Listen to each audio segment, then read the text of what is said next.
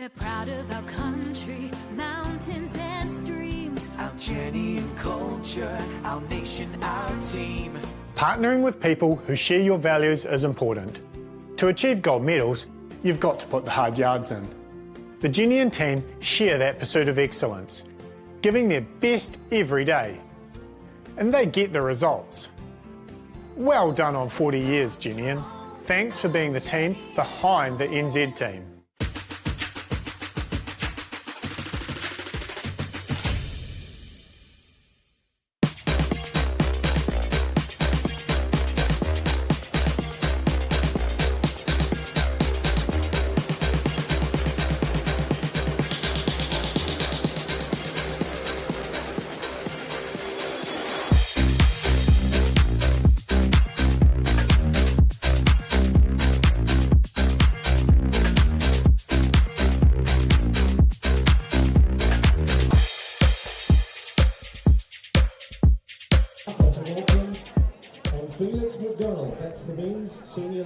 Kia ora everyone, welcome back to the 2023 Jennian Homes New Zealand Track and Field Champs. It's great to have your company here at session 2 on day 2 of this 4-day event here in Newtown Park in Wellington. My name's Hayden Sherman. I'm joined by Sarah Cowley-Ross, and we are set, locked in for an action-packed afternoon. Based on what we saw this morning, I'm just full of beans for this afternoon, Sarah. Full of beans, and Zoe Holmes was full of beans this morning. Really, a real highlight of the morning session of day 2 of the Jennian Homes National Track and Field Championships, setting a New Zealand national record in the 100-metre heats, 11:07. Legal wind. The conditions were perfect. We've got a lot more action to cover this afternoon. That final for Zoe Hobbs will go ahead this afternoon at 4:52. So set your alarms. You don't want to miss it. In fact, you don't want to miss anything that we've got going on this afternoon. Senior men's final at 4:45, so 4:45, and then straight after senior women's. All right, so there's the start list for the senior men's long jump. We've got Kurt Sweeney, Shay Veach, Jordan Peters, Abi Palmer, Jack Bryan, Brendan Barnett, Aaron Booth, Masaka Tumuka, Max Atwell, and just seeing if there's a second page. I don't think there is. So here is the final lap of the under-20s 4x400 metres, or is it under-18s? Is that Mia? That is Mia. I saw her at the finish line ready to go for a 4x400 metre leg. She was second in the under-18 high jump this morning, 170 from Naomi Waite of Wellington, 173. Some great performances. Unbelievable. She's had a busy old weekend already, and it's only midday on Friday. So already doing a 4x4. After picking up the bronze medal yesterday in the 200, the silver in the high jump, and now a gold medal for her team in the 4x4. So action-packed weekend. Now, over the lunch break, we had the women's javelin going on, and we can confirm that Tori Peters took that out as predicted, but the distance was 60.60 metres, and so we'll work out the percentage of national record, just shy of her national record, a couple of metres off. And of course, we want to see later in the weekend, Connor Bell, can he match that percentage of national record? Remember, Connor just a week ago reset his own national record in the senior men's discus, so that'll be a cool little battle. And what else have we got happening in the field this afternoon? What can we look forward to, Sarah? All right, well, right now you'll see the senior women warming up for the shot put, featuring Maddie Weshi, bronze medalist at the Commonwealth Games last year, World Championship representative. She's looking for something big today, I hear from her coach, Mike Schofield, but building through the season, targeting obviously the World Championships in Budapest later in the year.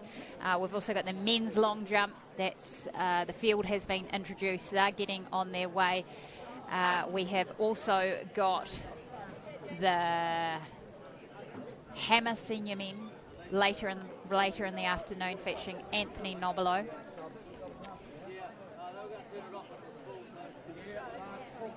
And we've got a lot of action on the track to get through in the meantime. Now I can look out there and I can see Maddie Wishy.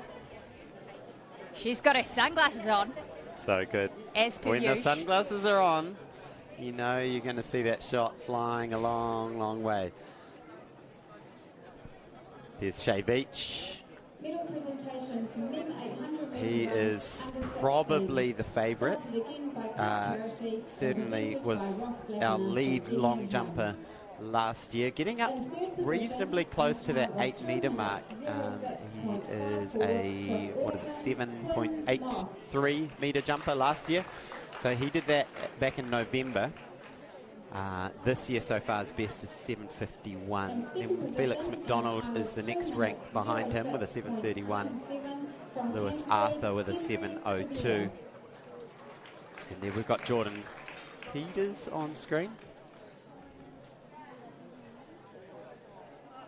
He's a bit of a talent, Jordan Peters. For many years he's competed in high jump, long jump, and always just shows up at national championships, which is great to see. He's got some springs. Look how far he goes vertically. When you're up close to him, it's like, you're doing the high jump or the long jump?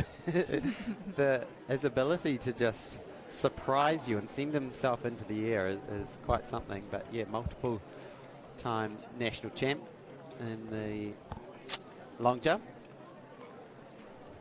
Hasn't been at his all-time best form of recent years. I think he had an injury last year, but getting back to health now.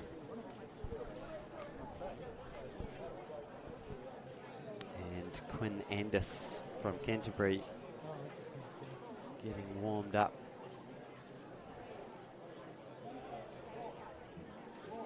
Just having a chat there to Max Atwell, is he? And Max, fresh off his win at the National Decathlon Champs last weekend. Great to see a lot of the multi-eventers backing up. Not afraid Yeah. to come out and compete within the week of finishing the heptathlon and decathlon last weekend, at Whanganui.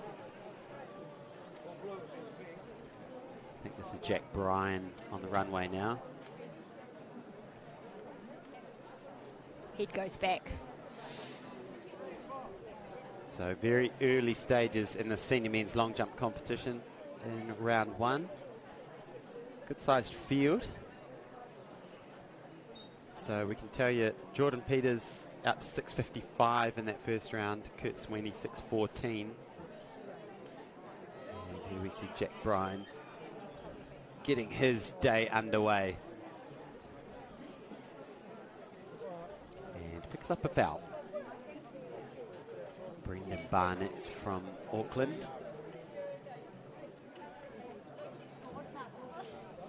He's edged over that 7 metre mark this year. Beautiful hang technique. Maximising that air time.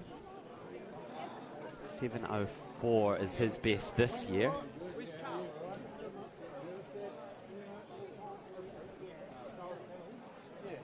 I like that his personal best dates back from 2011. Wow, 7 metres 36, and I think it's really cool that he's still out there competing. It's about when my personal best was set as well. So I here hear you ya. go. I'm I not hear ya. competing anymore.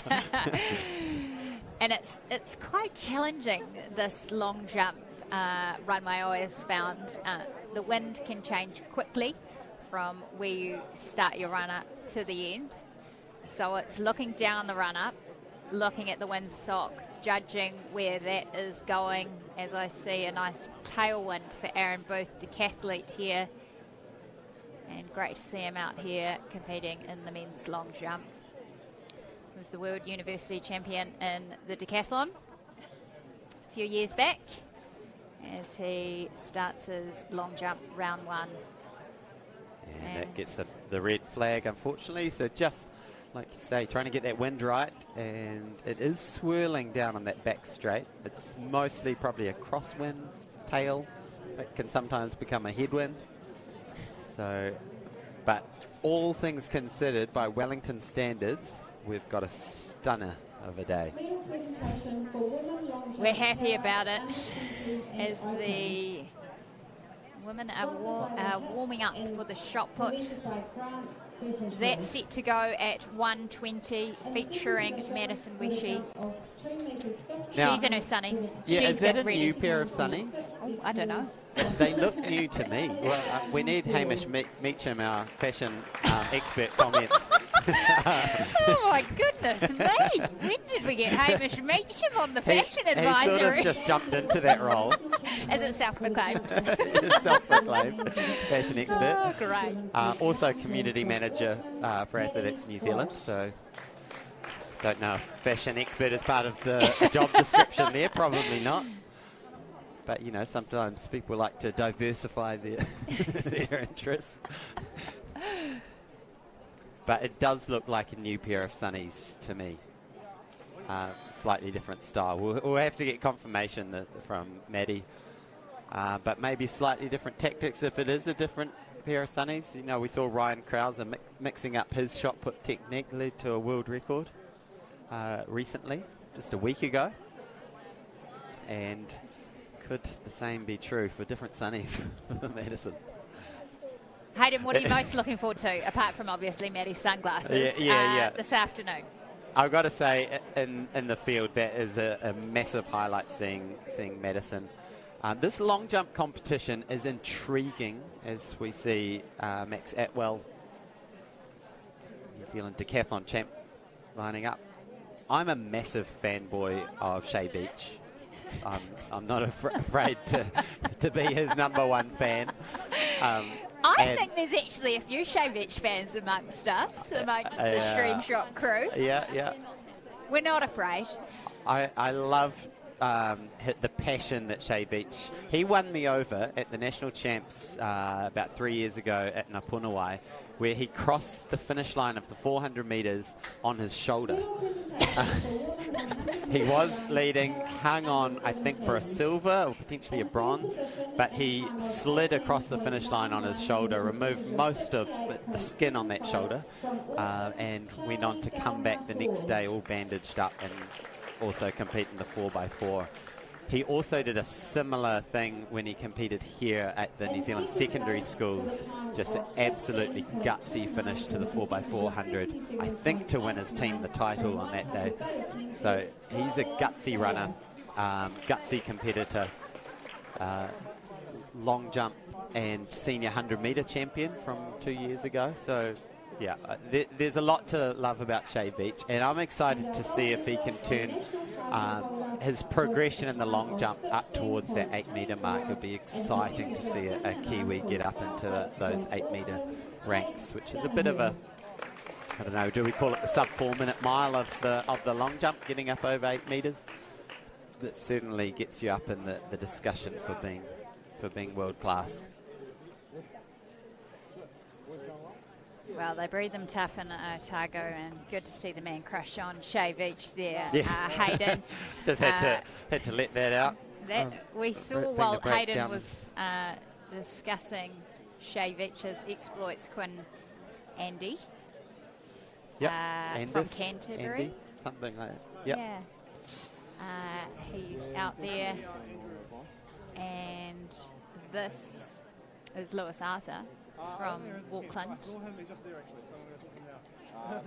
Yeah, Lewis Arthur. He's ranked #4 in the country, so 7:06 jumper this year, 7:37 last year, and 23 years of age, out of Auckland, and gets a foul to start off. Now, there you can see that wind reading, 3.0, so I imagine it's just going to be swirling between like potentially negative kind of crosswinds to that big, strong tailwind that we're starting to see. This is Felix McDonald. So he's ranked #2, so he's probably the man to really challenge Shea Beach for this win. 7:32 this year, did a 7:61 last year. They'll really be looking to get one in that first round. settle into the competition, make sure their check marks are all in order, because like I said, it can be quite tricky jumping on the back straight here at Newtown Park. It's a great place to compete, but the winds can be a little bit problematic when you're trying to get on the long jump or triple jump board. So what we're seeing in terms of wind readings is everything from 0.1 up to 3.3. So a reminder, the legal limit is 2.0 metres tailwind. As we have Kurt Sweeney, first jump for him for the day.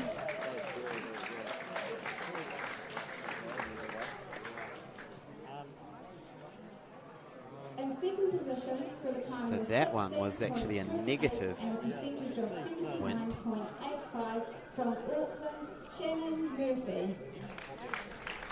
Now I'm not sure if that is the result for Kurt, because yeah, so we're into round 2 now. There we go. So 6:41. So good improvement from him. Doesn't change his standing. Still in 6th place. Felix McDonald leading the competition at the moment. Early stages with a 6.98. We had a total of 5 fouls from that first round. So out of our 12 competitors, 5 of them hitting the board, well, just over the board. And here is Shay Beach. If you are in the Shay Beach fan club, be sure to jump in that comment section and join me in my man crush. Love to see it. Love to see it. And while we're talking about comments, please don't hesitate if you have any questions for any of the feature athletes that we have on display here. Anything you want us to ask them in their post-race or post-competition interview. Yeah, I think we should get Tori Peters.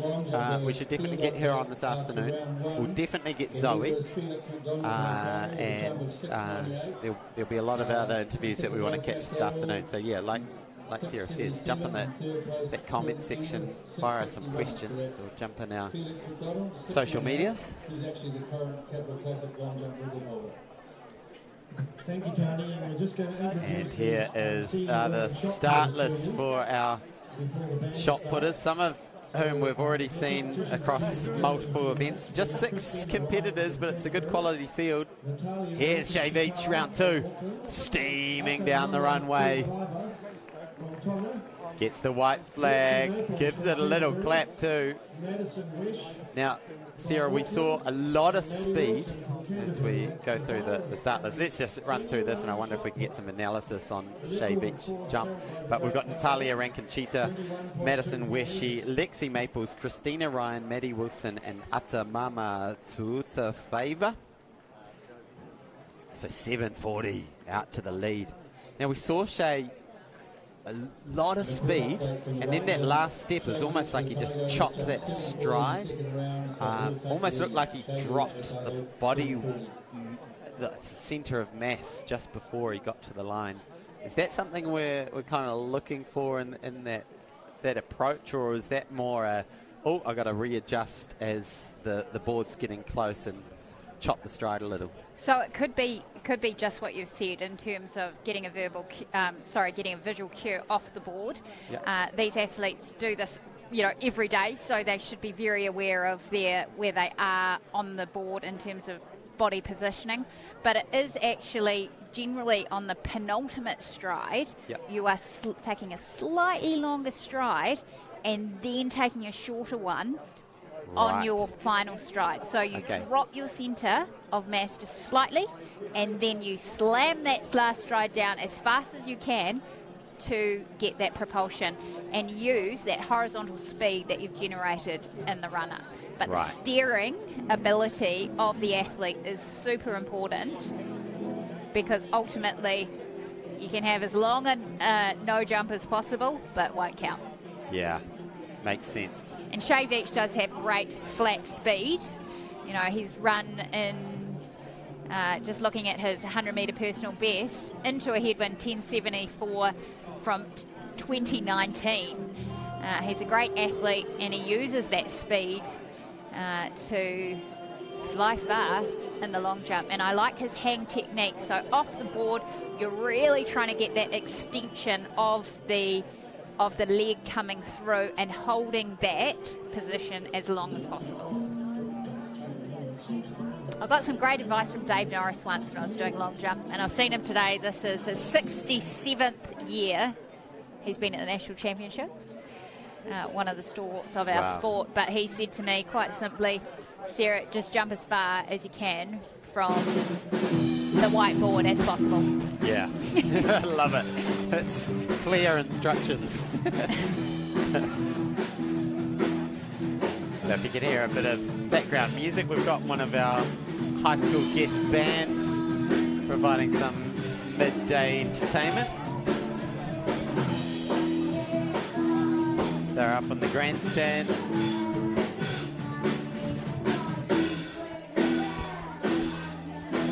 This is Brendan Barnett over at the men's long jump. Brendan Barnett at a 6:44 opener. That's got him in 6th place.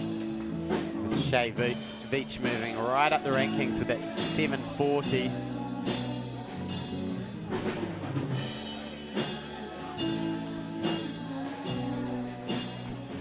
So this band is called Aftershave, playing in the background. Not sure if it's a cover or an original. Try to listen into.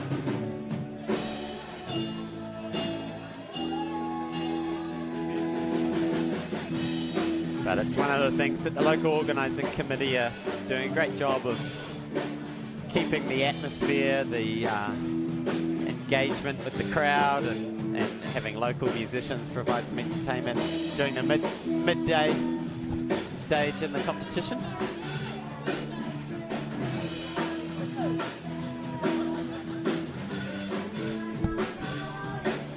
Competitor number 407 is Christina Ryan. She's come from the javelin, recently completed, and last weekend completed and competed in the multi-event nationals where she won the heptathlon. Speaking of multi-eventers, this is Aaron Booth. Didn't quite get that one right, but he'll go back for the next round. That's his second miss as well, second foul, so he'll be wanting to nail that one.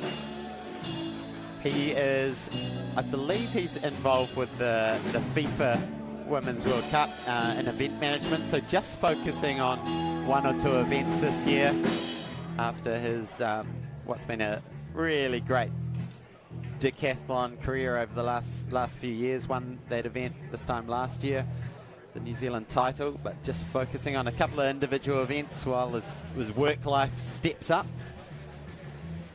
And I think that's actually part of the HPSNZ High Performance Sport New Zealand internship program. So great to see Aaron Booth involved in that program, working for the FIFA World Cup. Can't wait to see it. Can't wait to have the action here in New Zealand as we go to Christina Ryan, first round of the women's shot.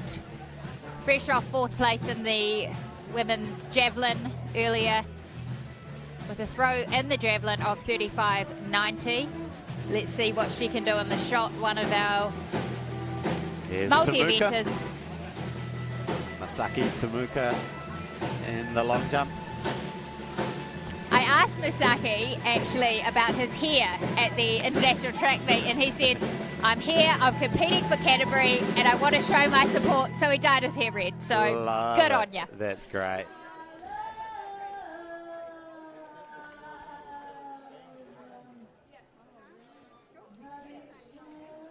So that's actually a second foul from Masaki. So he's in the same position as Aaron Booth, needing to get one chance left to get a mark on the board to make it through to that top 8. Makes that well on the runway. Nice and strong. And that was a good model of just the hips slightly dropping slightly on that penultimate step and then going up as you hit the board on that last stride. As we the music is going here at Newtown Park. We've got a band from Mana College providing some entertainment. We've got an action-packed afternoon ahead of us. Right now, men's long jump, women's shot put. It's all go. Now that was a 6.74 for Max Atwell. Keeps him in 4th place. His best is 6.77. And Natalia Rankinchita. Christina Ryan's opener in the shot put, incidentally, was 11.10 for the first throw of the day in the senior women's shot circle.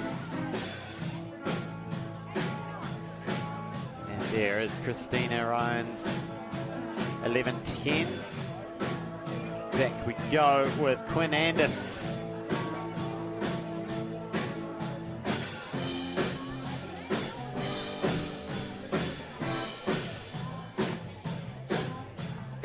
So 14.10, that'll move him into the early lead. Or her into the early lead, apologies. So Quinn Anders currently sitting in 5th with a 6.61 opener. Still waiting on his score to come through from 6.46. So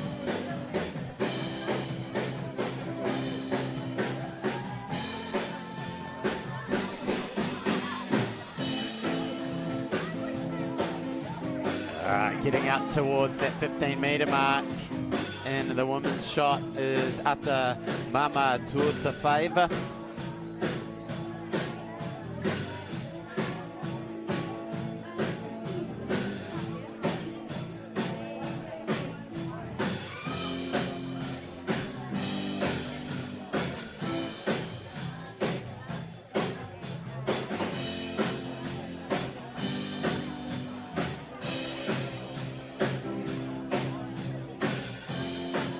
Lewis Arthur on the runway, 2nd round. Shakes his head. That one not super happy, but gets the white flag. And look, at this stage of the competition, anything with a white flag after you've had a foul opener is going to be good news, just to hopefully stay in that competition. Just discussing that jump with his coach, Elena Brown there, who used to also coach me. So Nice. Great to see Elena here looking after her proteges.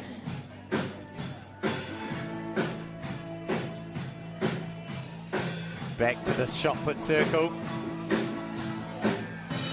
Natalia Rankinchita has the lead with a 14.10 in the early stages of this competition. Ata Mama Tuatafaiva has a 14.09, so 1 centimetre separating them. It's Lexi Maples, she's a great hammer thrower, really built throughout the season. Yeah. And it's a really positive human being and just someone who works really hard. So great to see her having such a great season in the hammer. Felix McDonald in the long jump. Round 2.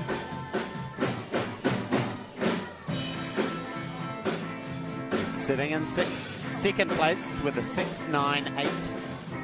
So as we mentioned before, certainly one of the favourites for a medal today. Could he push Shea Beach to potentially get up into gold medal position? At the moment, he's 42 centimetres behind Shea, who's out in 7.40. Distance is still to come through for Felix for that 2nd round. And 7.27, that's a good improvement. There we go, into the 7s, and here she is, Madison Wishy. So fresh off her Com Games medal from last year, she just keeps on improving, this young lady. Styling her way up those world rankings with the sunglasses on. Love the ponytail look today. First round for Madison Wishy. Whoa, that's a big one out towards that 20-metre line. Straight into her work is Madison Wishy. She's got a season best of 18.68 this year, but I understand she has trained through this domestic season, really trying to be in her best shape when the World Championships come round in Budapest later this year. And it's great to see her out here, one of our stars of New Zealand athletics, just 23 years old, building on the legacy we have in this event and aiming to win her 3rd national senior title. There we go. PB 1950, so let's see what she can do here. 1909, I believe. Great start from Weshi. That's a season best. Great to see her over 19 metres, round 1. Women's shot put. Straight into her work as Madison Weshi up over 19 metres. That is huge.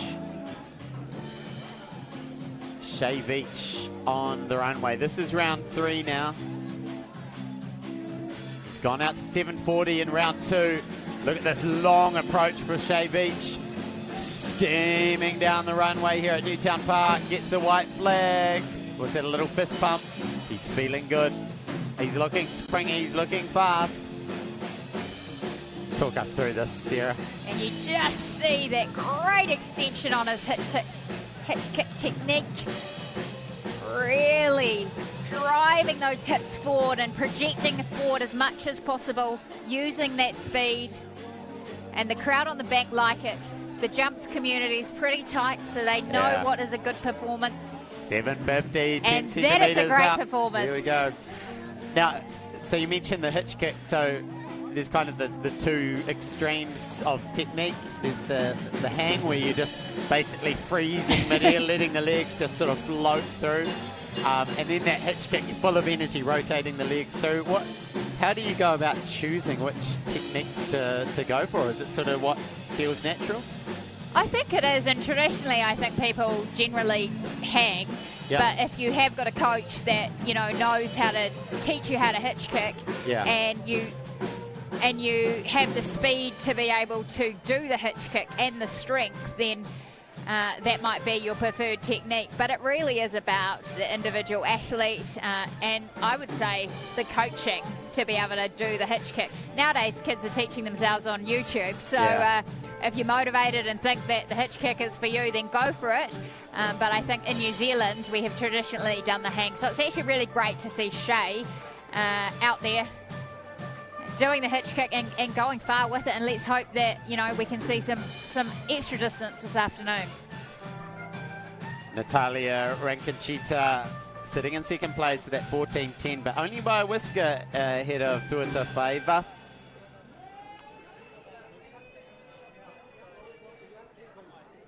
Yeah, I imagine with Shea Veach, he's such a dynamo of energy. He's probably going to get bored just doing the hang technique in mid-air, just thinking, I need to do something in the air. May as well carry on running.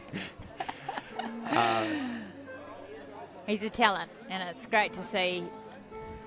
And it's also great to see these other long jumpers out here. These are tricky conditions as that athlete now just got the red flag there, but we are at the shot put. Yeah, Natalia. Good improvement there from Natalia, moving up to 14.93.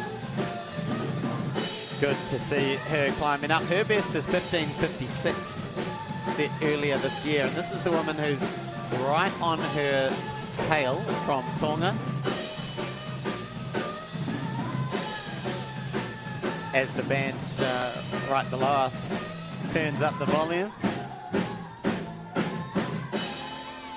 Great stuff. So Tuata Faiva, 14.09 in the first round. Once again, an update from the shot put. Madison Wishy's throwing 19.03 in her first round throw. This is Brendan Barnett on the runway. Shot put for Maddie. And crossing the long jump, Shea Veach is out to 7.50 ahead of Felix McDonald with 7.29. So Brendan Barnett sitting in 3rd position, 6.95. So really that battle for bronze medal is starting to take shape, with Felix McDonald moving clear into 7.27 and then Shea Veach out to 7.50. So really you got to think that bronze medal is probably going to be a 7 metre something, with a few boys lining up in the high 6s now. We've got Brendan Barnett with 6.95, then back to Lewis Arthur 6.86. Max Atwell 6.77 back in 5th place. But Felix McDonald and Shay Veach looking like they have maybe not a hand on a medal, certainly a few fingers on it.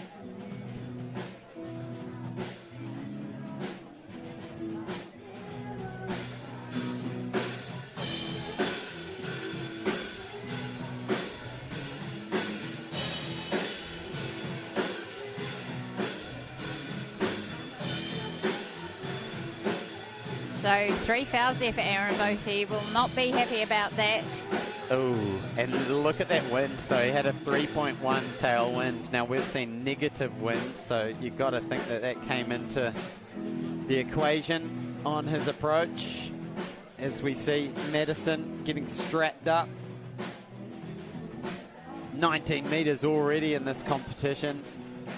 She's come out the gate swinging. So 19.03 in round 1. Now we're in round 2. Here she goes, sending that shot all the way down the infield at Newtown Park. Again, out towards the 20-metre mark. I want to say that's slightly shy of her previous one, but very close again.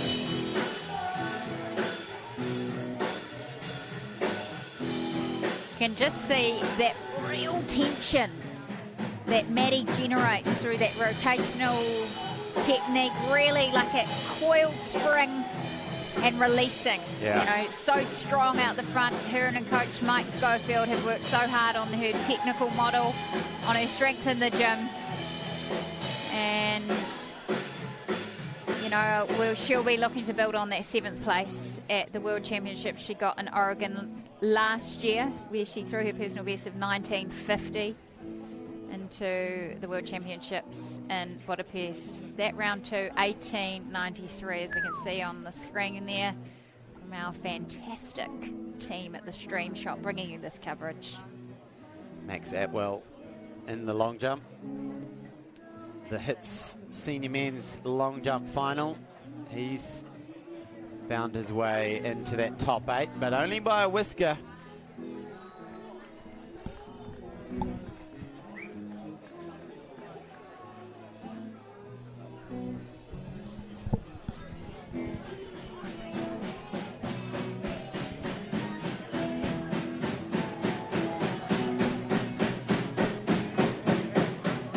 So apologies, that was still round 3 for Max Atwell. So he's got a 6.77 sitting in 5th place. So catch up with the latest change in the placings. So at the moment, sitting on the cusp is Kurt Sweeney with a 6.41. He's sitting in 8th place.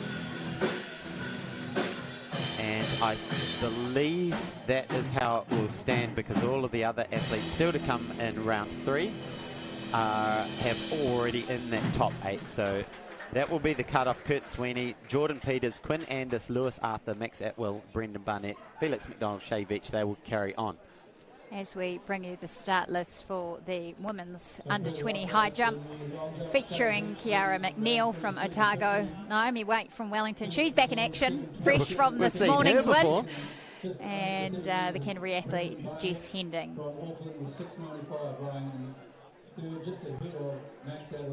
Yeah, great to see Naomi willing to come back for another go, as we see Quinn Andis.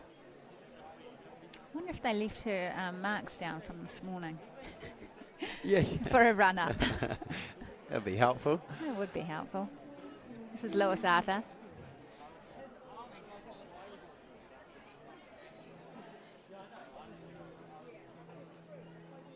So Lewis Arthur with a best this year of 7.06. Currently sitting in 5th place, so he'd love to get back the 7s today. And we're probably saying that anything 7 and above will get you bidding for one of the medals, with just Felix McDonald and Shay Veach the only 2 to go clear so far. As we see Naomi Waite, the bar's set at 162, so remember she cleared, was it 173? Correct. this morning, and no worries at all with 162 early. And interesting to see as we go back to the long jump on screen, both the high jump girls wearing compression stockings on just on their jumping leg, keeping that leg nice and warm. But our eyes turn to the senior long jump. Felix McDonald, our number 2 man. And there's Jess Hendren, over she goes, 162.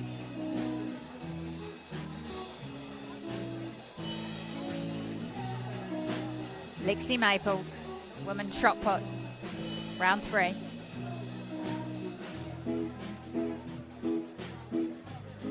Here goes Felix. Oh, so much power on the runway, but just hitting the eject button mid-air. Yeah, didn't like that. Madison looking as cool as ever. Do you think anything phases Madison Wishy? I think it does, but you wouldn't know about You it, wouldn't would you? know. You would I not know feel about like Maddie's emoji is the kind of smiley face with the sunglasses. Like that is Maddie Wishy. Absolutely. You know, and I was saying to someone this morning, oh, what do you think she'll throw? And either way, she'll say, oh, it was great. Yeah. 80 metres great, 20 metres great. But fantastic to see her in action. Great round 1. Let's see what she can do in round 3. This is Maddie Wishy. So 19:03 in round 1, and that one looked a little bit further. That's a little bit closer to that 20-metre mark. Remember, her best is 19:50 from the World Champs, where she finished in 7th place in Eugene, Oregon. And in terms of where that stacks up, it's a good 2.5 metres ahead of any other Kiwi. Kaya Tupu South, incidentally, has been improving over there in the States. I think she's based at Washington. Yes, actually. Washington She had a State. great result in the week, actually, Kaya Tupu South. And fantastic to see Kaya doing well. Should be cheering on some of these Kiwi girls back here. Yeah. So kia ora to Kaya. She did 17:10 indoors. So awesome to see she's really progressing. 19:13, adding another couple of centimetres to her previous attempt. And here we go back to Naomi in the under-20s and just skims the bar at 166. That'll do. That's all you need to do. Doesn't matter if you touch it as long as it stays on. And back to Jess Hendren, and nice, very good clearance, 166. So I believe that's clean score sheets for Jess and Naomi in these early stages of the under-20 high jump. As we look to Maddie Wishy, cool as a cucumber. Beautiful day here at Newtown Park in Wellington. I hope she's got a sunglasses sponsor. Let's just put that out there. If you are related to a sunglass company, if you maybe work in the marketing department, you know, just take a look at this girl, because she's worth putting some money to. So if she doesn't already, I hope someone is on the phone to her. I feel like hooking her Ray-Bans. up. It's got to be Ray-Bans. Yeah. What do you think? I know you're a bit concerned I'm about not much what... of a sunglass connoisseur. This is where we need Hamish Meacham to come back. For his fashion advice. fashion expert right. and Athletics New Zealand community manager. Now, here we go. Here is one of the big ones for the weekend. This is huge. This is the senior men's 800 metre final. There's the start list. Ethan Smollett, Louis Howe, Brad Mathis, Michael Dawson, James Preston, Dominic Devlin, Tom Moulai, Jack Payne. The big battle is between James Preston and Brad Mathis. These two have been the number 1 and number 2 on and off for so many years in the 800 metres here in New Zealand. And they're just going from strength to strength, almost stride for stride in terms of how they're pushing their PBs up. But I was just going to look up Brad Mathis to see how many national titles he's won and kind of compare the two. While you do that, Hayden, let's just talk about James Preston's year last year. Both of them sensational years, but James Preston, 145.30 to go to number 3 all time, behind the likes of Sir Peter Snell and Sir John Walker. He's got one up on Mathis this year. They faced off at the Maury Plant meeting in Melbourne the other week. There's Brad Mathis on the screen. He ran 146.00. He took 100th off his PB in that meet, but he came home strong. The field went out faster than he was expecting. And so I really hope that we see an absolute battle to the line. So stay tuned. We've got one of the feature events at the New Zealand Track and Field Championships coming up. And Jess Hendren, beautiful. Over she goes at 170. Yeah. So this under 20 high jump competition is set to be very electric with Naomi Waite coming back from her win in the under 18s, where she cleared 173. So has she still got some spring left in those legs? As the crowd acknowledges Mana College Band for a great pre-afternoon entertainment, setting us up nicely for one of the showcase events of the Jennian Holmes National Track and Field Championships. That's Christina Ryan and the senior women's shot put. We've got the senior men's long jump going on, and the senior men 800 is minutes away. Michael Dawson for Auckland, James Preston, twice champion, very fast recently been in Melbourne, third fastest ever in New Zealand, Dominic Devlin for Auckland, Tom Moulay for Canterbury. This is Lexi Maples about to enter the circle for her throw on the women's shot put. Talented hammer thrower. She's set a number of personal bests this year. Well loved by the throwing community. And her brother will be in action in the 400-metre hurdles later on today. One of the favourites and defending champion for the 400-metre hurdles. This is the competitors. There's Sam Tanner. He'll be interested to see who takes this out. Yeah, this is the highly anticipated matchup, Brad Mathis versus James Preston. Now, Mathis has got 8 of these titles. Preston's got 2. But Preston got the better of Mathis, like you said, just the other week, and has the stronger PB. Both these boys have got their eyes firmly set on Snell's all-time New Zealand record, but right now it's the battle for the title. And it's going to be fascinating to see how these tactics work out, whether one of them goes to the front early or potentially we see one of the other athletes, the likes of Michael Dawson or Dominic Devlin, take it out nice and hard just to get themselves up towards a bronze medal position. But this is going to be an absolute cracker. So jump in that comment section. Let's get some support going for these boys.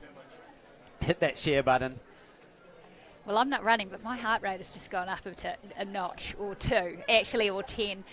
I'm fascinated to see how this race plays out, and let's go, boys. So the 2023 Jennian Holmes New Zealand Track and Field Champs Senior Men's 800 metres, brought to you by a pub charity. They reset a little bit of nerves with these athletes. Poised to go and away cleanly now in the senior men's 800 metres at the 2023 Jennian Holmes New Zealand Track and Field Champs. This is a big one. What sort of tactics are we going to see? James Preston, Brad Mathis, they're the 2 firm favourites coming into this. Who's going to take the lead out of this? It looks like maybe James Preston, wearing the yellow of Wellington Scottish, might just go to the front, but I can see those breaks going on as well, not particularly urgent as they go through 200 in about 27 seconds. That should be reasonably comfortable for most of these athletes as the first 200. But James Preston on the lead. Brad Mathis just tucked in behind him. Dominic Devlin there in third, who's won the bronze medal in this event multiple times.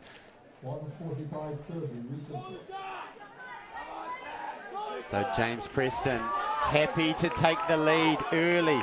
They go through in 56 seconds flat. Brad Mathis right up on his shoulder. So it's James Preston. He's got 2 national titles again. Brad Mathis has 8 to his name.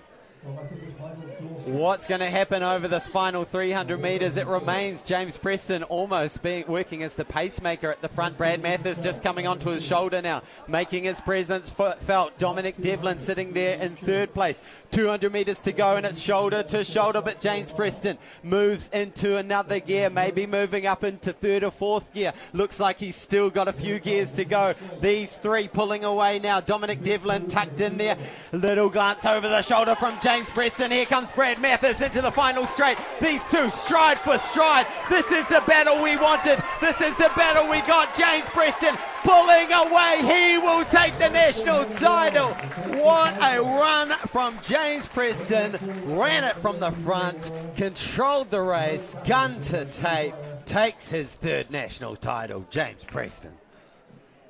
Yeah, an impressive run there from James Preston. Knew he had the flat speed at the end of that race, so really dictated the terms to Mathis early on, and Mathis just couldn't get him on the line there. But fantastic to see these 2 athletes, you know, going at it every time they run, and hopefully we see them both on an international stage at a major event doing the same thing they've just done here, entertaining us and running fast. Absolutely incredible. And one of the Wellington hometown heroes, James Preston, the Wellington Scottish club rooms are just up the road from here, and that will feel good for James Preston. These 2 both run for New Balance, but there's the great friendly rivalry between them. And they would have been eyeing up this competition from a long way out, really, once the Northern Hemisphere season last year finished up. They would have been saying, this is the one. I want to come back and claim a national title. This year it goes to James Preston. He moves up to 3 national titles in the 800 metres.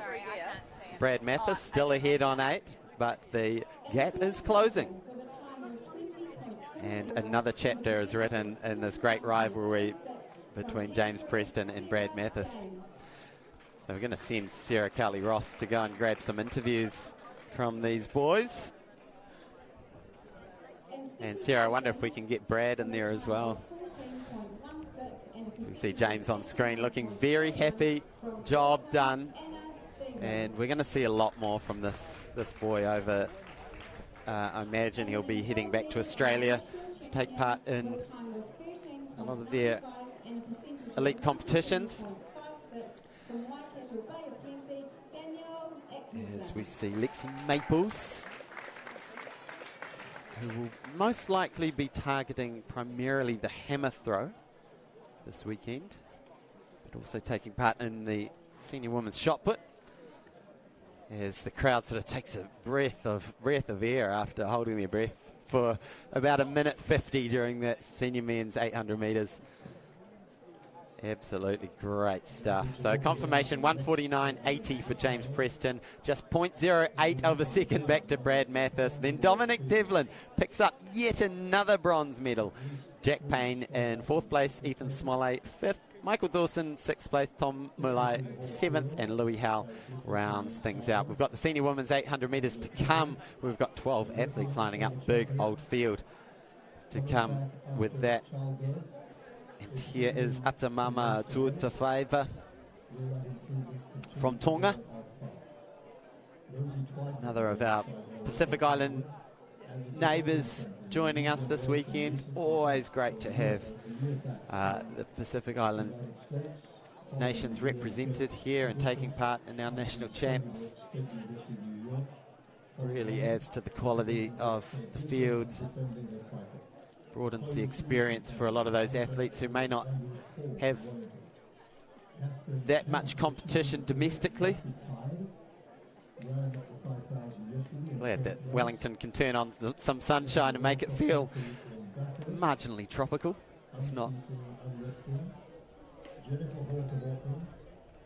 All right, so here we are, Natalia Rankinchita.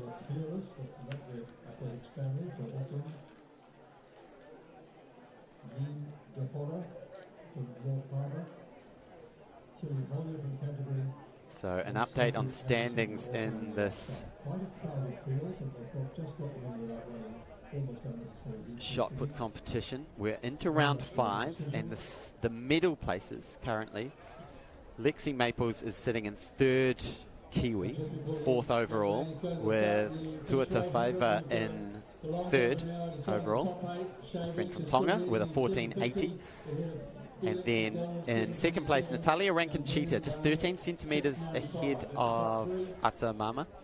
And then Madison Weshi out front with that big 19.13 now. Her previous throw in round 4 was a foul. She's getting ready, just through, sorry, in round 5. So we'll have one more round to go. But we'll run through the start list in the senior women's 800 metres. And this is another one of those events with so much anticipation. 12 athletes lining up. We've got the great Angela Petty in there.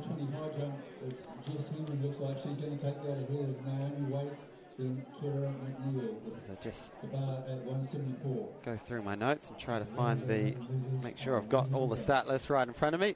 Right, there we go. So we've got Sophie Atkinson, Jennifer Hulker, Samantha Cork, Stelly Peerless, Catherine Camp, Tilly Hollier, Chloe Hughes, Angela Petty, Rosa Twyford, Holly Manning, Ellen Schaaf, Neve DeHora, Alison Andrews-Paul, and Antonia Martin. Now this is going to be so fascinating because the women's 800 metres is one of those events that has progressed a lot over the last about 18 months or so. As these athletes just continue to push the bar and move into the low 2s. So it looks like Alison Andrews-Paul is just holding the pole there at the moment, and then Stella Peerless just on her shoulder. Now leading the ranks this year is Holly Manning with a 2:05. Alison Andrews-Paul's not too far behind her, and Stella Peerless. So they're probably the 3 who would expect to feature, possibly Jenny Hawker getting amongst it as well. So we see Holly Manning, the black and white singlet of Hawke's Bay Gisborne, just come into 4th place there. Angela Petty is running 2 abreast on the outside, sitting there in 6th place.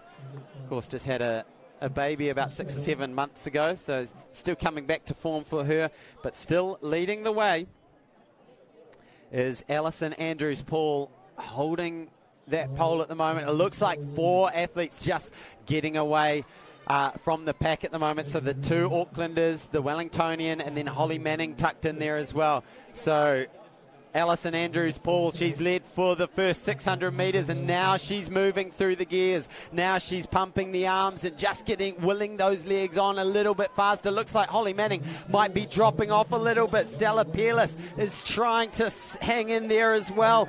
Jenny Holker, she's in 2nd place, but look at this turn of pace from Alison Andrews-Paul after doing all the work early on. She's moved into the home straight and moved away from the field. She's going to be your national title holder in the senior women's 800 metres. What a run from Alison Andrews-Paul.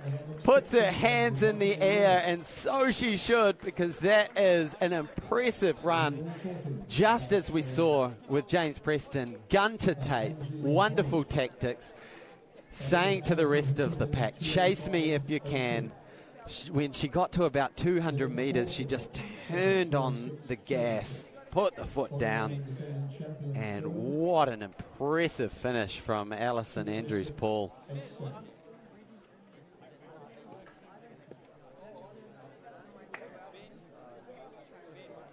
And we're going to jump down to Sarah Cowley-Ross, who has James Preston right now. Well, I'm here with the winner of the men's 800 in his 3rd senior title, James Preston. Talk us through that race. Yeah, so basically went to plan. Plan was to go out there, take it from the front, and hopefully close hard and hold them off. Well, you did close hard and you held him off, but what's it like having Brad Mathis there, right there on your shoulder, to compete for these national titles? Oh, it's so good. I mean, I've sort of been waiting the last 3 years to hopefully have him back to race, so to have him back, I think it'd make for a good race to watch and a better national title.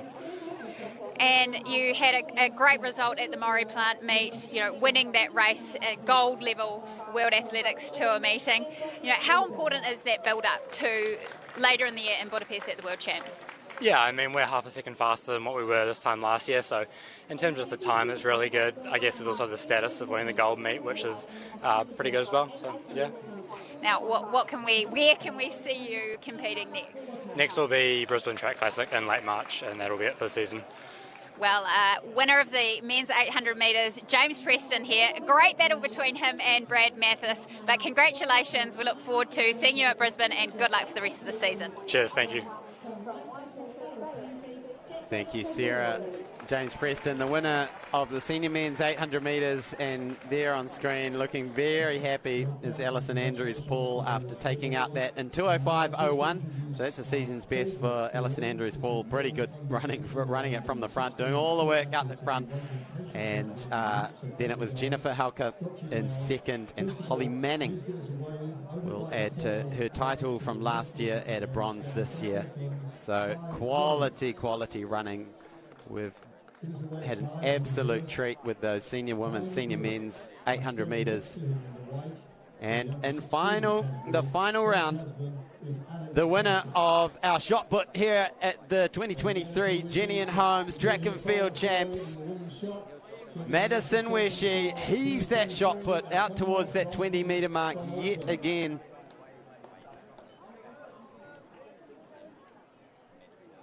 She threw 19.13 in round 3. Can she improve on that? It looks to me more like in the 18-metre range, but she's proved that she is in great form once again in 2023. Set to move on from that foundation that she built after a great 2022. She's certainly moving up to make herself a regular and top 8 performer in the world. And of course, coming back from the Com Games with the medal in her hand last year as well. So after opening up her year, Madison Wishy with an 18.68 at the Park Classic, now moved up to 19.13, and that most recent throw was a 18.93. So Madison Wishy, she's your gold medalist. Then it's Natalia Rankinchita in second place with a 14.93. In third place, Ata Mama Tuata Favour with a 14.80. And Lexi Maples will take the New Zealand bronze medal, finishing in fourth place, third Kiwi. And there's a summary of the results from the 800 metres. Dominic Devlin, another bronze medal to his name. I'll look up how many he's won, but he's had a fair few.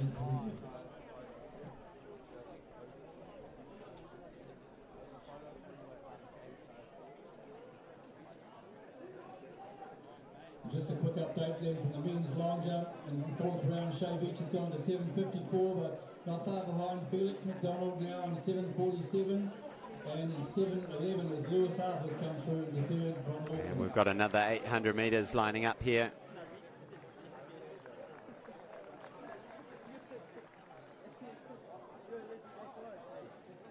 This is the under 16s.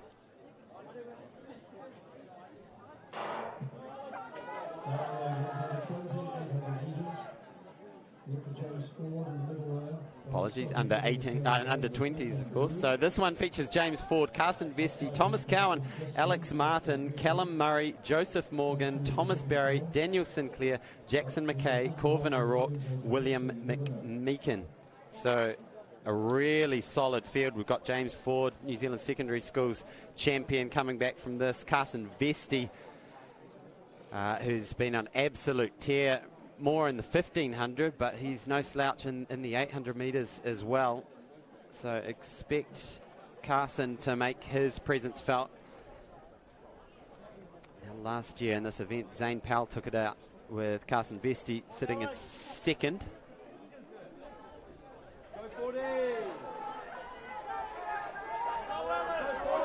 We've got Thomas Barry doing the leading with the other two Aucklanders, James Ford and Thomas Cowan, tucked in there. So when's James Ford going to make his move? We can see Carson Vesti, the tall figure, wearing the black, red and white of Hawke's Bay Gisborne, but onto the back straight now and stretching things out. Thomas Barry, he's doing a great job of leading this pack through 600 metres now in 1:27. Right on his shoulder, James Ford coming around now. So James Ford moves to the front. We've got Alex Martin trying to go with him, the Wellingtonian. But look at this turn of pace from James Ford. Has a little look over his shoulder. Doesn't need to because he's moved in to light speed as he just eats up the turf to the finish line. Thomas Cowan making a late surge into second place over Alex Martin in third place, picking up a well-deserved bronze, but the New Zealand Secondary Schools 800 metre champ makes it a under 20s title as well. What a way to cap off what has been a great summer for this young boy, James Ford. And we're going to jump down to Sarah Cowley-Ross, who has the winner of our 800 metre senior women's. Thanks, Hayden. I've got Alison Andrews-Paul here, winner of the women's 800 metres here at the National Track and Field Champs. Alison, a dominant performance. Talk us through it. Yeah, I don't know, I was really planning to lead, but definitely came in, just planning to run strong and be ready for anything. So I tend to start fast, so I ended up out the front, which, again, not necessarily something I went in expecting to be, but definitely I'm at an experience level that I know how to handle it. And so just focused on staying as relaxed as possible, trusting that I can bring it home strong because I've been having a really good winter season training. And I know that's going to show through as long as I can stay calm. Well, you've come a long way for these national championships, and it's great to have you here. You've come through the collegiate system in North America, but now you're based in Vancouver. So a long way to come for the national champs, but definitely worth it, do you think? Oh, absolutely, no. As soon as I saw that I would have the chance to come, it was like kind of a no-brainer. Other than trying to get work off, or at least make some remote adaptations. And my work's very supportive of that, so yeah, not being kind of tied up with the NCAA has allowed me to do this, and my coach in Canada is very supportive of that as well. So yeah, credit to them as well. Now, I heard behind me as you were running across the finish line, a lot of hometown support. It must be so nice to have your friends and family here. What's it like for you to be back in New Zealand? Yeah, it's super special to get to share it. Seeing some friends and family that I haven't seen for several years. For example, I'm staying with Anne here, who has been a long-term friend of my dad's. I haven't stayed with her for 7 years, but used to stay with her for track meets all the time. And then have another family friend who put me up as well. And then I have family that drove like an hour and a half from Masterton to watch a 2-minute race. So that's all pretty special for sure, yeah. Well, you made it well worth the drive today, and you mentioned Anne here, one of the legends of our sport, but Alison Andrews-Paul, it's been fantastic to see your results overseas. We wish you luck. When will we see you again in New Zealand? Tomorrow. I'm racing in the 400 metres as well. Yeah, just see how I wind down after this, but it looks like we'll be good to go. And then after that, yeah, targeting sort of more April, May will be the next one. So yeah, just getting through a good training block before then to really try and prepare for that World Champs qualifier that I hope is coming. Well, we hope to see it too. Alison Andrews-Paul, winner of the women's 800 metres at the Jennian Homes Track and Field Championships. Thank you so much. Thanks so much. Don't worry. Coming back Good luck. Thank you so much. Really cool.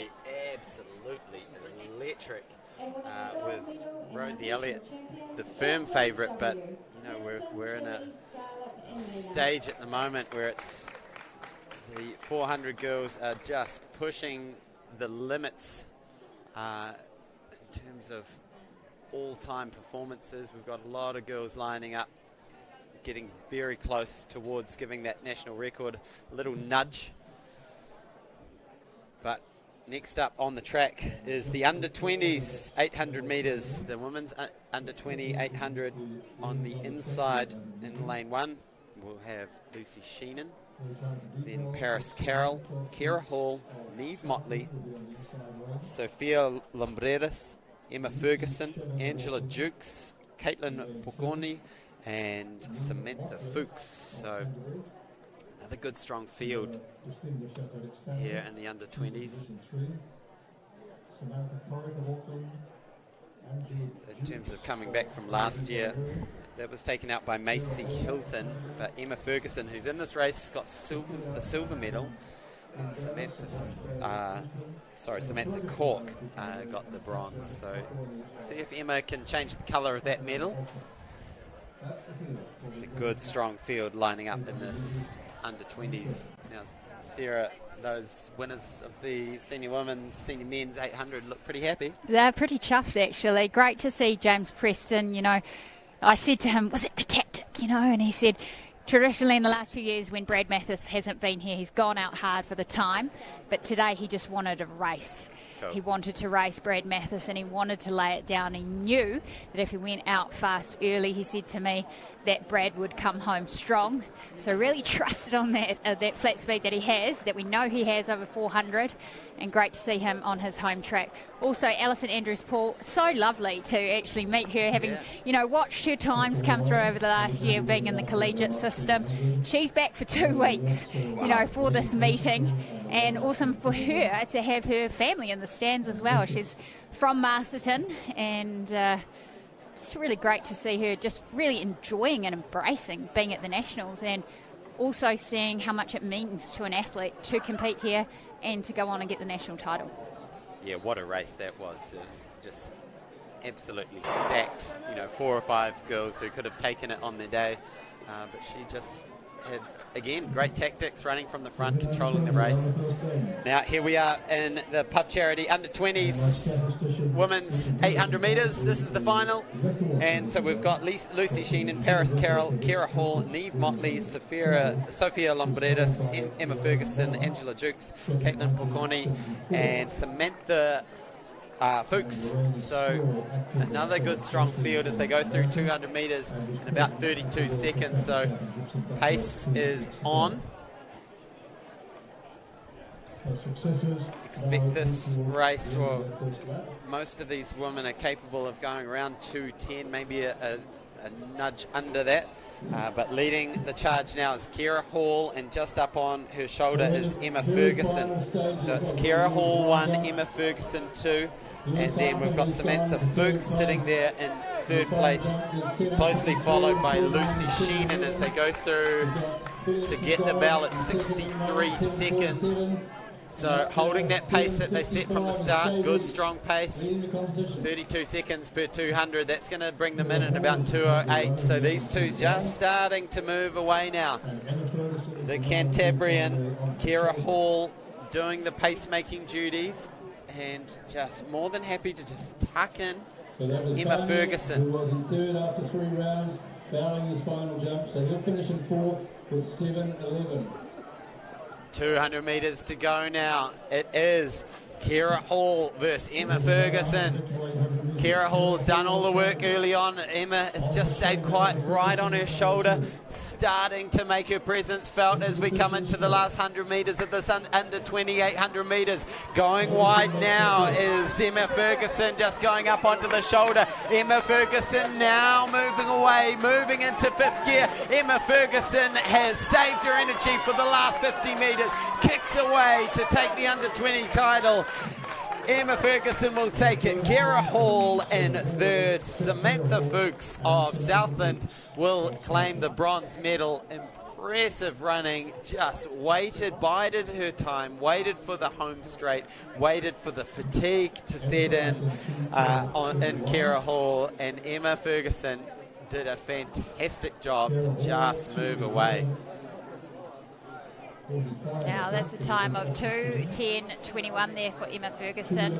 From Kira Hall in 2:11.47. So that's a PB. Yes, that's great. That's great. Wow. So PB set at the Capital Classic here in early Feb, 2:11.05. So she'll be happy with that. Not only a personal best, but the national championship as well. And a time for Samantha Fuchs there, 2:12.89. second position, Wellington, Blake, Matt, Bernard and Connor. So that concludes our action in the two lappers, the half miles, as they're often called, and next up on the track we'll turn our attention to the 400 hurdles. But we're going to take a break, let you all catch your breath, let you all fill up your tea, go and grab a snack, and we'll see you back here in a couple of minutes.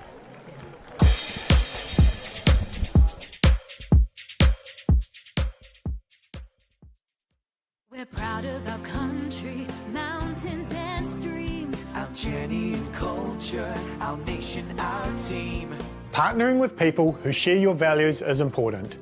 To achieve gold medals, you've got to put the hard yards in.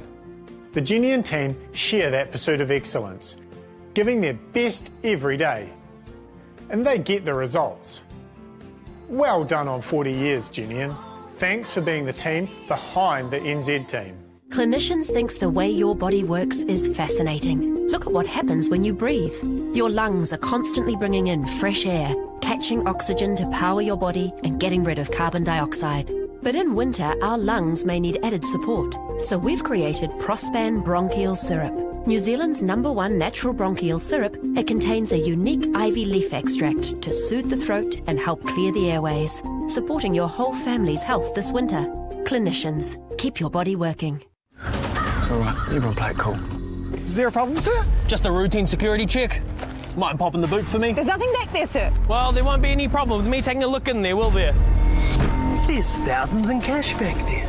This car must be the brand new Skoda you're giving away on the Hits for the Cash and Car competition! Can I get a selfie? Yeah, it's always nice to meet a fan. Not with you, mate, with the car. Could you lot move down so it's just me and the car? Listen to the hits to be in to win a Skoda Kamiq Monte Carlo loaded with... Thursday, March 16th, live on the Athletics New Zealand YouTube channel, the Sir Graham Douglas International, presented by Harcourts Cooper & Co. Your summer of athletics continues as a galaxy of star names compete at this World Athletics Continental Tour event with the World Athletics Championships and World Para Athletics Championships in their sights. The Sir Graham Douglas International, presented by Harcourts Cooper & Co. Watch live Thursday, March 16th on the Athletics New Zealand YouTube channel. Proudly brought to you by Douglas Pharmaceuticals, Harcourts Cooper & Co., The Trusts, The Hits, and our event partners.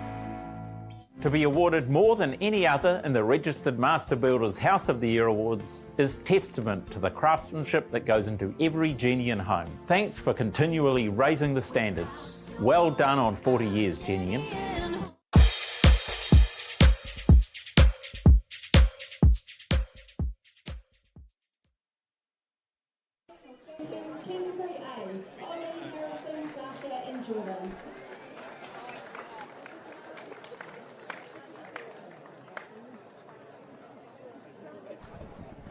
Well, kia ora, welcome back, ladies and gentlemen, to the 2023 Jennian Homes New Zealand Track and Field Champs. We're at session 2, day 2 of this 4-day meet.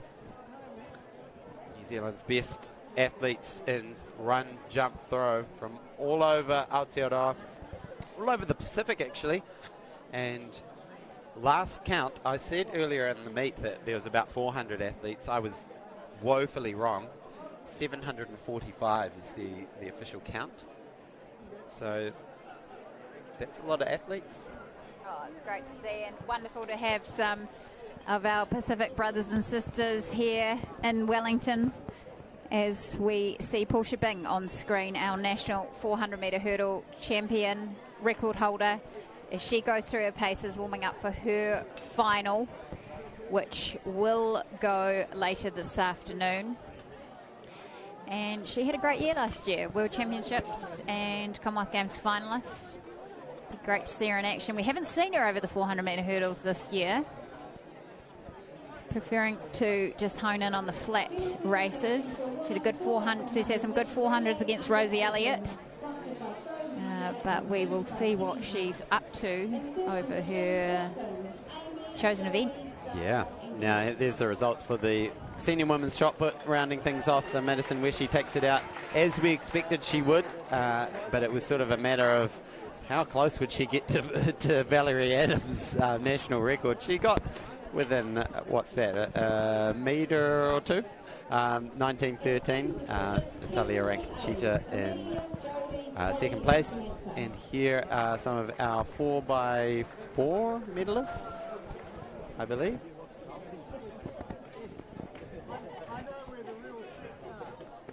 So first up on the track this afternoon will be the under 20 men's 400 hurdles.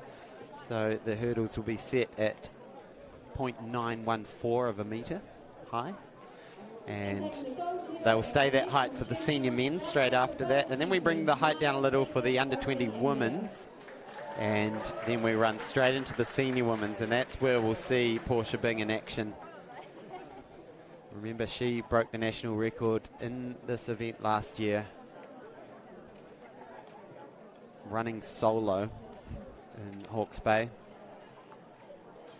And how are conditions feeling down there? Is it warm still? It is warm, actually. I've been trackside with some of our 800-metre winners in the senior events, and it's actually quite still. You know, there's a little, I'm looking around at the windsocks now. Some of them are going in different directions on the other side of the field from each other. But I have to say, I'm happy with this weather. Yeah, we'll take this, definitely. So the time Portia Bing is after for the automatic entry into World Champs in Budapest later this year is 54.90. Her personal best is 55.44, as Hayden said, set last year. And if you remember correctly, Portia started out actually as a heptathlete. Yes. Went to the Commonwealth Games in 2014 as a member of the 4x400 metre relay team. Then has seen her emergence and real success over the 400 metre hurdles. But this will be her first outing, as we've said, over the sticks this domestic season. She'll be spurred on by her training partner Zoe Hobbs' national record in the 100 metres in the heats this morning, part of James Mortimer's training group on the North Shore of Auckland. The squad of all squads up there. Does great work with a great bunch of sprinters who all cheer each other along as well. It's, you know, one of the beauties of a squad like that is the camaraderie between the athletes, not just the coaching, but, you know, having your best mates at the track every time you go to training makes a real big difference. We see that around New Zealand, and it's great to see, you know, the likes of the Christchurch crew, Tian Welpton, Rosie Elliott, and Percy all training together under Andrew McLennan. Little clusters around the nation of people doing great, supported by some amazing volunteer coaches, some paid coaches, but most of all, it's the love of the sport that keeps this sport going. Absolutely. And while we're on that note, we do have to give a big shout out to the massive army of volunteers that are out putting this event together, whether it's on the gate or officiating, marshalling, plugging in speakers. There's all sorts of things. Running the sausage sizzle at the end of the night. Where's the sausage sizzle? I haven't found that yet. But what I do see is people putting out the hurdles. You know, we in all sincerity, we're so grateful for the volunteers that make this event happen, which make this sport happen, which makes sport happen in our beautiful country. So a big thank you, ngā mihi nui, whawhitai tele lava to you all. Here's one of the volunteers right there. Great bucket hat. Yeah, and this is where the volunteers really do their mahi, is when it comes to hurdles time. Getting all these things and getting them at the right height is key, and in the right place. We've all seen the YouTube videos of where they're just set wrong or just set on the wrong marker and catastrophe ensues. Catastrophe. And you can see that volunteer adjusting the weights, where the weights lie in the hurdle as well. That's right. what he was doing. So that down changes, depends on what height it does set at, so they balance nicely. Correct. So the higher it goes, the further out the weight should be if my 7th form physics can help Serves me you with right. something Who in is your life. physics teacher? Really showing our prowess here in our physics today. Yeah.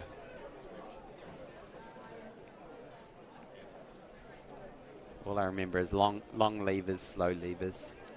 Long levers, slow levers. Nice. Which is a good tip for anyone running as well. If you're thinking about improving your stride rate, getting your legs through quicker, tuck up your heels nice and high. There you go. Short levers, get them through nice and quick. Different for the field events, like the throwing though, that concept, like the longer the lever, you know, the different trajectory, thinking of javelin, you know, a nice long arm's going to create tension, going to create a pull that is advantageous to the longer armed athlete if they use it correctly. That's the thing. Right. And something like discus, where you want that discus as far away from your body as possible, so it generates that force. So well, you're not seeing a discus thrower with a short wingspan, yeah. are you? you don't Likewise, see a hammer thrower. Short-armed discus thrower. There's no T-Rex discus or hammer throwers, I can tell you that. Yeah, usually the discus thrower is a long-armed individual.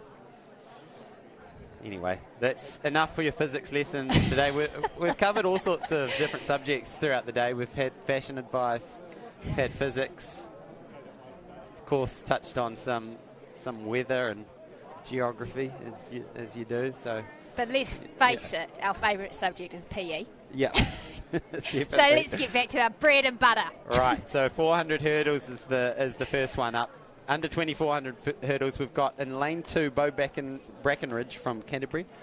Joshua Price, also from Canterbury, is in lane 3. In lane 4, Luke Moffat from Otago, James Henson from Tasman, and then on the outside will be Nathan Brown from the Waikato Bay of Plenty. So this is the under 20 final. And James Henson is coming in with the fastest time. He's a 56.60 man this year, and then the other 3 athletes are all 58-second runners in the 4 hurdles.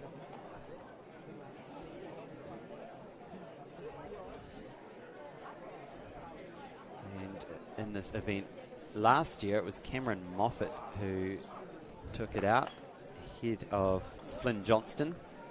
Including marks, men 2,400 metre hurdles.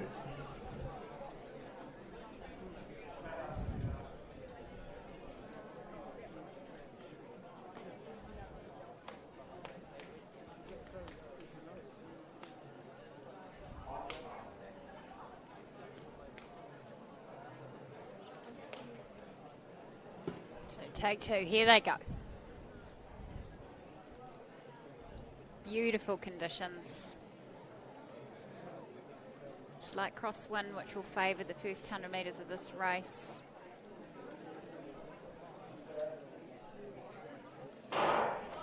And we're away, and they're going to be called back. It looked like one of our athletes didn't get out of the blocks at all. That was number 398, Joshua Price.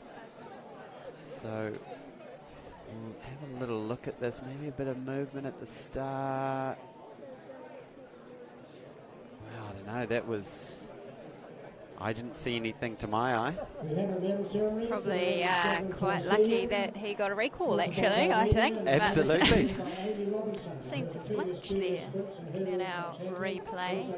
Seemed to... So it looked like Josh was totally stationary. This is the replay again.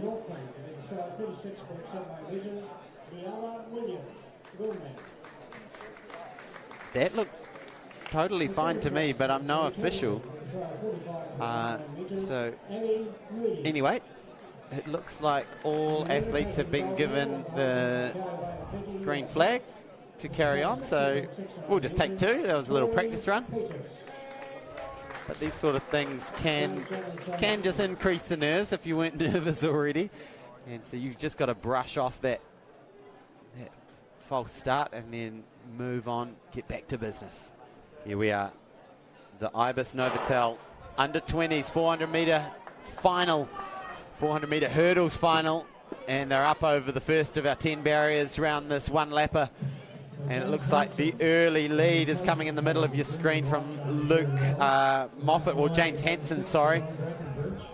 Moving up onto the shoulder now of our athlete just outside of him, Luke Moffat. So it looks like James Hansen has that early lead. He's the form athlete coming into this.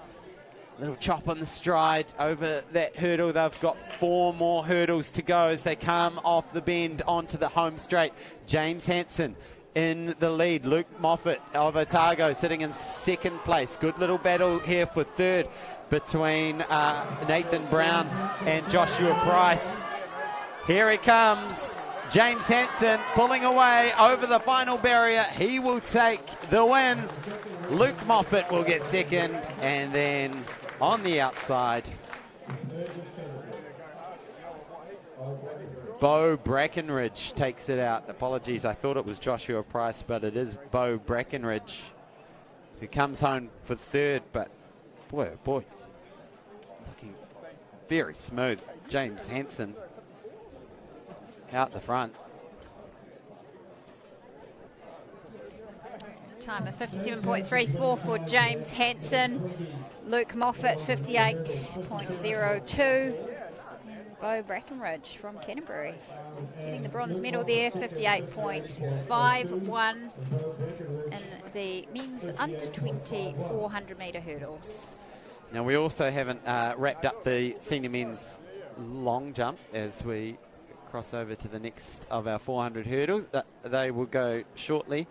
So it's the senior men's 400 hurdles. But also just need to confirm that Shay Veach did win the senior men's long jump, 7:65. Felix McDonald, 7:47. Lewis Arthur picks up the bronze, 7:23. Great to see Brendan Barnett get over 7 metres as well, finishing in fourth with 7:11. A great competition there. Shay Veach's winned 1.1 on his jump. And here we have the men's 400 metre hurdles. Senior men's start list from Auckland in lane 2. Tom Maloney in 3. Cameron Moffat. Lane 4, Flynn Johnston. Lane 5, Oliver Dunshire. Lane 6, Louis Andrews. Lane 7, Jonathan Maples, the defending champion. Can he do it again? So the one event that we've sort of got to queue off where most of these athletes met each other was at the Cooks Classic, which was taken out by Jonathan Maples ahead of Cameron Moffat. So, as you say, the senior champion ahead of the under-20 champion from last year. It was actually James Hansen in that race who picked up third. So, expect the running to come from Jonathan Maples and Cameron Moffat in this one. So both have run PBs this year, with Jonathan Maples 54.33, and then it's a second back to Cameron Moffat. And some very happy medal getters receiving their medals. But the senior men's 400 metre hurdles final. 5 athletes lining up in this event, sponsored by Ibis Novotel.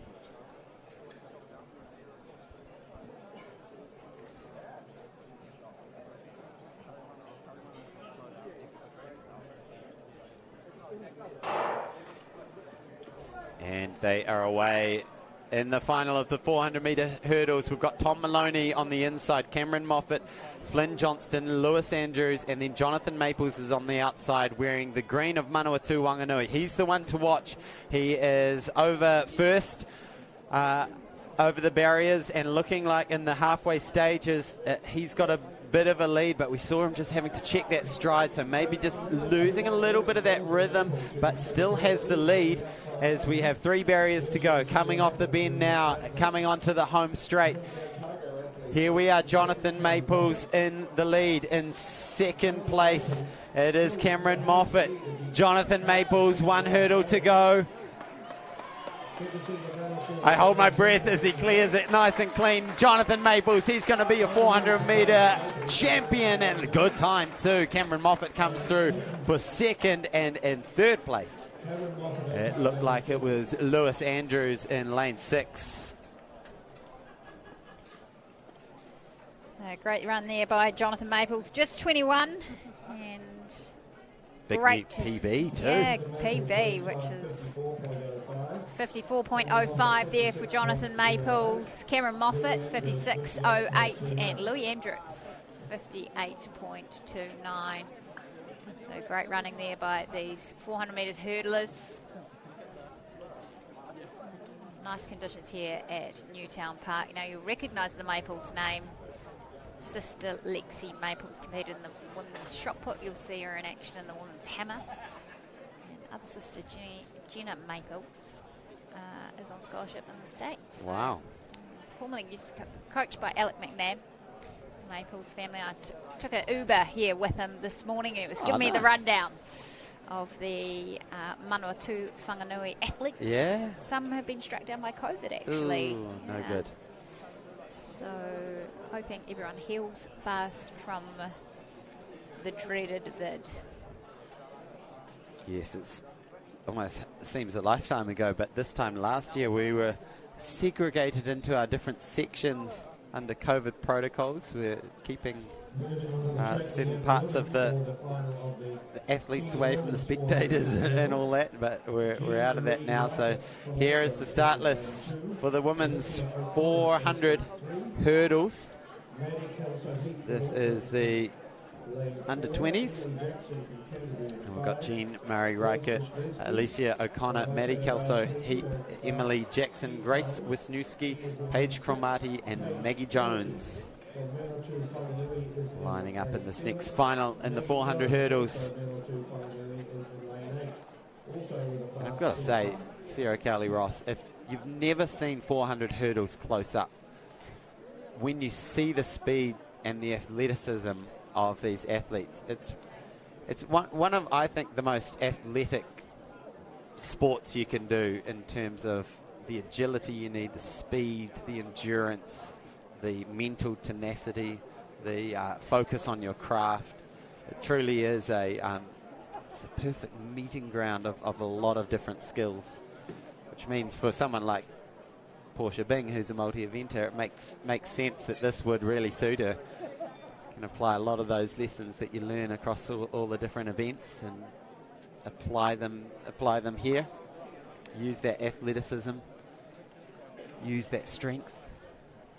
Yeah, right now we're really being treated to the likes of Karsten Warholm and Sydney McLaughlin, current world record holders in the States and Norway, just putting on impressive displays of this athleticism, and really they look like freight trains running over the sticks. So if you ever want to check out some training inspiration on Instagram, Karsten Warholm puts up some epic videos. How are some of the weightlifting stuff he does in the gym?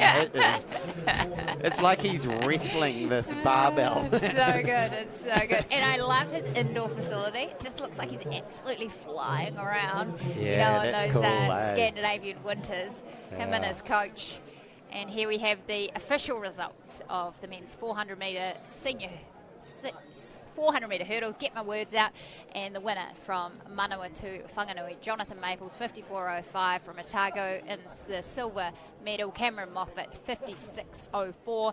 And from Canterbury, Louis Andrews, 58.29. Congratulations. It's Madison Weshy. Job done for the weekend. Time to sit back and absorb all the action. I think if I was throwing that far in the shot put, I'd be still on my victory lap of the stadium. If you throw that far with the men's shot, I would allow you multiple victory laps, Hayden Sherman. I have had a few throws of the shot put. Have you? How'd you go? I've had both Terry Lomax and Dale Stevenson try to coach me in sort of one-off sessions in the shot. With the 7.26? Yeah, I started with the 5 and then I moved up. And I can confirm I thought I was throwing 10 metres, counting it out with my feet. Turned out to be more like 8. But, you know, you've got to start somewhere. You've got to start somewhere. Just like these women right here. All right, so the under-20s 400-metre hurdles final is underway, and we have a really good field lined up for this one. As I'll just bring that up. Paige Cromartie on the inside, Emily Jackson, Maggie Jones, Maddie Kelso, Heap, Alicia O'Connor, Jean Murray Reichert, and Grace Wisniewski. Look out for Maddie Kelso, Heap to really as we see Alicia O'Connor out in a good early lead. Maggie Jones just inside of her. Also looking good, our Auckland athlete on the inside.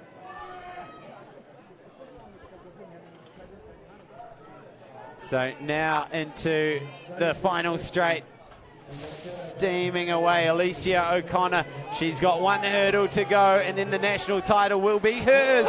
Oh, she needs to get up fast. Can she accelerate to the finish? What a drama at the end. Can she hang on? She pulls off the miracle.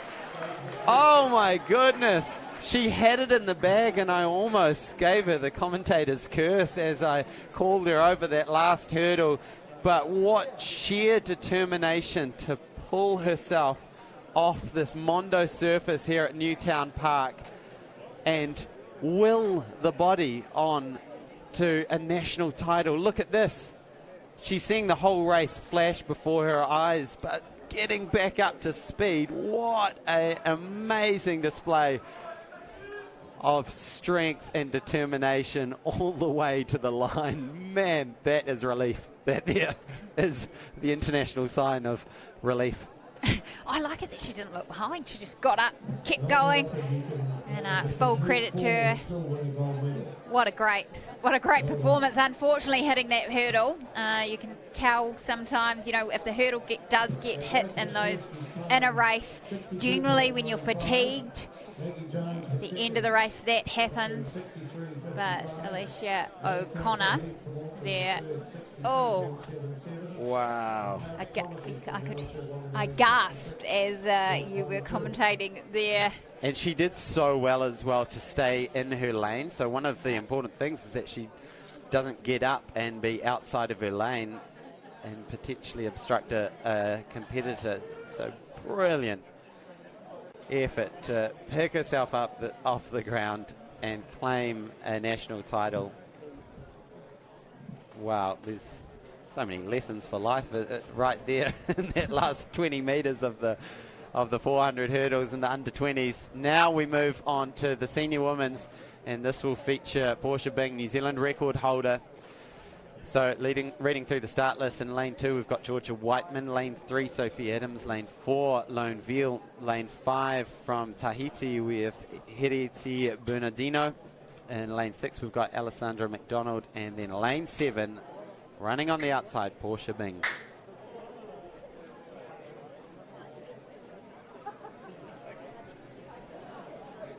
So in this senior women's 400 hurdles, we get to see one of our outstanding international athletes, Portia Bing, who's been going between the 400 flat and the 400 hurdles over the last couple of years. Has been New Zealand representative several times. She has the national record of 55.50 and is definitely the star athlete in this field. So we've just got results coming through for the under-20s, and confirmation that it was actually Grace Wisniewski who took the win. So apologies, Alicia O'Connor had the lane draw wrong from my angle. So Grace Wisniewski was the one who picked herself off the turf and carried on for what will be a very memorable moment at the National Champs. And Maggie Jones came through for second in 103.55, and Maddie Kelso Heap 103.77. Apologies to Grace's family and Sorry, I'll just get my mic going. Apologies to Grace's family, and a real lesson there in perseverance and never give up. So if you're watching that at home, kids, think about start to finish. Look at that. Grace Wisniewski pulls herself off the ground. And really, there was a dead stop. So it was like having to do 2 starts in one race. Amazing scenes. And we didn't really get to give Maggie Jones in second and Maddie Kelso Heat their due coming through to claim those minor medals.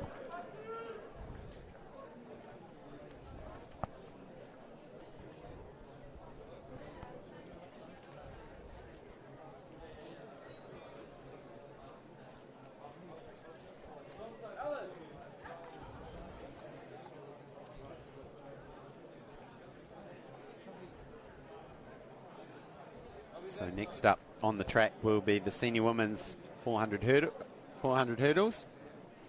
The height of those hurdles stays the same at 76.2 centimetres. I like how precise they have these measurements down to the millimetre. It's because of the imperial measurement system. So someone started off with inches and... Well, it was like 2'6" or 2'9". Right. Yeah. Don't ask me what it is now, but I do.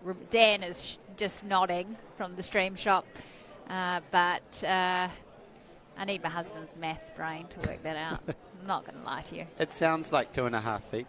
The foot is around about 30 centimetres, right? So 2.5 times 30 gives you about 76. 3.5. 3.5. We're told on good authority, actually. Google's Dr. Google. There we go. Thank you. But it's a bit like the men's the implements. Yeah. So like pounds. Yeah, 7.26 is a bit weird. Exactly. Yeah. It always throws me when you tune into some coverage of an American track and field event, and then they're talking about pole vault and feet, and you're just like, I can't even fathom what that is in metres. So it's always great when things are converted to the metric system. So just a little delay as we wait for this final 400 hurdles event to go. Thanks to Ibis and Novotel for the support for that event. And then next up will be the 400 para finals. And then we go through a series of steeples races.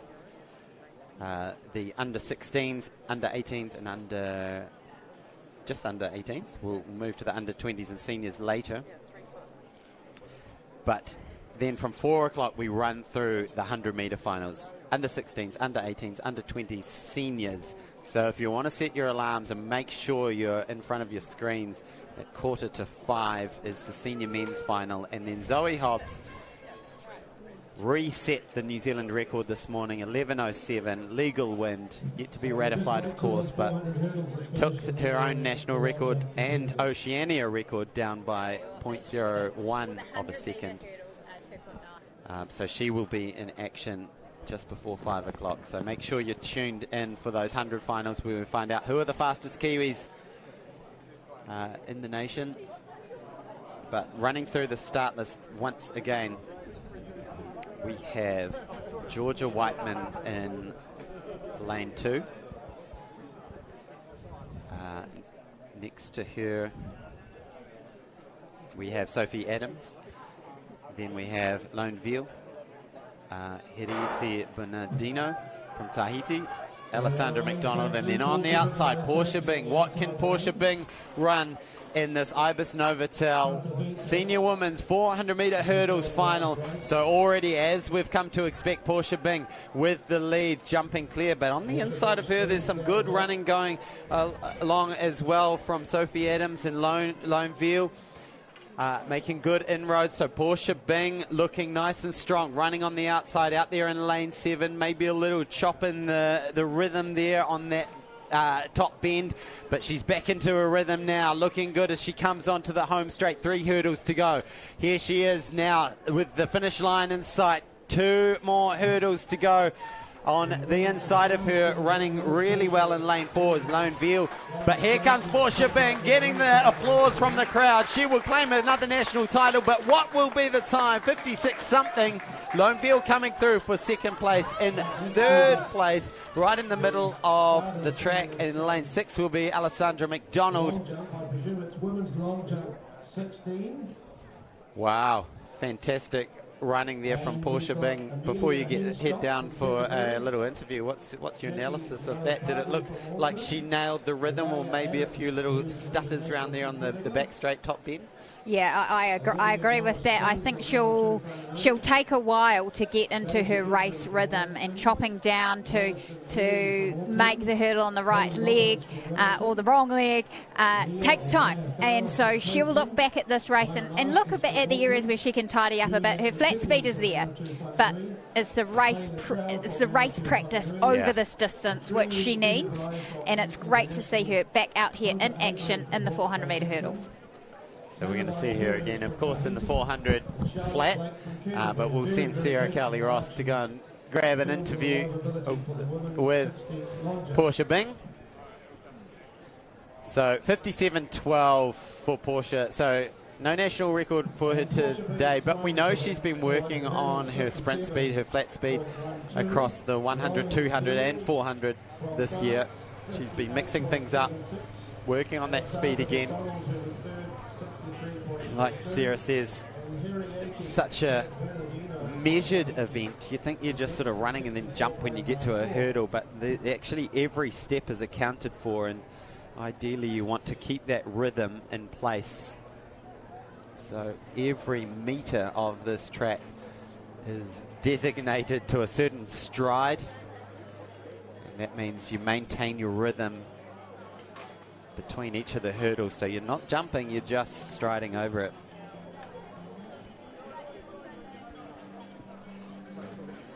All right, so I'm going to bring in Hamish Meacham, Community Manager of Athletics New Zealand. Expert comments and fashionista. We've been talking about this, about Madison Weshy's sunglasses, because it looks like she's changed the sunglasses. Is this yeah, you don't have any word on the street as to... No, it doesn't surprise me. Part of her pathway as she matures as an elite athlete. Not surprising. She is a fashionista. I'd say I'm more of a fashion critic, with the emphasis on critic. As we see an athlete from Hawke's Bay, Gisborne, slinging the discus out around that 30-metre mark. As is often the case with throwers, just looking mildly dissatisfied. Chances are he threw a pretty decent throw, but it's really hard to tell with these field athletes. They're so stoic as they make their way in and out of the circle. Absolutely. Highlights of the day so far, Hayden? I'll put you on the spot. I mean, you can't go past seeing the fastest Kiwi ever break another area record with Zoe Hobbs going 11:07. That just absolutely lit up the stadium and really set the bar. But look, we've had some great action. I mean, those women's and men's 800s were on the edge of your seat stuff. Yeah, really great racing, really great to watch. Speaking of great to watch, we've got a fantastic men's para 400 metres for under 20 and open athletes, featuring multiple Olympic medalist out of Canterbury, William Steedman, the long jump and 400 metre specialist. He's got a busy weekend doing the long jump, the 400, his specialty event, as well as the 200.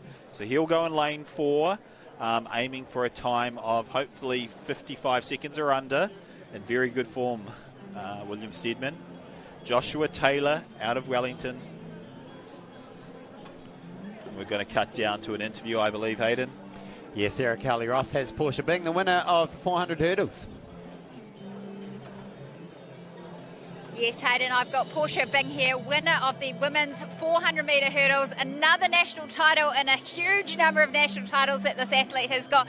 Portia, talk us through that racing. Congratulations. Thanks, Sarah. Yeah, it was a interesting race. It's the first time I've used my season opener as a national championship, so took 3 months off post Com Games World Champs just to recover. I was very fatigued from the whole deal. So always a risk coming out and using nationals as your season opener. But look, the atmosphere down here is amazing. I get to be with my friends, so can't be unhappy. Rhythm's there. I just need to do a bit more training, a bit more training and racing, and we'll see how things go. Well, to start the season 57 seconds, it can only get better from here. What particular areas of your race will you look to be cleaning up a little bit? There's quite a few technical changes that I need to focus on this year, especially my learnings from Com Games. Just taking that 14 stride out to hurdle 7 is a big thing, but that's a confidence thing, and it's about practicing going out hard, not knowing if you make it home, things like that. So some hard times ahead. Courage, that's what this is about. Now, you mentioned, 2022, you had a phenomenal year, World Championships, and seeing you out there in the Commonwealth Games final. What was it like for you, 2022? It was hectic. I was lucky enough to be in a job where I could take some extended leave, left my job for 3 months to be a full-time athlete, which I hadn't done since about 2016. So it was really exciting. So many things I learned. I think that's the biggest thing, is being able to race internationally.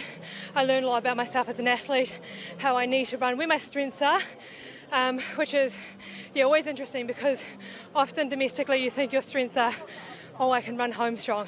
But then you realise in an international field, there's no time that's so far ahead, you can't run anyone down. So it's just things like that, changing your approach and just having the opportunity to be exposed to that, I think, really helps me grow as an athlete. And I guess helps you grow as a person.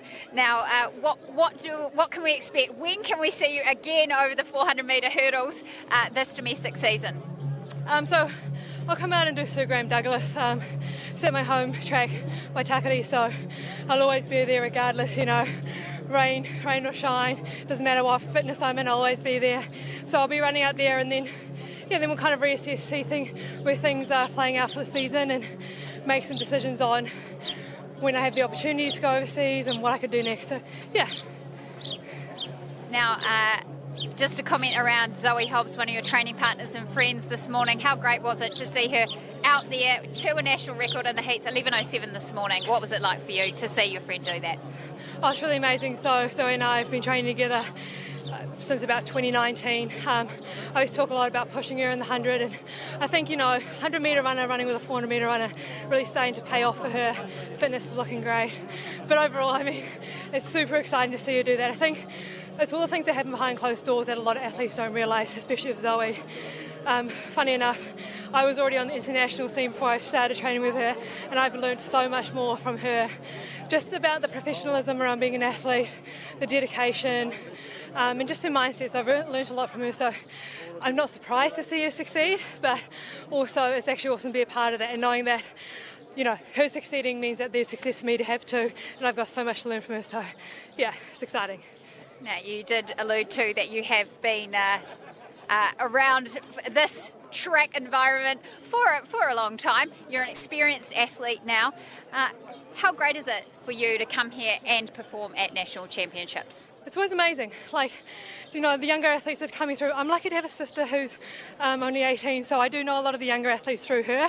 It makes you, it's nice. You step away from the office. I left the office at 5:30 last night, got on a flight down here, and I was like, this environment's amazing. You don't get this anywhere else. You don't get this in any kind of workplace. We just get amazing athletes getting together. Everyone's got their own individual goals, and just to see people cheering success, it's awesome. Well, look out for Lillian Bing in the pole vault, and congratulations to Portia Bing. Another national title in her illustrious career. She's not done yet, I hope not, and congratulations, Portia. So great to see Portia Bing looking pretty happy, getting her season underway in the 4 hurdles, but we cross over to the 1 lap. This is the Para 400. We've got William Steadman in lane 4, Joshua Taylor lane 5, and Jaden Mulvold in the wheelchair in lane 6. All these 3 boys in different divisions, so we'll need to work out the percentages. But William Steadman, multiple-time Paralympic medalist, right up onto his toes now, Hamish Meacham. Yeah, 4 Olympic medals, 3 bronze, 1 silver, 1 of each at the most recent games in Tokyo. He is very quick. do keep an eye on Jaden Movold, into the last 100 metres. He'll come steaming, really improving the T54 athlete out of Auckland. But here he is, William Steadman, into the last 100 metres. He's aiming for a time of under 55 seconds today if he can get it. He's gone out very hard, Hayden. Yeah, went out really hard, but he's steaming home as well. Look at those arms just pumping. The crowd lights up now, cheering him on to the finish. Those bright pink shoes willing him on to the end. And this is a good time, 54-something. And here comes Jaden Mulbold getting that wheelchair up to speed. Joshua Taylor finishing nice and strong as well. So Jaden just a tick over 60 seconds.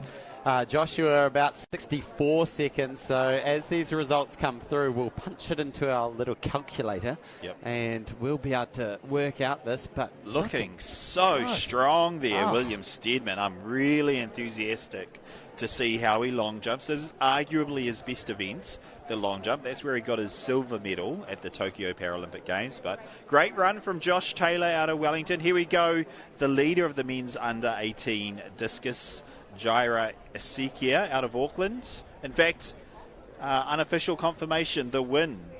Josiah Ezekia, a best of 50.90, which came in the third round, winning that competition from James Moore out of Canterbury. James Moore, of course, won the shot put earlier through the weekends.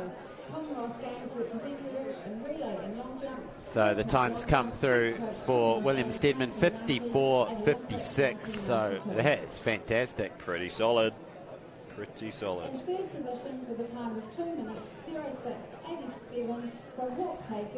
Yeah, and preparing now for the women's para, under 20 and senior combined 400 metres.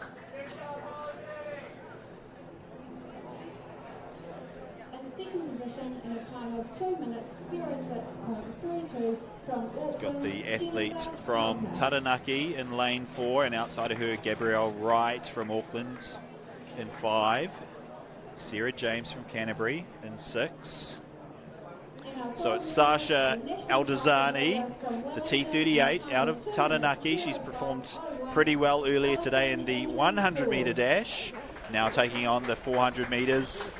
And again, the two wheelchair athletes, Gabrielle Wright out of Auckland and Sarah James out of Canterbury, both performing very well. We see a medal ceremony here.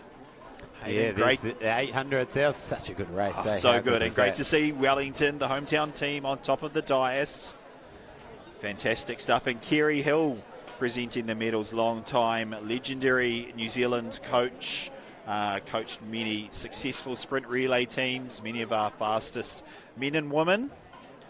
Currently residing in the sunny Bay of Plenty. So the women's para 400, Sasha Eldazani in lane 4, Gabrielle Wright in lane 5, and Sarah James in lane 6. Boy, it's a long way to go for these wheelchair athletes to stay in their lanes. Yeah, it is. It's actually a big challenge. Now they've got a preset on the turn, so they don't have to steer so much as such. But you'll notice if we get some footage when they come into the straight, they just bang a little lever and that straightens the wheels up. And then when they enter into the straight, they bang it again, and then that sets them on the right tangent for the corner. So the corners are, of course, just got to bang the lever at the right time. That's yeah, the key. correct. Not forget about it. And you can adjust it a little bit as you're pushing around, but ideally you just want to. They reach forward and just tap it. So keep your eye out for that. It's pretty exciting. But, you know, it is a real skill, and wheelchair racing is one of those sports where the best people in the world tend to have, you know, upwards of 10 plus years in the chair. These young ladies, along with Jaden Mulville, doing very well, but they're all in kind of year 1, 2, 3 of the wheelchair racing game. So it'll be exciting to watch their development in the future as we see the windsock blowing. It's not too bad for windy Wellington, and the athlete from Taranaki taking out very fast out of the blocks. Very aggressive start. Good to see there, Hayden. That is Sasha Aldazini out of Taranaki.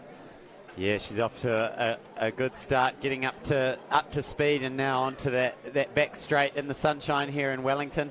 Now, last year this event was taken out by Sarah James ahead of Gabriel Wright. So it's going to be interesting to see if we get a reversal or if Gabriel can stay a little bit closer this time. Yeah, I think Gabriel will be quite happy if she can stay close to Sarah James's wheel heading into this last 100. And here they come. They're actually closing up now on Sasha Aldazzini out of Taranaki. So fantastic work as these two wheelchair athletes have got up to speed. They're just out of camera at the moment, but here they come. Will they be able to? Of course, different classifications, but Gabrielle Wright doing very well to be ahead of Sarah James. 80 metres to go, Hayden. Very exciting racing. So Sasha Aldazzini still in the lead, but Gabrielle Wright, Sarah James are closing so fast. This is going to be a wonderful finish. Throw a blanket over them. So close, and it looks like Gabrielle Wright will just take it ahead of Sarah James. But I think, those two wheelchair athletes in particular will be really glad to have that company and be able to race so close. You could barely separate them the whole way around. It's absolutely fantastic. It's an area where we used to be quite strong internationally in wheelchair racing. We've had a bit of a period where we haven't really had anyone active, so it's great to have these athletes back. Hopefully the numbers will continue to grow. Some shots here of Gabrielle Wright out of Auckland, well coached by James Kugler down in Papakura, but competes for the North Harbour Bays Athletics Club. Fantastic young lady, and some fantastic young men, Hayden, here about to receive their medals. Yeah, Dominic Devlin picks up his third bronze. He's got a silver in the 800 metres as well, and I believe this will be the first silver for Brad Mathis, who has 8 national titles. Edging closer, James Preston now has 3, so this is a little battle, almost like a Federer and Nadal type battle, where we're clocking up national titles. James Preston seems to have the edge just by a whisker. It's a battle, Brad but they're also helping each other. Who would have thought at closer to 30 than he is 20? Brad Mathis just ran a PB a week ago, and a big part of that is chasing that man in the middle, James Preston, out of Wellington, Scottish. We'd really love to see, of course, we talk about it quite a lot, but one of these guys or someone out there in the future to come through and break that long-standing record. 144.3, the national record, set on grass by Peter Snell back in 1963. Can James Preston be the man to do it? Oh, I'd love to see it. And, the more you think about that record, the fact it was on grass, the fact it was in the early 1960s, it's just one of those all-time records.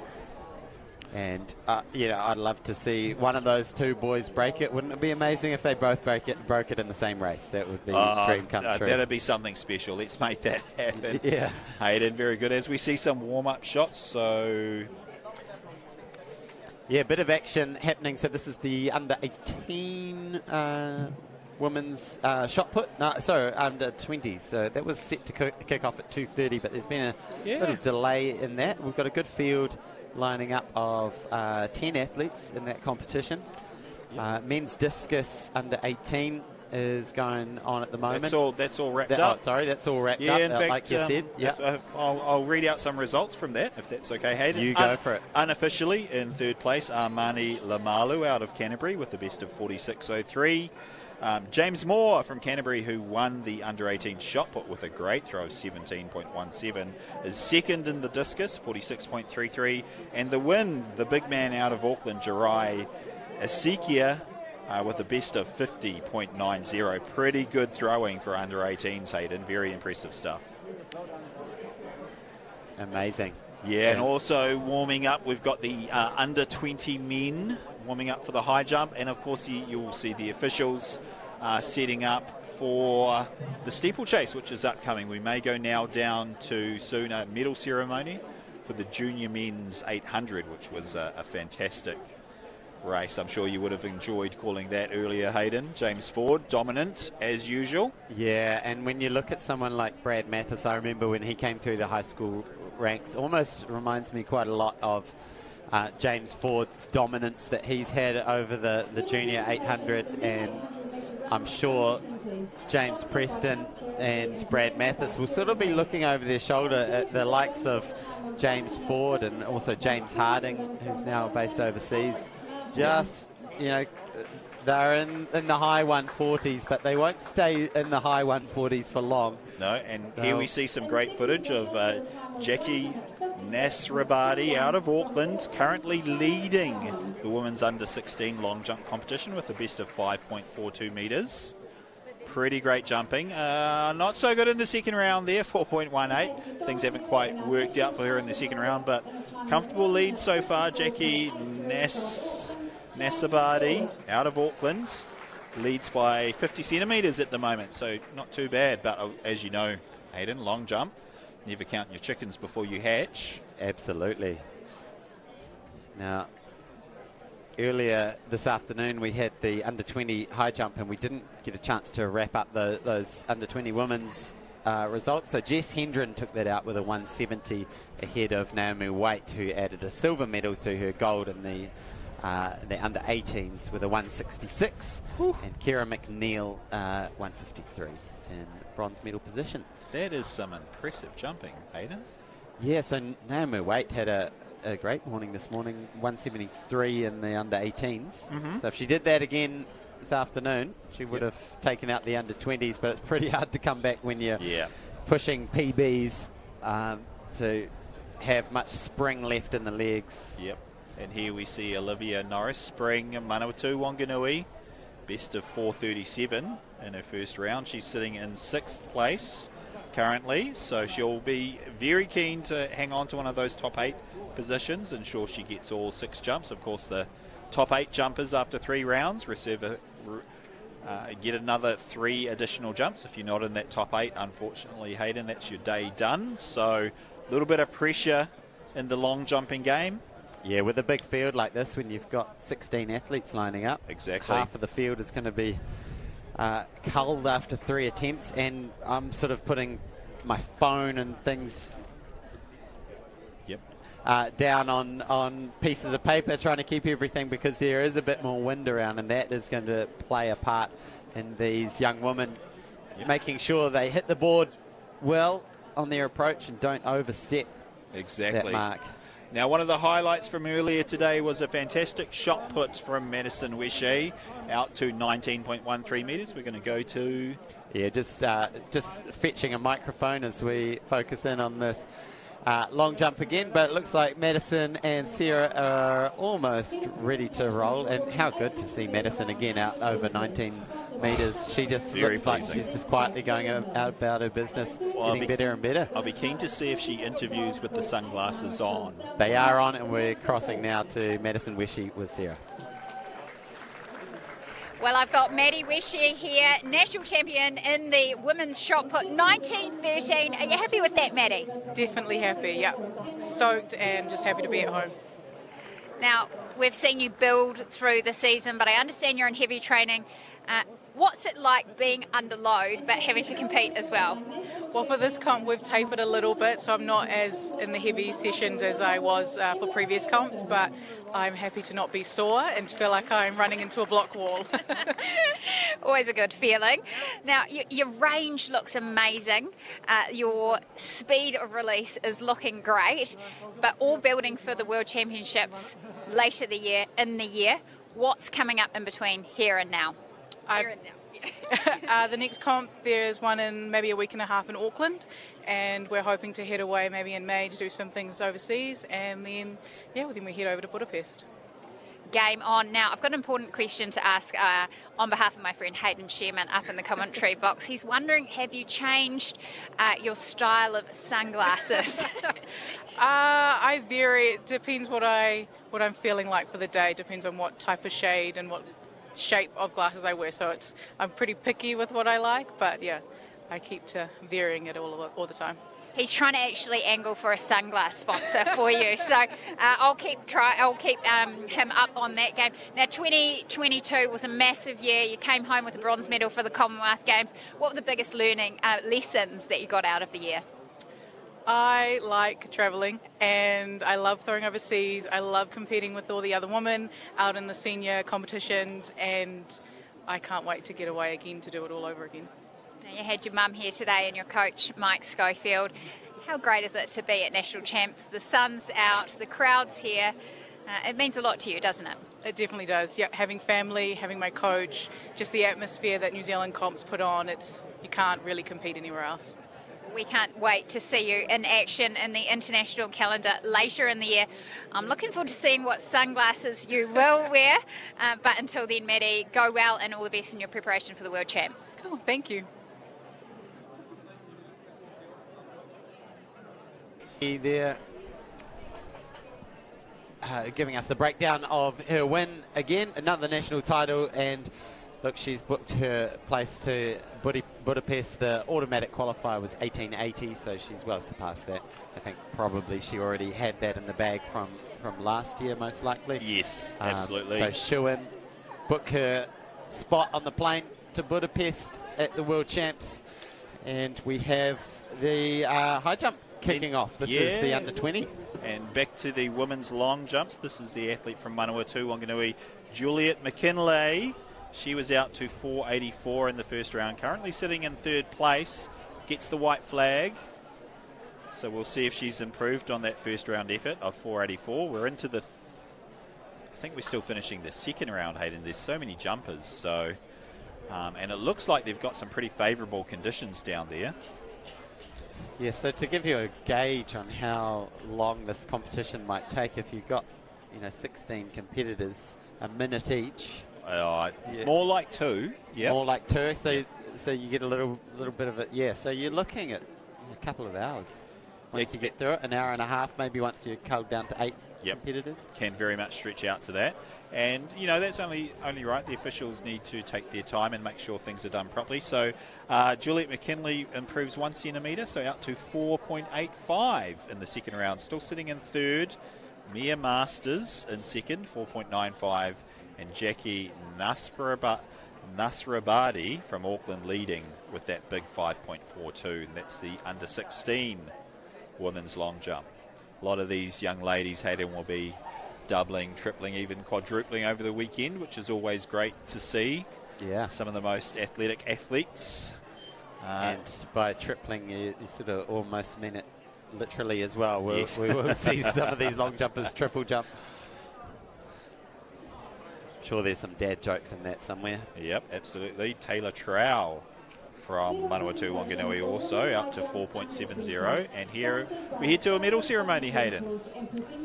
Yep, more medals being handed out, and I can look around the track and confirm that the big heavy barriers are out on the track. The water pit is filled up, ready to roll, which means it is steeples time. So they're the next events coming up on the track, and the first of those events will be the juniors. Yep, we are the juniors. We're straight into the under 16 2,000 metres. Start with the boys and the girls, and then we've got the under 18s, women and men, and then we switch over to the hundreds, and after those come back to the steeples. And great to see Roger Tapuni, former national high jump record holder, handing out the medals to those, I believe, the under 18 high jump medalists. So Otago, Wellington and Canterbury on the dais. Very exciting stuff. Now I'm going to step aside. And you're going to step aside? I'm going to step aside. So we're going to play a bit of microphone tag over the next hour or so. We've got Ollie Checknell back from Australia, and he's not running this weekend. But he will be jumping on the mic and help guide us through these steeples. So I will hand over to Ollie and catch you soon. Very good. Thank you, as always. Hayden Sherman doing a fantastic job as our lead commentator here at the 2023 Jennian Homes New Zealand Track and Field Championships. Huge thank you to our naming partner, Jennian Homes. For 7 years, Jennian Homes has supported the annual Track and Field Championships, so we're very grateful for their ongoing support and partnership. one of our Tahitian visitors on the runway as we welcome Ollie Chignell into the commentary booth. First time in, Ollie? No, I've actually I've been present with Hayden a couple of times actually. So yeah, nice to be back. Fantastic. It's good to get a bit of diversity in the booth as well, because we don't get many people from the far south, Otago, really able to put, sentences together into paragraphs so you can come and do something like this. So it's good to have you here. We're very appreciative of you giving up some of your time. Now, I know the folks at home listening will be keen to get a bit of an update, because we haven't seen you race in a while. Ollie, what's going on? Are you building up for something, or? Yeah, I'm sort of in an interesting period at the moment where I'm sort of trying to swap between the, racing domestically always, and then doing European and American sort of summer seasons. Yep. So it can be a wee bit tricky, just sort of in that transition period. I was hoping to race a wee bit more over this summer period, but unfortunately it just didn't quite go my way. As we see a little replay here in the women's under-18 long jump. And medal ceremony from the senior women's shot put. Madison Weshy about to step up and receive her medal from none other than Dame Valerie Adams, the greatest of all time. Not too bad. Fantastic women's shot put competition. Great to see the tradition of excellent women's shot putting going on. Here is Amelia Henstock out of Canterbury jumping again. And so what's going season opener? Are you going to potentially race a little domestically, or is it about heading overseas and chasing some of those fast times? Yeah, great to see Valerie Adams Fantastic on the podium, stuff. chucking up the big T for Tonga. So it's going to be just gearing up for some more overseas stuff, Yep.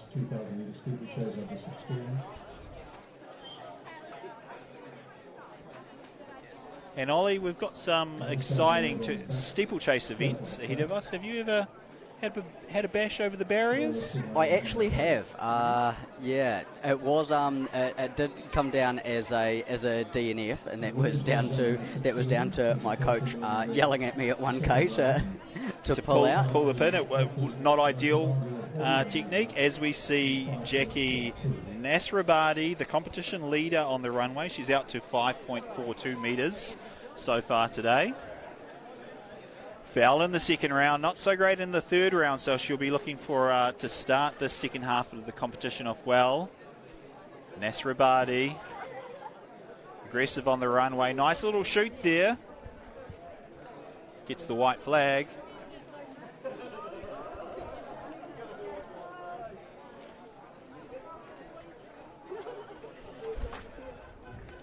And so it was one and done with the steeplechase, Ollie?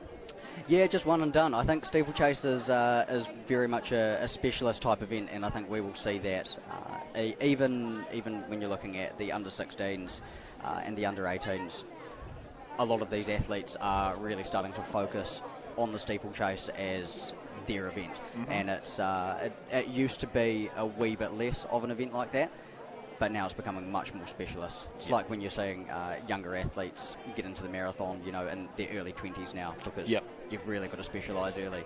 Yeah, and nothing wrong with that. We love to encourage long-term athlete development, but once you get around that kind of late teens, early 20s, it can be time to sharpen things up, as we see Aaliyah Adams, an international competitor. I think there might be another Tahitian visitor. The Tahitians have added a fantastic flavour to these championships over the weekend, along with a few Tongans, Samoans. I've seen a French athlete, and I know we've got an English athlete running in the steeplechase alongside an American. So great to have a few internationals floating around and competing domestically here in New Zealand, and being welcomed into our national champs, as we see Natalie Rankin-Cheetah warming up for the women's under-20 shot puts. One of our Manawatu Wanganui athletes on the long jump runway. So that is Olivia Norris-Spring. Great name there for a long jumper, Spring.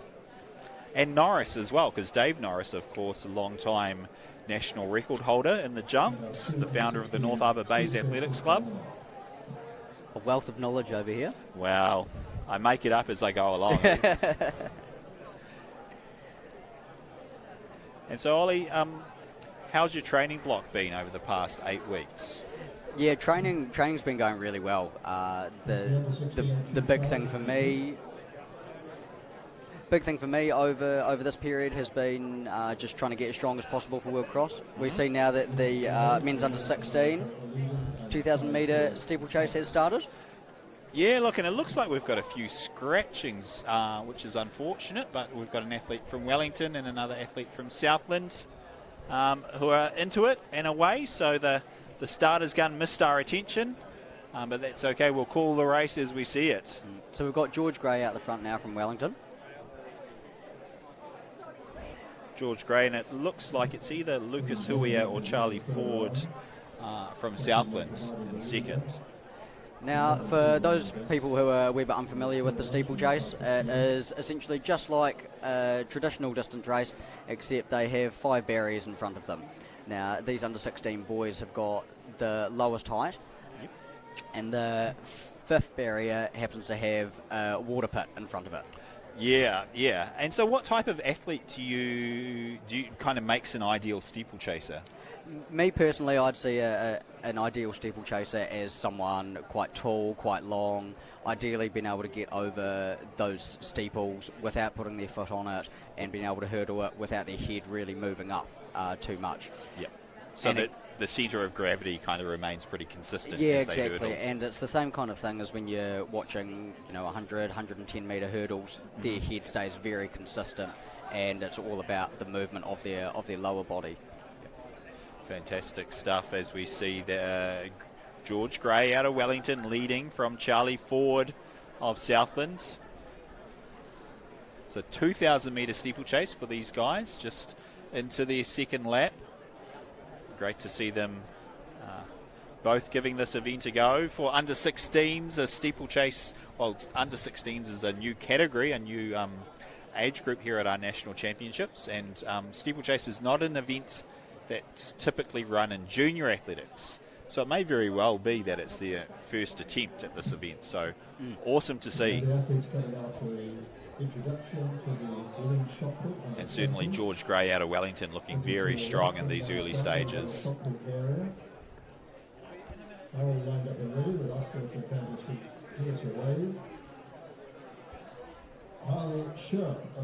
He's having a look back as well, just to consolidate his position.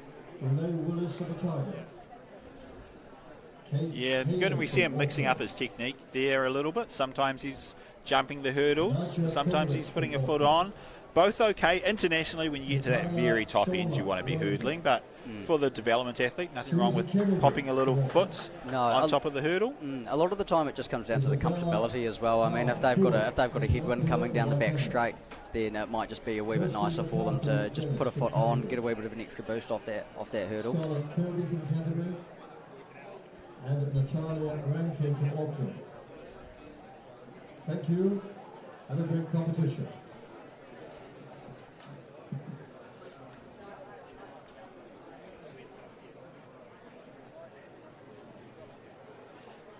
And Ollie, you're a long-time athletics competitor, as I understand. So I've heard from various people in the Otago region that you're involved in children's athletics. So when did you get started? So I made my start in athletics when I was 6. So I'm now 25. So coming up on 2 decades in the sport. I feel like it's relatively rare these days. Yep. Yeah, getting a lot of people. Yeah, you get a lot of people who are starting the sport quite late. But yeah. And tell us a little about that journey, because again, I'm just taking it, from what I've heard from various Otago officials and team managers. But you weren't necessarily a superstar when you were younger competing. You're more of a long-term project and kind of really emerged to be certainly one of the best nationally in the past few years and getting on the scene internationally. So what's that journey? Well, firstly, is that true? And secondly, what has that journey been like, kind of moving from a middle of the pack sort of runner through to well up the front of the pack? Yeah, it definitely has been a journey. I'd certainly agree with you there. I certainly wasn't any kind of a Sam Tanner coming through high school or anything. Wasn't going and winning bucket load of national titles. First national title came in year 13 in the road race at secondary schools. So it has been one hell of a journey, but I think that's why a lot of people get into the sport and just sport in general, and it's been quite cool to spend time since I've been 6 years old just working through the sport and still loving it. Yeah, that's the key, isn't it? You got to love it, and loving it now. Out of Wellington, George Gray, he's coming up to have 1 lap to go in this under-16 men's 2,000 metre steeplechase. He's been pretty consistent the whole way, George Gray. He has. That lead has grown to over 150 metres now, and he looks like he could be coming through with the time under 7 minutes, which for an under-16 boy over 2K steeples... Yeah, that's pretty good running. Pretty good running, yeah. Yeah, fantastic. No, he's done very well. Not a massive slowdown in the second half. See what he does here. Foot on that hurdle, that's good. He's getting tired, obviously, but it's not letting it slow him down too much. Of course, Wellington, a real hotbed for distance runners, always has been. You would have gone head-to-head with a few Wellingtonians through the years? Yes, I have, yeah. Yeah, Wellington's always had very, very strong athletes. Yeah, particularly people like Hamish Carson. He was one of the figureheads when I was growing up. Yep. Yeah, excellent. As we see the final water jump now for George Gray out of Wellington. Doing it well, 1 foot wet, 1 foot dry. That's exactly what you want to see in a steeplechase water jump. Quite impressive for an athlete under the age of 16. Exactly, he's done well, and all he's got to do now is get over this final hurdle, and he will have that national gold all wrapped up. Yeah. Well sought after. National title coming up for George Gray out of Wellington. You can take away records, but you can't take away a national title, and that's what George Gray has just picked up. Fantastic running for the Wellingtonian. Charlie Ford's going to come around and take second, but we might switch to coverage of the introduction of the men's under 20 high jumpers. A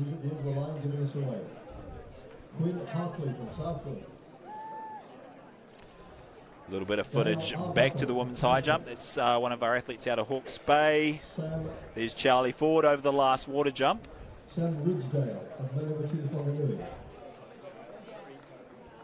Here we go, the field for the men's under 20 high jump. A very capable looking field. Carlin Paranui there being introduced out of Auckland. Here's our steeplechase finisher out of Southland. Charlie Ford, well done.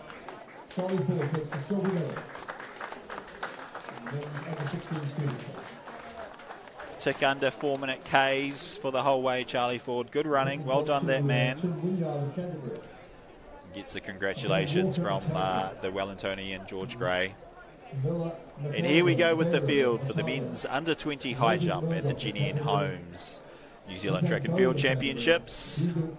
Killian Liddick Potetia from Tahiti, Quinn Hartley from Invercargill, Dale Arbknuckle from Tasman, Kaylin Paranihi from Auckland, Ty Wynyard from Canterbury, Ben Walker from Tasman, Miller McClary from Otago, Levi Murdoch from Canterbury, and Ethan Bone from Canterbury. There's always at least one tricky name in there. I'm going to throw you under the bus next time, Ollie. You're gonna make that field call, I think. Throw them to me. I'll give it a crack.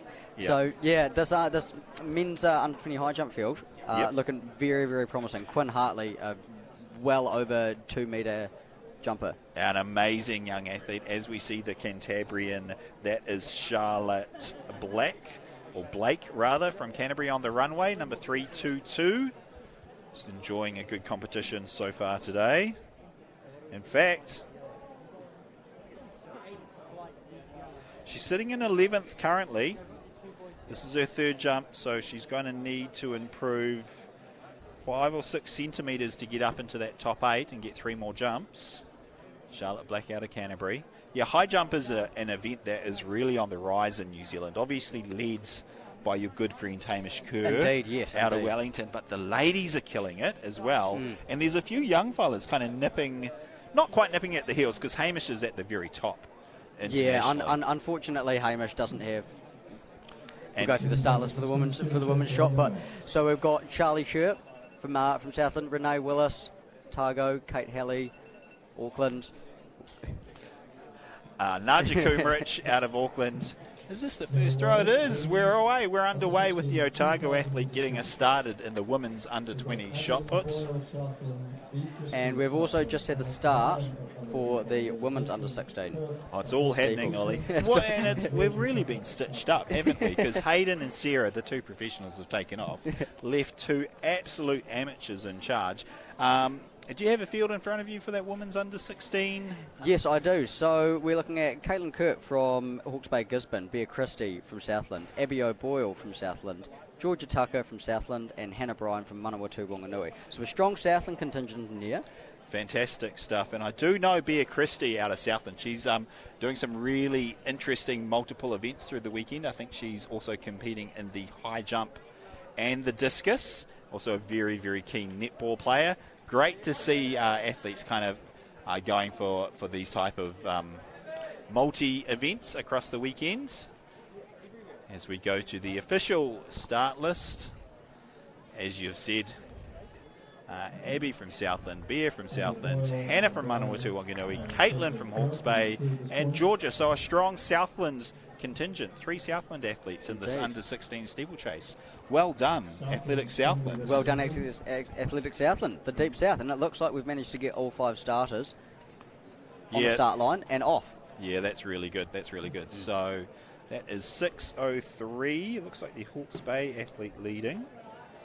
So we've got Abby O'Boyle.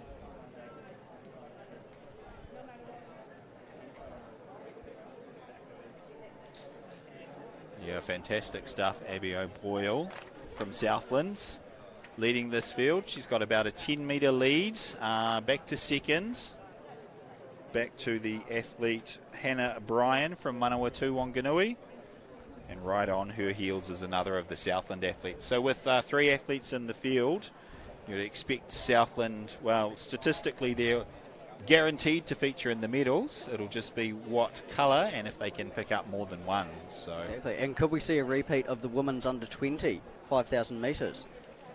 Otago 1, 2, 3. That was an exciting race. Were you here to get to watch it, or you pick it up on the stream? I didn't. I did pick it up on the stream. It was a very exciting race to watch, especially as a fellow Otagoan. It was great to see. Yeah, the 1, 2, 3 and the women's under-20. I mean, how good are those? So Geddes took the win from Lund. Is that correct? No, I think it was Lund was second, Geddes third.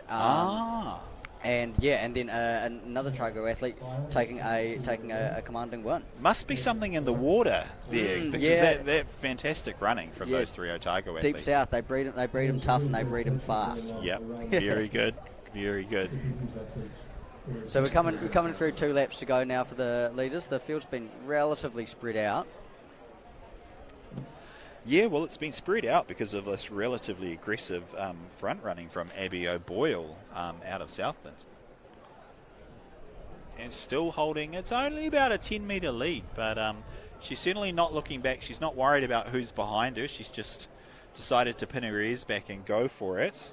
Yeah, exactly. Yeah, it does look like the 3 medals have separated themselves. And in a short race like this, it can be quite hard to come back. But it does look like those front 3 are bunching together, gradually coming back together. Yeah, it'll be good. It'll be good. You know, it can be actually quite difficult in a steeplechase if you've got company around you.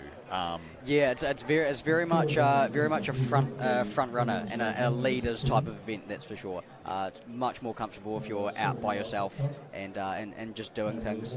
Yep.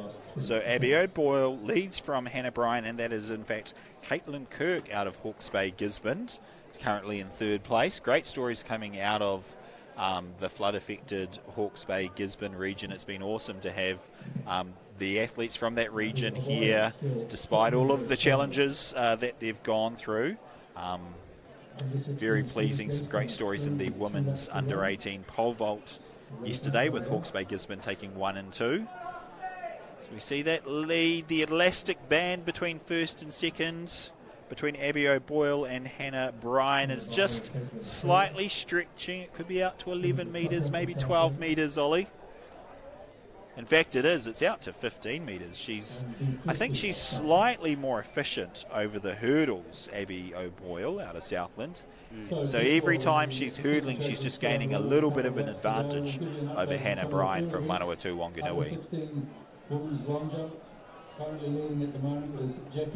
Interesting to see there, she's running out. Yeah, seems to be sort of running out in lane 2.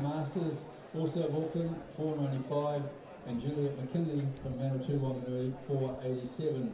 Cool, so it's been a pleasure, Ollie, to sit down and co-commentate. Hopefully we'll get a chance to do it again in the future, but when the professionals are in town, you make way and you let them come in. So I'm going to welcome back into the commentary booth Hayden Sherman. Thank you again, Ollie. No worries, mate.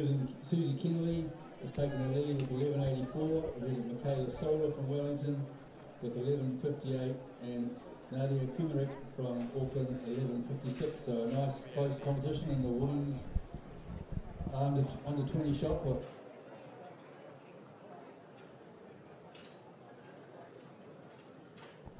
All right, it's good to be back in. Good to have Ollie in the booth. Well, it's not really a booth. We're in the grandstand as we speak. But this under 18s? Are we under 18s? No, we're under 16s. Under 16s, right. Need to be brought up to speed. So they're getting the bell on to the last lap now. Does look like first, second and third has been relatively solidified. Still a very interesting tactic from Abby O'Boyle. Seems to be spending quite a lot of the race in lane 2. And I'm sure Hamish has already picked your brain about this, but have you run a steeples? Yeah, we talked briefly about it. I have done once, unbeknownst to my coach at the time, who wasn't particularly happy because I was running a 4x400 soon after. So I did actually have to start the race so that I could actually run the 4x4. But yeah, we got about a kilometre in. I was sitting in third place as well, so I was quite keen to try and hold on for a medal, but got told to move out swiftly. Love it. Fake a hamstring. So Abby O'Boyle running well, coming into the final water jump. So she'll have one more barrier after this. Over she goes. Really attacked that last water jump. And cleanly through, and she'll have 100 metres and then a national title in the under-16s. 2,000 metre steeples will await. And she's really, like you say, she's really gone up to speed. Over she goes, and now she's got a clean runway to the finish. And look at this finishing sprint. Brilliant stuff from Abby O'Boyle. She will be your national champ in the under-16s. And then Hannah Bryan coming through for second, well-deserved silver medal. And then it's Caitlin Kirk for third.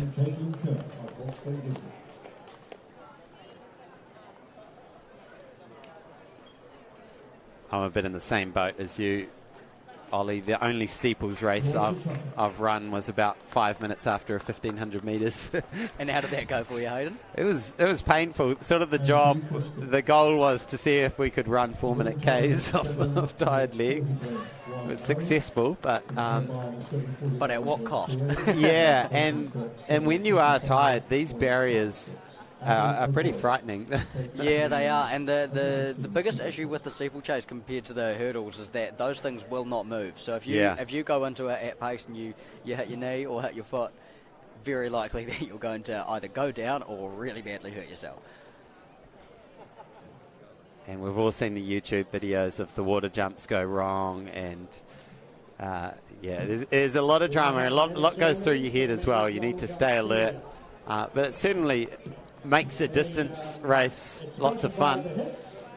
So we're now into round 4 of this long jump competition, the under-16s, and so Jackie Nasrabadi still in the lead with that first round jump of 5:42, and then it's about half a metre back to Maya Masters with a 4.95, and in third place Juliet McKinley with a 4.87. But there's plenty of young women lining up just behind Juliet. There's about 20 centimetres separating third to sixth, with Hunter Avery, Tiana Vai Perez and Taylor Trow all doing their best to stay within cooey of those medals.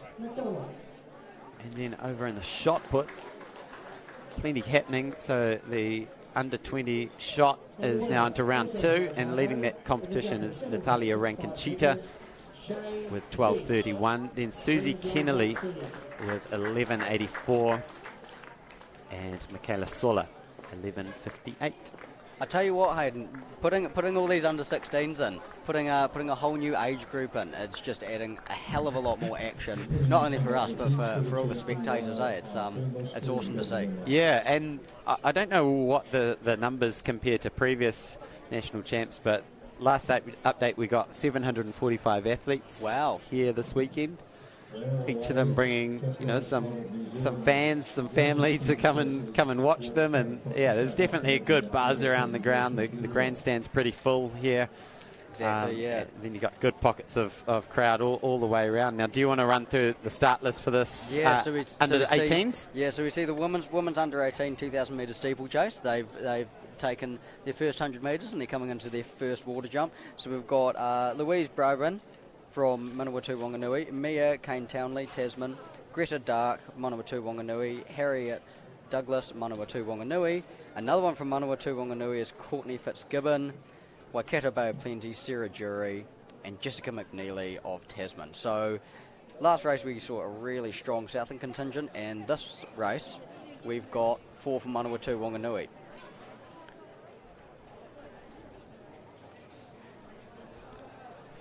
So out the front now, Courtney Fitzgibbon just pulling away.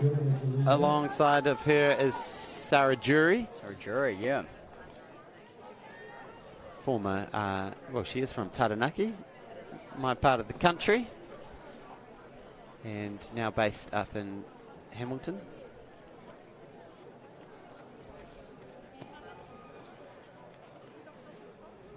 So it's been a quite aggressive start from the first 2 out the front. This 2,000 metre steeplechase does go very, very quickly.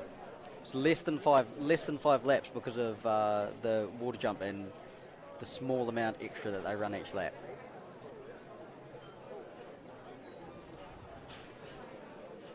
So these two just pulling away a little bit, but the rest of the pack doing a good job of not letting that bungee cord stretch too much. The sort of single file with the other 5 athletes keeping a little eye on proceedings, but definitely these two are starting to make a bit of a move up the front as we see how much action you get in the water jump. A lot of bodies, arms, limbs flying all over the show, and then you're just thinking, I don't want to be one of those YouTube videos. No, exactly. At all costs, we'll avoid it, especially with everything live streamed and videoed now. And it is one of those things, it can be hard to train the water jump. Often the water pit isn't filled up. Exactly, yeah. Maybe you don't have a water pit on your local track. So it can be something that you only ever do in racing for some people. Exactly, yeah. And it's a high impact event, it's a lot of jumping off that high steeple into the water.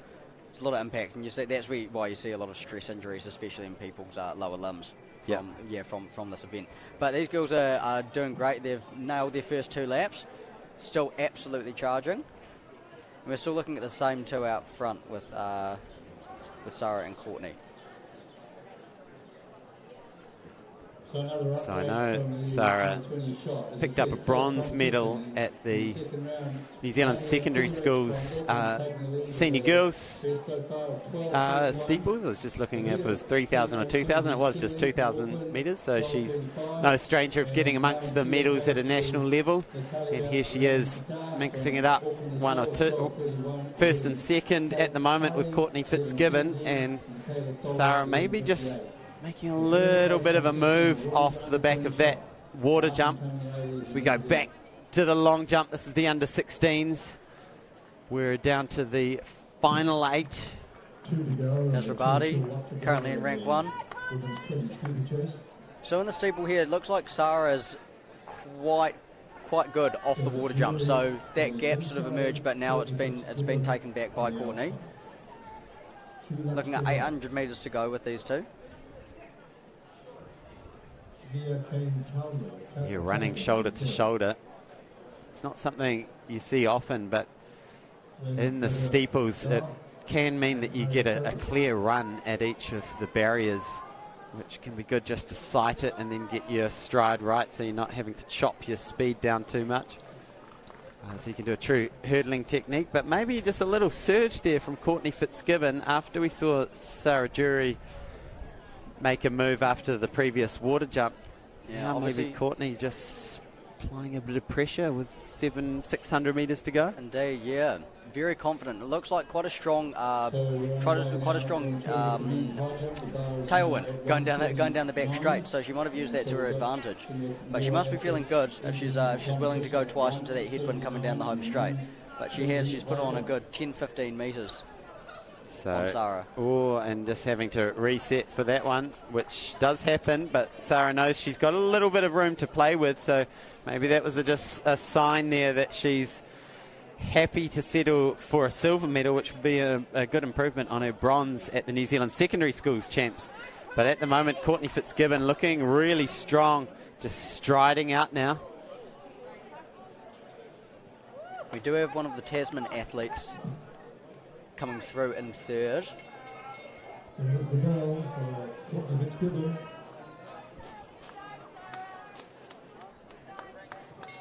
made the break with 2 laps to go. Sarah Jewell goes through. So Courtney Fitzgibbon, 350 metres to run. She's got about 50 metres back to Sarah Jury, and then it's probably another 30 metres or so back to Mia Kane-Townley of Tasman. But at the moment, it's all Courtney Fitzgibbon after that move that she put in about 500-600 metres ago. She's really stretched this one out, really finishing strong in this 2,000 metre steeples. And Ollie Chignall, what are you saying at this sort of stage in a distance race to keep you moving, keep you accelerating? Any mental tricks you play with yourself? Just get to the finish line. Yeah, you do get to a point certainly in these distance races where you're just counting down the laps. They will have hit the bell. Usually hitting the bell, you go right 400 to go, and you just start counting down. One bend, one straight, one bend, one straight, and then you're home. But these guys have got the added problem that they've got barriers to get over. So here she is, Courtney Fitzgibbon. She's crossed the final of those barriers. She's gritting her teeth, bumping the arms, and she will be your under-18 Women's 2,000 metre steeples champion for 2023. What a wonderful move she made about 1.5 laps ago, and it's paid off. She's put quite a bit of distance between her and Sarah Jury, but Sarah won't go home empty-handed after that early work she did pulling those two along. She will go home with a silver medal today. And behind her, the Tasman athlete, Mia Kane-Townley, she will coast on through for a bronze medal. Some tired bodies crossing the line and a lot of relief. And I'm sure a lot of satisfaction that the summer season is coming towards a close with some medals to take home. A lot of these athletes, of course, will still be at high school, and they'll be looking up either North Island champs or South Island champs, which is usually sort of early April. And that usually is the end of the track and field season for our high school athletes. So, Ollie, did Hamish pick your brain about World Cross? Have you? Yeah, we talked about it briefly. Yeah, World Cross unfortunately wasn't my best showing. Yeah. Wasn't the dream result you're after? It wasn't the dream result I was after, but I think a lot can be taken from the facts that sometimes getting there is getting there quite often is the biggest thing. And for a lot of the athletes here, a lot of people are just really happy to be able to hit a standard and qualify to get to a national champs. Yeah. And it's again just the same thing, just at a slightly different level. So yeah, I mean there's plenty more to come. Luckily, still a relatively young and up and coming athlete. So yeah, plenty more time to tick that box. And what was the feeling amongst the team like? It was crazy weather conditions, went from scorching hot, and for those who don't know what we're talking about, this is from 2 weeks ago, World Cross Country champs in Bathurst, Australia. That's right, you heard it right, at the motor racing venue. And it went from, 35 degrees for the juniors in the mixed team relay to 20 in a raging thunderstorm for the senior men. Yeah, it plummeted. While we were warming down, it went from 35 down to about 25 almost instantly. Wow. Yeah, it's just a complete change. Thunderstorms started to come in. They actually brought our race forward half an hour. So we were all sitting there in our ice vests waiting to waiting to go. But yeah, so it completely dropped about 15 degrees and went complete thunderstorms. Wow. So we've got the men's 2,000 metre steeplechase, under 18s, and it looks like just 2 starters. So as long as they get to the finish line, they will be guaranteed a medal. Just in what order? Got Max Poland and Lucas Huya. So further update on the very exciting women's under 20 shot put.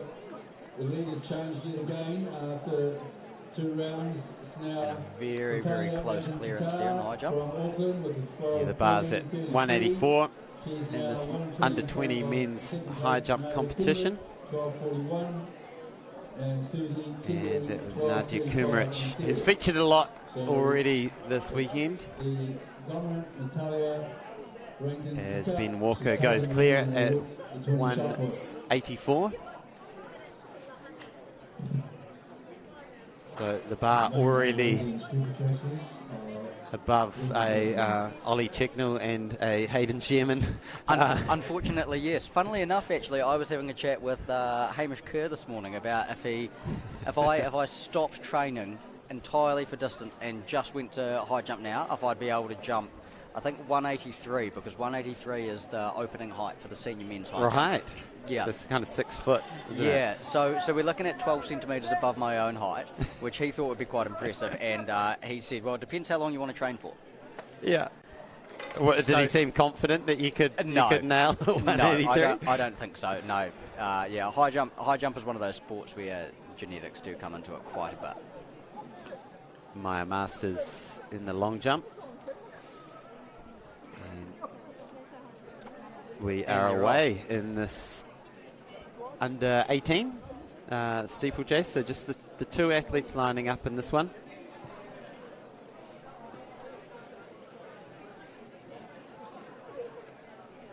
So I guess a bit of a challenge to our other junior under 18, under 16 athletes. You know, if you're coming home in that top 100 at New Zealand cross-country champs, New Zealand secondary schools cross-country champs, give an eye to this event next year, because the fields aren't usually massive, and if you've got that endurance and you love mixing things up with a few hurdles and barriers, this is definitely an event to eye up. So it'd be great to fill out these fields in future years. Indeed, yeah. Hamish and I were actually talking about it's definitely becoming a lot more of a specialist event. You know, people were turning to it at an early age and going, right, I want to be a steepler. Where it used to be almost a fullback option. Yeah. When I was younger, it used to be a fullback, but now it's just becoming super specialised, and it's great to see under 16s, you know, going out and giving it a crack. Was there quite a large surge here from? Yeah, Max Pollan just surging outside of Lucas Huya, and this is the thing with steeples, the barriers can really upset your rhythm, and so you get a lot of the sort of chopping and changing of the lead. It's not as sort of fluid as a flat race. It only takes one little misstep or a bit of a chop in your stride and you end up having to slow down a little.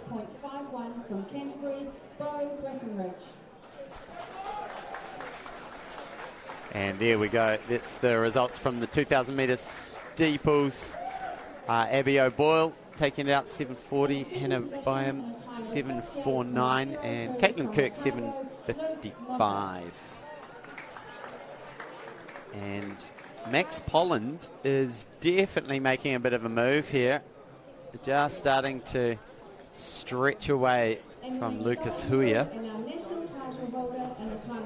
So for those who haven't been to Newtown Park in Wellington, the wind does tend to play tricks on you a wee bit. It does swirl. You get a headwind somewhere, headwinds other places, so quite often races can be made by people making the most of where the tailwind is and where the headwind is. So it looks like he's made a surge last back straight, and he's opened up about a 15-20 metre lead. 184, and we've got 6 athletes so far. So this is the under 18 2,000 metre steeples. So this looks like a good comp shaping in the men 20 high jump. 4 barriers every lap, plus the water jump barrier, so effectively 5 barriers. Great innovation. Like it was really someone who was thinking, how hard can we make a distance race on the track? Let's find some incredibly heavy barriers that won't move. We'll plonk them on, and we'll dig a little water trough just to mix things up. It's good innovative thinking. It's just cross country for track, essentially, isn't it? Yeah, yeah. Max Poland leading the Steeplechase.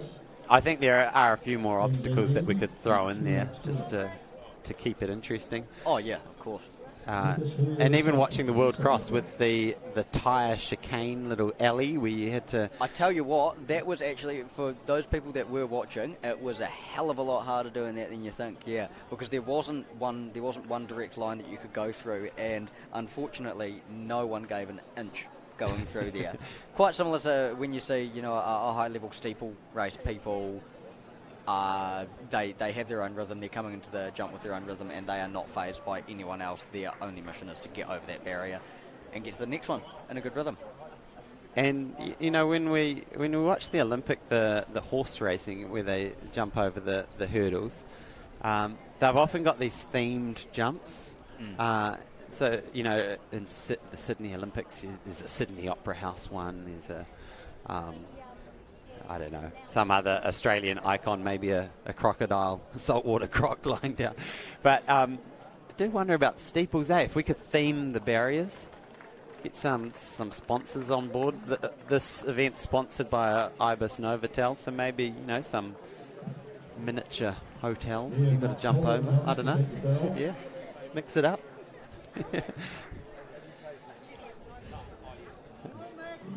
Yeah, we could get creative with this event.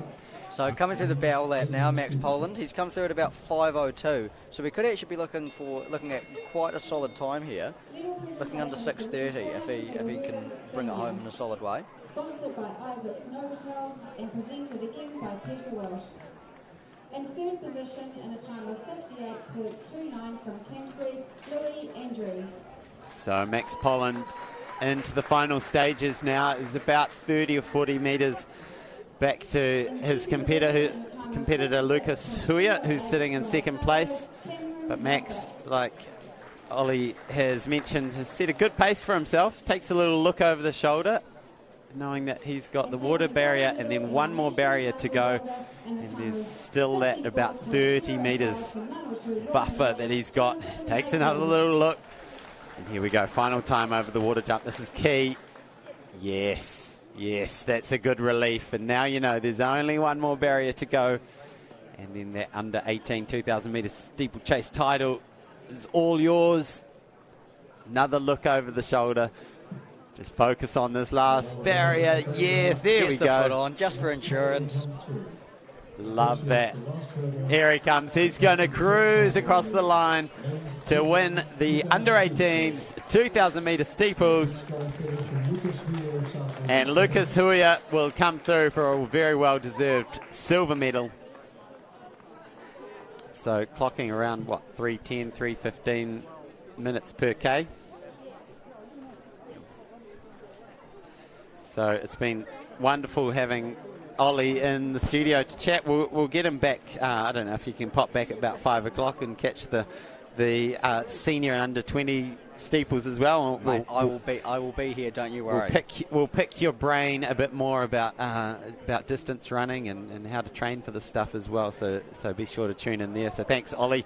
We're going to bring Sarah Carley-Ross in because we are coming to the, I guess, one of the big feature events, the blue ribbon events at the National Champs, and that is the 100-metre finals, which we saw absolutely light up this morning when Zoe Hobbs broke the New Zealand record, her own New Zealand record, by 0.01 of a second to rewrite those record books to 11:07. Man, we've had just an all-time 14, 15 months of female 100-metre sprinting, with Zoe just bringing that 100-metre record down. But not to be outdone by the girls. There's going to be a fantastic race in the senior men as well, with Tian looking very sharp and a lot of other boys looking really quick as well, looking to go into the low 10s, sorry. So that is going to be electric. Sarah Cowley-Ross, you've tracked down your family. They managed to find a flight down here.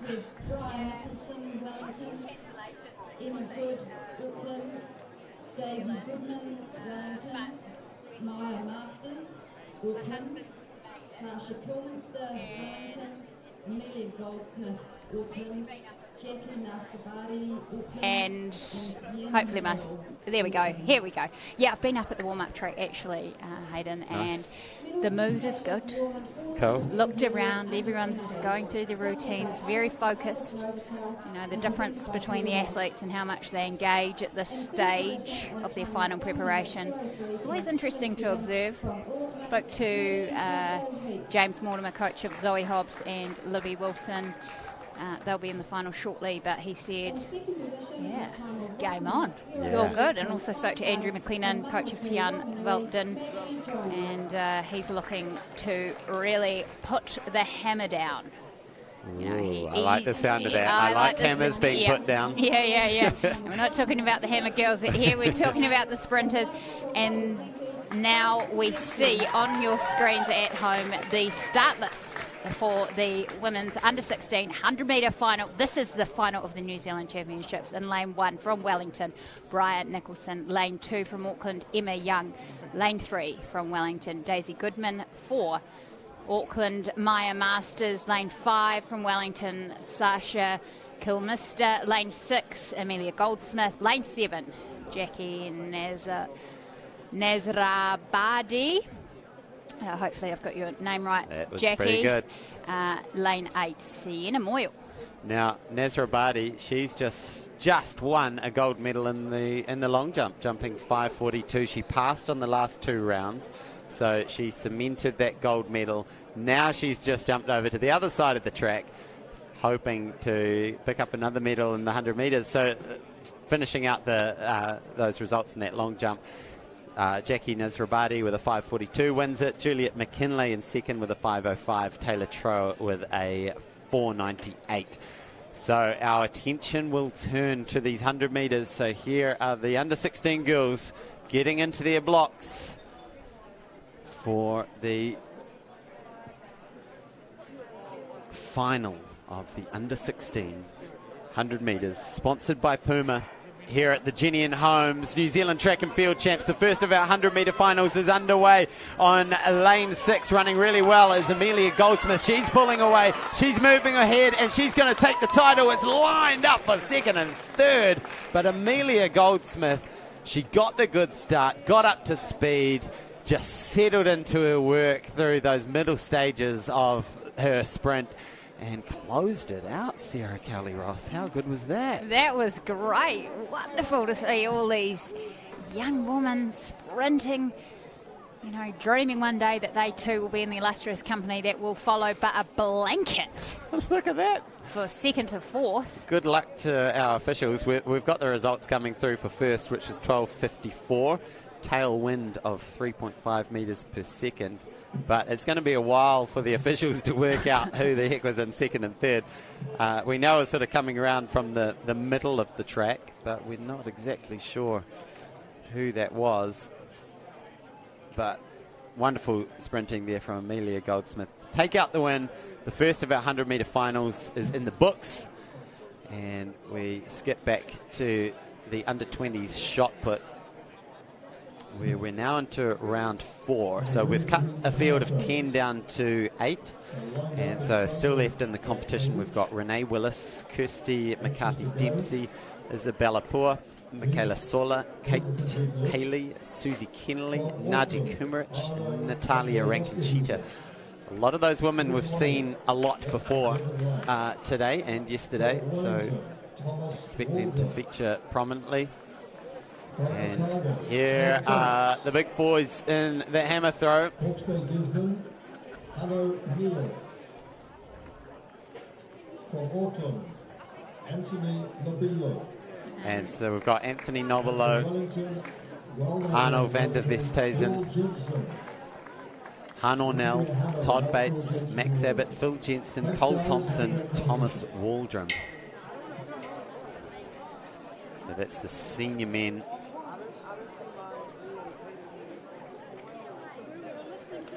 And great to see the likes of Phil Jensen, who was a Commonwealth Games medalist, still in the sport, still involved. He's a selector now for Athletics New Zealand, which is great. But you keep an eye on Anthony Nobilo. This is the high jump. Yeah, bar at 189.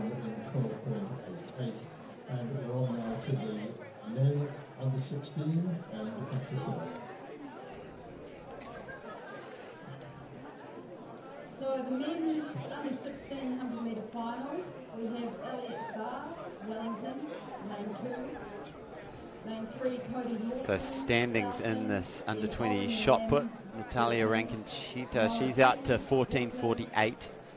And Nadia Kumaric with a 12:41. Susie Kennelly not too far behind on 12:35. So they're your top three in this competition so far.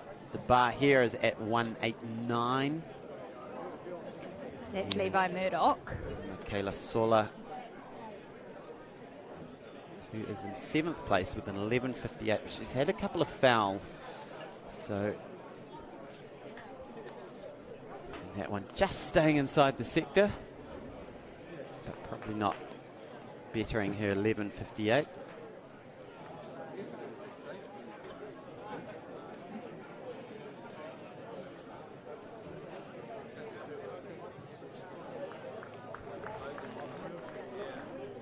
And over in the high jump, we have the bar up to 189. Here we have a look. I think this is Ethan Bone. Beautiful clearance. Arches the back, chucks the arm over, chucks his body over, and he is clear.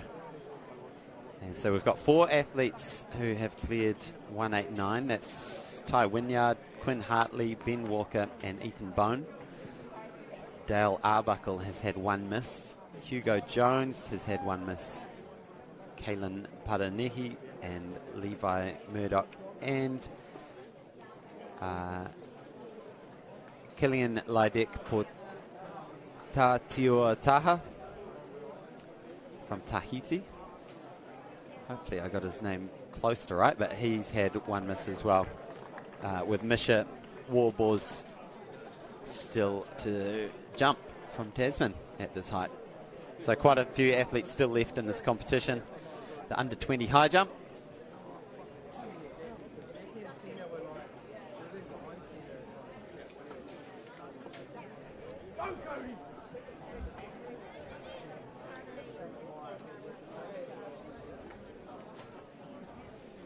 So the first of the hammer throws will about to go, but we're in the blocks for this 100 metres.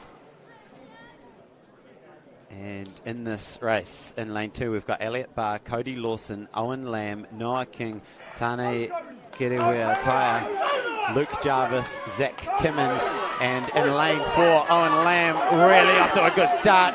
Noah King also closing fast, but holding on is Owen Lamb. Brilliant running from Owen Lamb. He will take the title. The Aucklander on his right was closing super fast. Noah King. Watch the start from Owen Lamb, getting out of the blocks, getting up to speed very quick, and then Noah King came from nowhere. He was back in about 5th or 6th place, 30 metres in, and then look at that closing speed. Get him in a 200. And now this is the official times for that under 16 100 metre final. In first place, Owen Lamb, 11:18. Second place, Noah King, 11:31. And third, Cody Lawson of Southland, 11:56. Wind over 3 metres a second. In third place, representing Auckland, is number 1.06.65, Sophie Adams. So next up on the track will be the women's under 1800 metre final, as we catch the closing rounds of this women's shot put competition, under 20 women's shot put competition. We're now into round 4.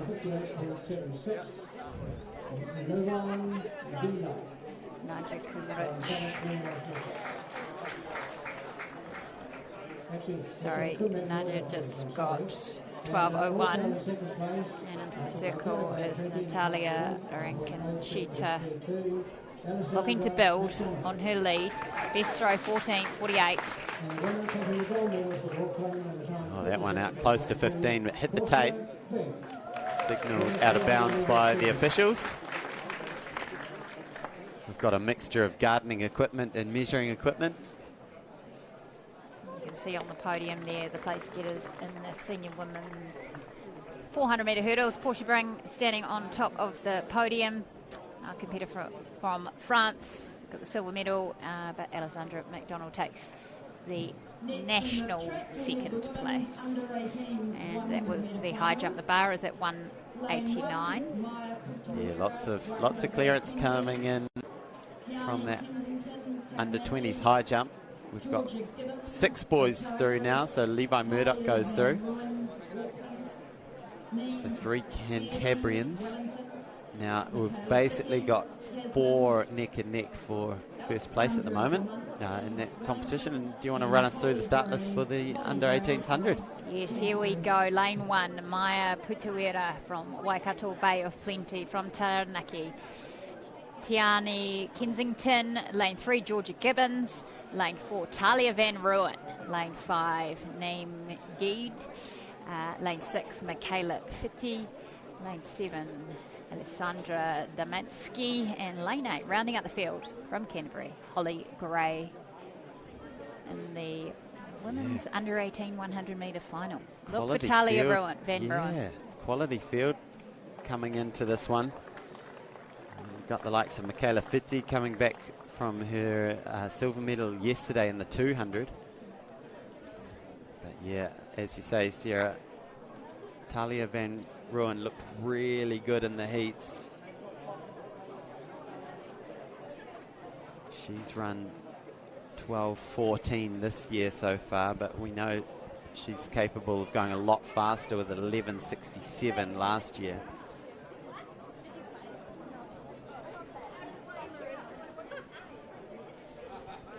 So a reminder again, thanks for tuning in. How you can help us out is just hit that share button, share it out to your social medias and your friends and family, because we're seeing the fastest people in the country right now on screens. We're up to the under 18s, we're going to move up to the under 20s, and then it's the open age groups. We've got the all-time fastest Kiwi, Zoe Hobbs, after a new national record this morning, 11.07. She'll be coming up shortly. And the rest of the field will be looking to keep as close to Zoe as humanly possible. And then same again in the senior men's race. That is going to be electric. Tian Welton looked so good this morning, and the heat's just cruising through. So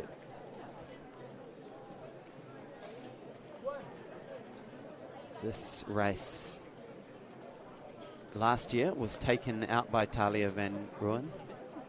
Shail Collette was in second. They, her and her sister Adira moved up to the under 20s now. Sarah Sneak at the high jump of the men's under 20. That was Hugo Jones, clear on his third attempt at 189. And the bar is going up.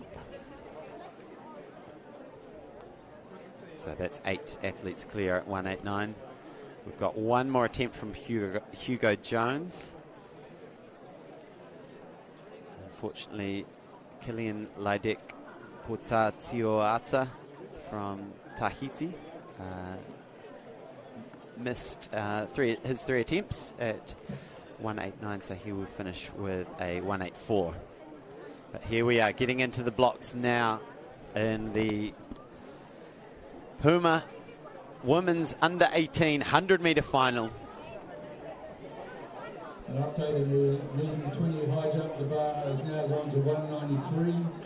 So from lane 1, Potsuera, Kensington, Gibbons, Van Rooyen, Gidier, Fitzy, Dometsky, great. They're away in the under-18 final.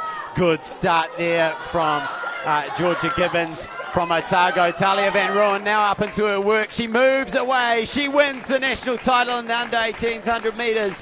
What a finish there from Van Rooyen after that fast start from Georgia Gibbons. Out of the gate so quickly, but once Van Rooyen got up to speed, she really started to move away from that field. 12:10 is the time that we've got now.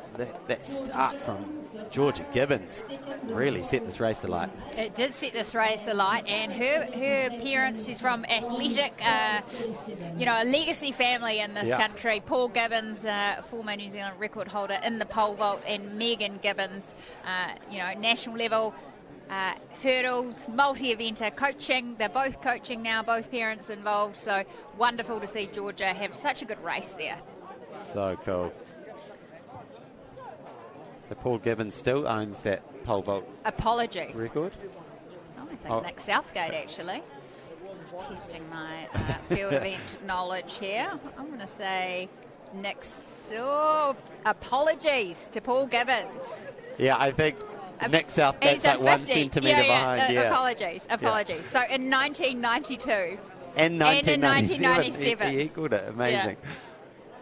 I heard great stories about Paul Gibbons actually doing block starts with the likes of, Chris Donaldson, Gus Nikitia, and absolutely, sticking it to them in 20 metres, 30 metres. Wow, really? Great yarns of back in the day. Yeah. I think we forget how fast you need to be in the pole vault to send yourself 5.5 metres into the air. You need a lot of horizontal force. Well, it's power. Yeah. And generating power from a stationary position in a block start is a real indicator if you've got a good technical model of talent. Yeah. Yeah, I was actually asking James Stain, what sort of percentage of max speed the pole vaulters getting up to on the runway, and he was sort of saying, that you're well into the 90s in terms of max speed, and that's holding a pole above your head and trying to get the pole into the box. And so there's a lot going on at almost full speed. Yeah, one of the things that I'm looking forward to this year, hopefully it eventuates, is Shelly-Ann Fraser-Price and Mondo Duplantis, who just set another world record in the pole vault the other day. At a press conference last year at one of the Diamond Leagues, there was a bit of banter between the two of them. Are they going to have a race? And, so Shelly-Ann was like, I can beat you. And Mondo was like, game on.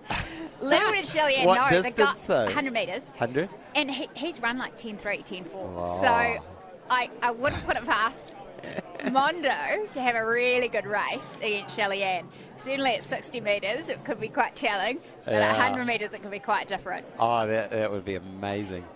Make it happen, people. Yeah, make it happen. These are all the matchups that we dream about happening. So Ben Walker goes over. The bar is at 193, so we've moved things up. And over in the hammer throw, we're very early stages of the senior men's hammer. Anthony Nobelo's already out to 65.51. Phew. Arno van der Westhuizen is out to 50.49. Phil Jensen 48.62, and Hanor now 39.42. We're back to the 100 metres. This is the boys under 18 final. We've got Hunter Scott lining up in lane 1 from Canterbury. In lane 2, Leo Youssef from Wellington. Lane 3, it's Cade Lambert from Auckland. Lane 4, Rylan Newmay coming back from his win in the 200 metres yesterday. Lane 5, Caden Taylor from Auckland. Lane 6, Joshua Lotsu from Wellington. Lane 7, AJ Madondo from Canterbury. What are we going to see today? So in the 200 metres, it was Nume ahead of Madondo and then Lotsu in third place. Will we see those three feature again? Or maybe a bit of a mix-up in the order?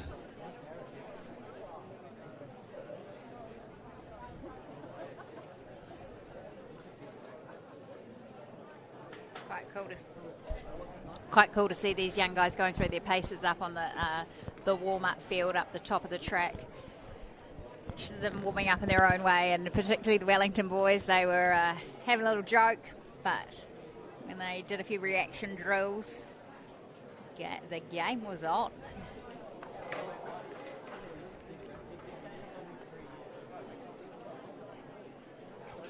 So it looks to me like Ryland has the best PB out of all these boys with a 10.91. So expect this race to be well into the 10s. They'll have a healthy tailwind behind them, allowing them to the finish line. So you can see the nerves, see the anticipation. This race means a lot. And there's nothing like that anticipation before 100 metres of giving it your all for 10 and a bit seconds.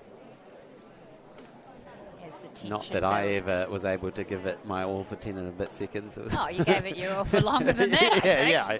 Come on, be fair to I get my yourself money's there, worth Hayden. when I do 100 metres. But the race Just is... incidentally, I am a former Taranaki senior 100 metre champion, so I'll just there you throw go. that Claim out that. there. Just hold on to that. We won't talk about how many other senior men were in the race. No, that's a story that you just need to keep telling Yeah. your little one and not ask any questions. Yeah, don't dig too deep in the record books for that one. It's just over at our men's under 20 high jump as they go to their marks. Dale Arbuckle, that was from Tasman, missed that height, but the race is on. As a reminder, we've got Scott in lane 1, Yusuf, Lambert, Nume, Taylor, Lotsu, Madondo, and we're away in the under-18 boys final in the 100 metres. It's looking pretty even at the moment. Madondo's looking good. Lotso's looking good. Nume, what can he do? Nume pulls through for the win. He gets the double. Wow, that was an amazing race. It was so even. It was so hard to call. Ryland Nume, after winning the 200 metres yesterday, he's come back and he takes home the 100 metre title. Huge finish from this young boy from Hawke's Bay, Gisborne. And we'll look at that time, 10.73. What a race! So good. Oh, it's great to see these young guns So giving it everything. At this stage, you couldn't separate it, and it was just these last few strides, and it really came down to maintaining that top end, and it was a matter of who slowed down the last, really. We don't have the place getters order yet. Definitely a photo finish there as we go to Anthony Nobilo, round 2, hammer throw. Oh, this is looking big. This is looking huge. It's well beyond 60 metres. Remember, he set a PB earlier this year in Pakuranga of 68.95. That looked like it was definitely up into the, at least mid-60s. I want to say high 60s. He was happy with it. I saw the fist pump after the throw, looking over to his coach. If you get a fist pump from a hammer throw, I feel like you're looking for a good score there. So our current competition leader and firm favourite, you would have to say, is Anthony Nobilo. Anthony Barnes, who's often competing closely with Anthony Nobilo. I believe he's based in the States at the moment. And of course, would not be throwing the hammer throw indoors there at the moment. It's not really the ideal indoor sport. They'll be doing the weight throw now. That throw was 64.81. I thought it was a bit further than that, but anyway. It did look further. It did. And based on the fist pump as well, but good thing we're not measuring it with our eyes from here. We've got the The officials out doing a great job. All right, now we're moving up into the under-20s for the 100 metres. This one is going to be absolutely electric. So we've got Sarah Hewlett in lane 1, Paige Cromarty, Mariel Venida, Adira Collette, her sister Shail Collette, Kiana Pohi, and Peasley Neve Townsend in lane 8. So we saw, was it Shail post a PB in Correct. the heats? It Yep. was Shail. But who will get the family bragging rights for another year? Yeah. Shell looked really good in the heats. She did. She looked really good. And I'm just sort of going to do a little scan through who's got the edge of recent results. Back at the Pirate Classic, it was Shail over Adira. At the Capital Classic, it was Shail over Adira again.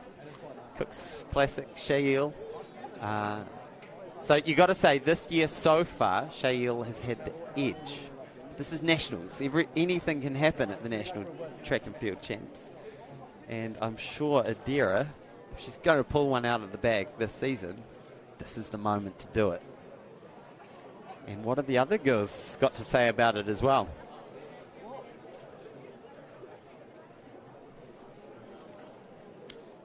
Big throw in the shot, but that one goes out of the sector. Natalia. And that was the final throw. So that was the victory lap in the under-20s. Natalia continuing her great weekend, 14.51. She takes the win. Nadia Kumaric will settle for silver with a 12.41, and that was just 6 centimetres ahead of Susie Kennelly, who continues her good weekend as well with a 12.35.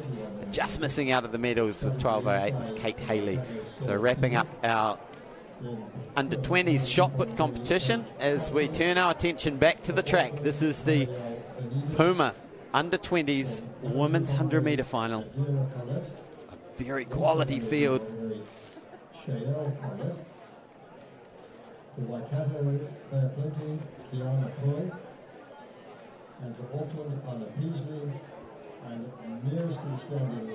know, when we're talking about other athletes that might be able to make a charge for this, Mariel Venida, she's only 0.01 of a second this year behind Adira Collette. So expect her to be right up there as well. Kiana Pohi, she's run a 12.46 this year. So, and you've got to imagine the action is going to come from the middle of the track, lanes 4 or 5, but can Mariel Venida get amongst the action as well, just inside of them? Wind readings that we've seen lately have all been well beyond that 2 metre legal limit, pushing up more around the 3.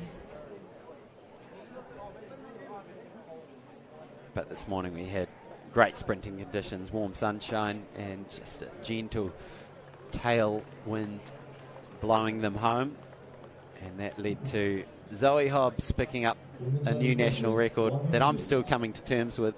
It hasn't sunk in. Love the passion for our sport, Hayden. I tell you what, I have to say, I did not expect my adrenaline levels to be so intense so early on in this commentary work. They've got to ease us in, right? Oh, we're supposed to be getting that excited on day 3, but we were right into it. Look, game on. This is what we're here for. This is what we want to see, and quite open to more personal best performances. National records, absolutely. But what you want to see is these athletes coming here and doing their best. Yeah. This is the stage to do it on. Got a lovely crowd building here at Newtown Park. Good clearance in the high jump. Nothing like a good third attempt. Misha Warbos goes over.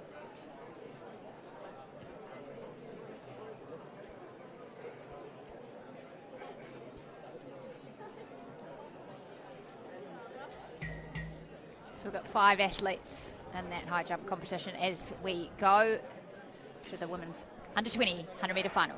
Here we go, and they're away cleanly. Right on lane 4 is Adira Collette. She got the good start on her outside, Muriel Venita, but closing strong. Shael, will Adira get it? So close. The twins out of Manawatu Wanganui. Adira got the start. Muriel Venita had the acceleration through those middle stages, but did Shael get it on the dip? Often when you see the athlete who pulls away after the finish line, that's who gets the win. But let's have a little look at the start. Talk us through this, Sarah. Well, what a start here from Andera. Right from the gun, she was game on, and she really looked like she was going to take this race. And Xiao just holding her hips in such a great position there as she lunged for the line.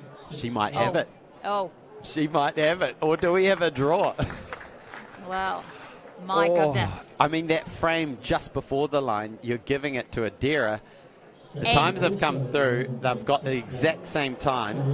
They've got the exact same time, Adira Collette and Shael Collette, but it has come down to the thousandths, which is going to separate them. We don't have the exact thousandths, but the equal time for the Collette twins. So that is amazing and a great time, 2.8 metres per second, the following win. And Marielle Venida from Auckland, 11.80. So what a race here in the women's under 20. So good. Adira with that amazing start. Got up to speed, and she had, a metre and a half on her sister, and then that strength of Shael just coming back, and it came down to the dip at the line. And remember, Shael has won every race this summer so far in the 100 metres.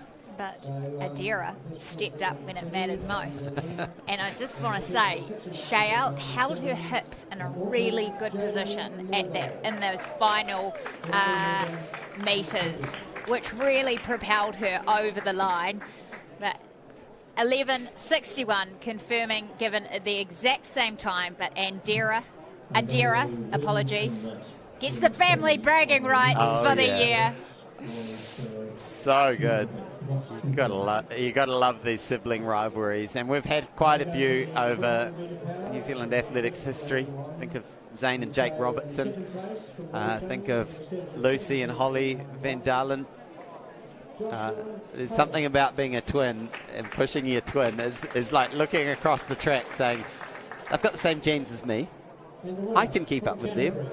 And Adira showed it. That was such a great race. Great to see the medal ceremony there for the Para 400. That's William Steadman, amazing Paralympic athlete. Presenting the medals there is Nigel Avery, chef de mission for the New Zealand team, and former triple jumper himself, bobsledder and Olympic and Commonwealth Games weightlifter. That's quite the resume. Quite the resume. His daughter Hunter was in the under-18 long jump as well, actually.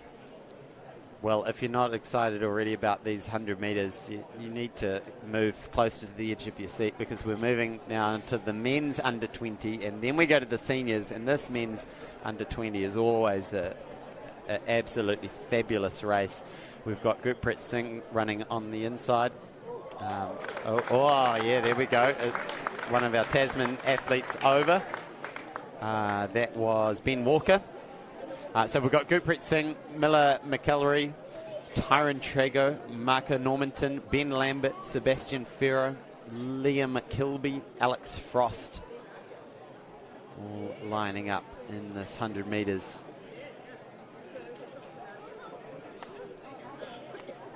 Big fella. Tommy Walsh getting set for tomorrow afternoon, just with some members of his team there. Coach Hayden Hall, mental skills maestro John Quinn, and we look forward to a good showdown. Speaking of showdowns, so standings in this 100 metres, it's very fascinating. We've got 5 boys going clear, so this is the under 20 high jump, 5 going clear at 193. And in the lead currently is Quinn Hartley and Ben Walker. They've got the cleanest sheets so far. Then we've got Ty Wynyard, who just has one miss at 193 before he went clear. Ethan Bone has had two misses, one at 184, one at 193. So he's sitting at 4th place. And then we've got Misha Warboys, who we saw celebrate very well with his clearance at 193. So we're starting to get to the business end of this under 20 men's high jump. And we're starting to get to the business end of this 100-metre competition as well. As we look now to the high jump. Ethan Bone, oh, good attempt. That was his first attempt at 197. Good aggressive run-ups I'm really liking today. Really puts... A lot of speed. Well, if you can have the strength to use the speed in the right position, it's going to work for you. If you don't quite have the strength to handle the forces that you generate by going faster, and also the speed versus control conundrum, yeah, then if you can get that balance right, it's really going to propel you over the bar. You've got some really exciting young high jumpers. We've got one particular high jumper who we'll be looking forward to in action tomorrow, Hamish Kerr, Commonwealth Games champion. As we see the field for the men's under 20 100-metre final. So Tyron Trago is certainly one of the men to watch. New Zealand's secondary school's senior boys 100-metre champion.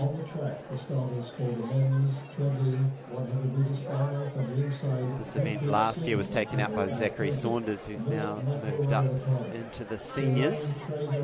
So Tyron Trago, I mentioned, one of the Wellington boys there in lane 3.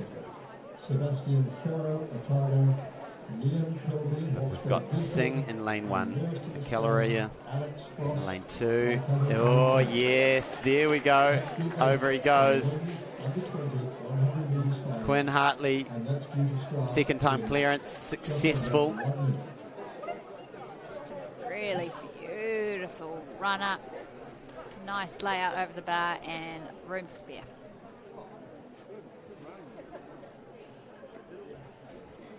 You can see the focus. You can see what this event means to these boys.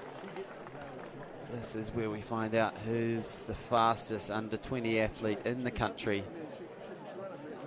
As we see Ty Wynyard. Oh yes. Beautiful clearance at 197. So things are moving up in the high jump. And there's a miss for Ethan Bone, unfortunately. And the starter calls our under 20 men to their blocks in this Puma 100-metre under 20 final.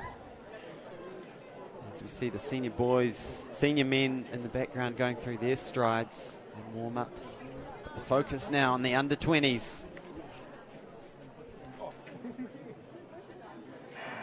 And away cleanly here in the under 20 final in the 100 metres. Tyron Trago is up onto his toes. Marco Normanton from Taranaki looking good. But here goes Tyron Trago pulling away with him. Ben Lambert from Wellington will claim second. Very close for third. Tyron Trago, once he was up to speed, that top end speed, no one could match it. He just pulled away and kept on pulling away. And another clearance there in the high jump. Lots going on here at the track. Misha Warboys moves on to the next height. Let's get a replay of this. And the power of the Tasman, the Taranaki athlete there.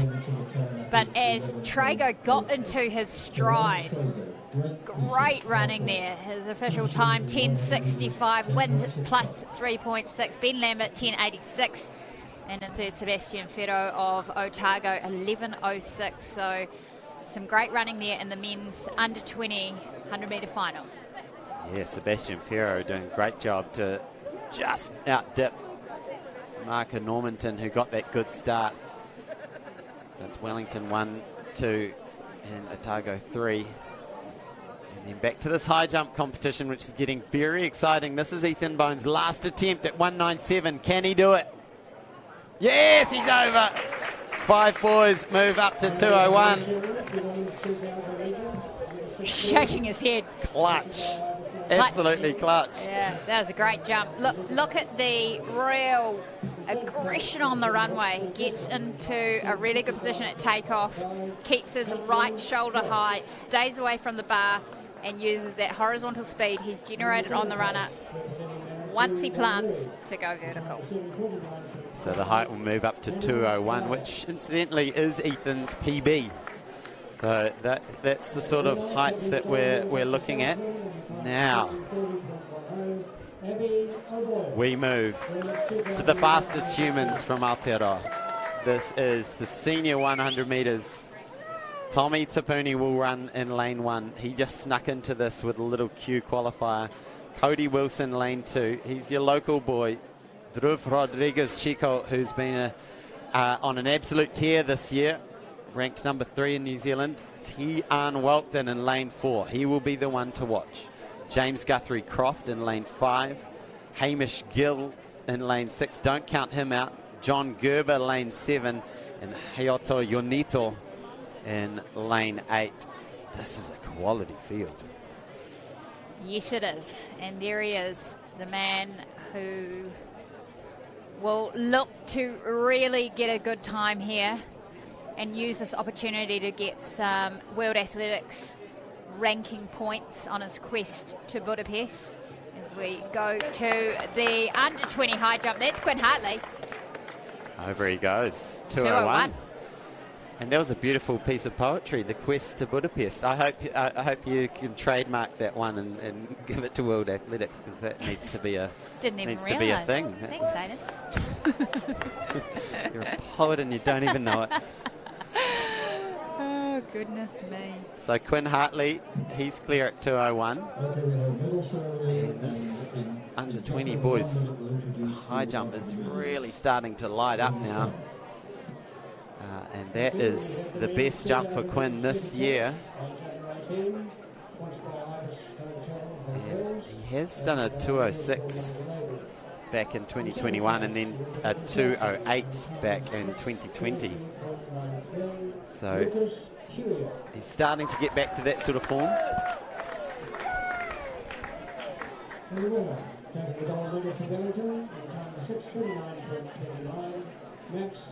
It's Tommy Tapuni,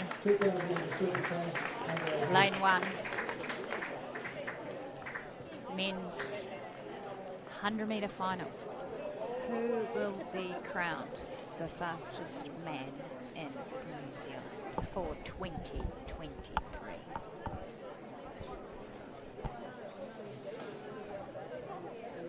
All right, so ladies and gentlemen, you officially can get excited if you're not already. It's time to stand up. I'm getting off my seat.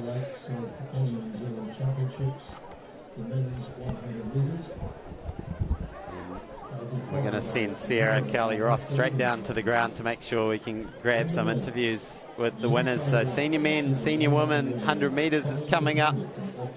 We've got a minute or two before we get into the blocks for this final.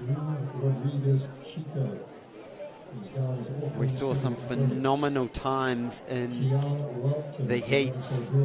Tian almost just cruised. He got to about 70 metres and then just shut it down.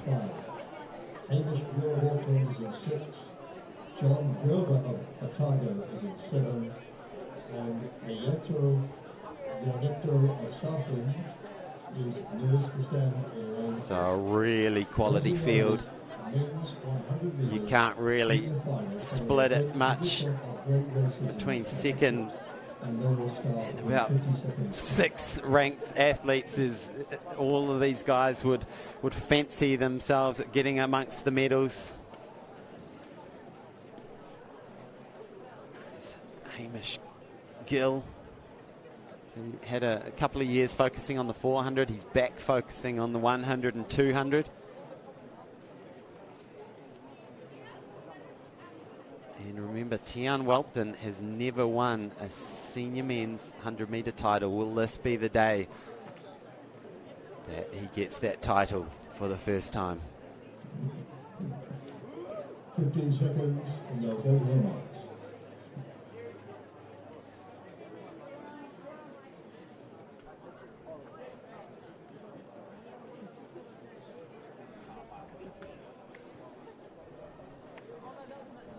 So in their blocks now. In this Puma senior men's 100-metre final at the Jennian Homes New Zealand Track and Field Champs. The hush falls over the crowd. Oh, and I was about to say they're away cleanly, but it looked like maybe Hamish Gill just got out of the blocks a little early. A big murmur goes around the ground. We're going to have a little look at this one.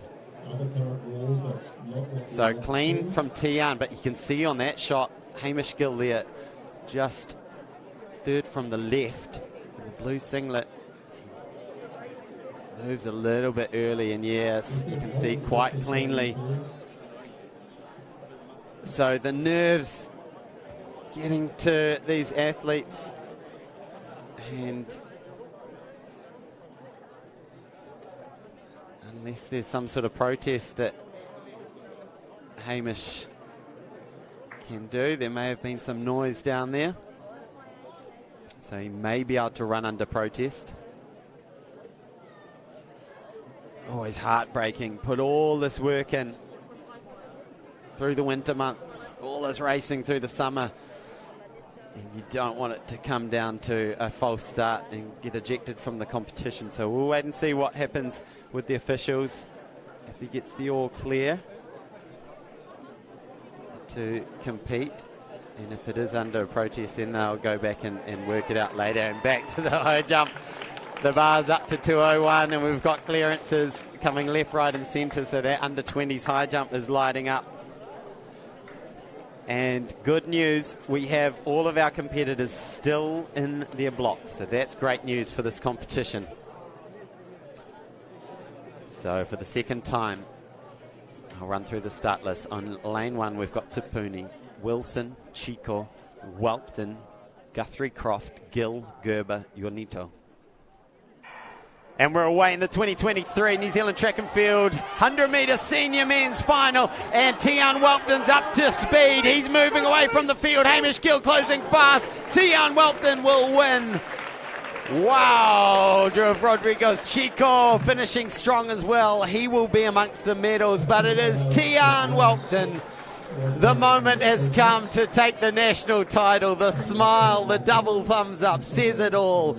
That's what it means. The hamstring has survived the domestic season, and it means he is your national champion in the senior men's 100 metres. So let's see the start this time.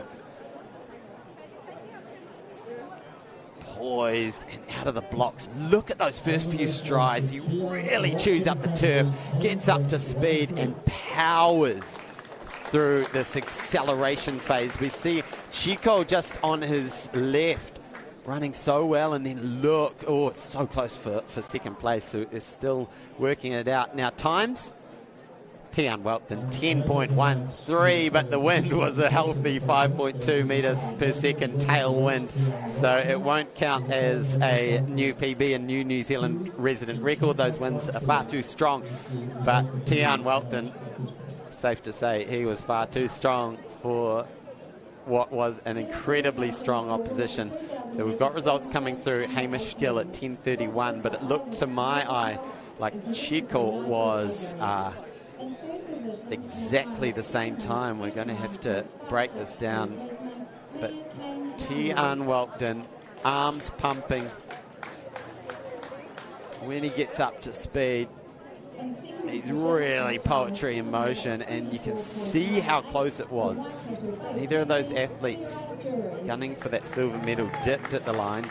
Now we're being told that Drew Rodriguez Chico got third, and we're going to cross down to a very happy looking Tian Whelpton with Sarah shortly. And so catching the closing stages of this high jump, and just missing that. So at the bar at 2:01, bowing out of the competition. Let's head on down to Sarah Carly-Ross. Well, Hayden, I have the fastest man in New Zealand here, Tian Wellington. Congratulations. How does it feel? It's fantastic. You know, the 100-metre title's one that's been evading me the last couple of years with hamstring injuries and whatnot. So, you know, I've got to say thanks to God for giving me this talent. Thanks to my coach, Andrew McLennan, for developing it. And a big shout out to my parents, because without them supporting me, I wouldn't be able to come to these competitions. So, thanks, guys. Well, good on you, Tian. Now, it was a bit of drama, actually, that false start by Hamish Gill. Talk us through what was going through your mind as you got into the blocks the second time. Yeah, so I didn't actually see. I just thought he got a real good start. And I was like, okay, now I'm going to have to catch him.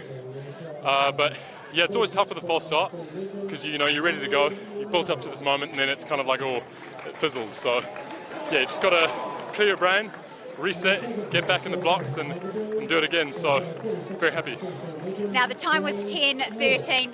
We suspect it was windy. I don't have the official wind reading, but, you know, you must be happy with that. Yes, happy to break the 10:18 curse, that's for sure. 10:13 would be in all conditions season's best. So, and regardless of what the wind was, it's good points. So, very happy with that. Very happy. Well, you came here to run fast. You came here to get a national title. But what's next for you in your domestic season? Next up for me is Sir Graham Douglas, and then I'll also be at the Launch Athletics event where I'll be one of the captain of the red team, so red team's going to win for sure. And then after that I'll be heading over to Brisbane for the Brisbane Track Classic and possibly Aussie Nats. We'll see how we go. Well, Tiana, it's been wonderful to see you collect that title. Good luck for the rest of the season. We hope you gather more points and run even faster than that today. Any last words from you? No, just thank you so much for everyone involved, and thanks to Wellington. It's been a fantastic Nationals, and I'm looking forward to the one next year as well. So, cheers, guys. There you have it, the fastest man in New Zealand, Tian Wellington. Congratulations, our national 100-metre men's champion 2023. And well-deserved result there from Tian Wellington, looking pretty happy.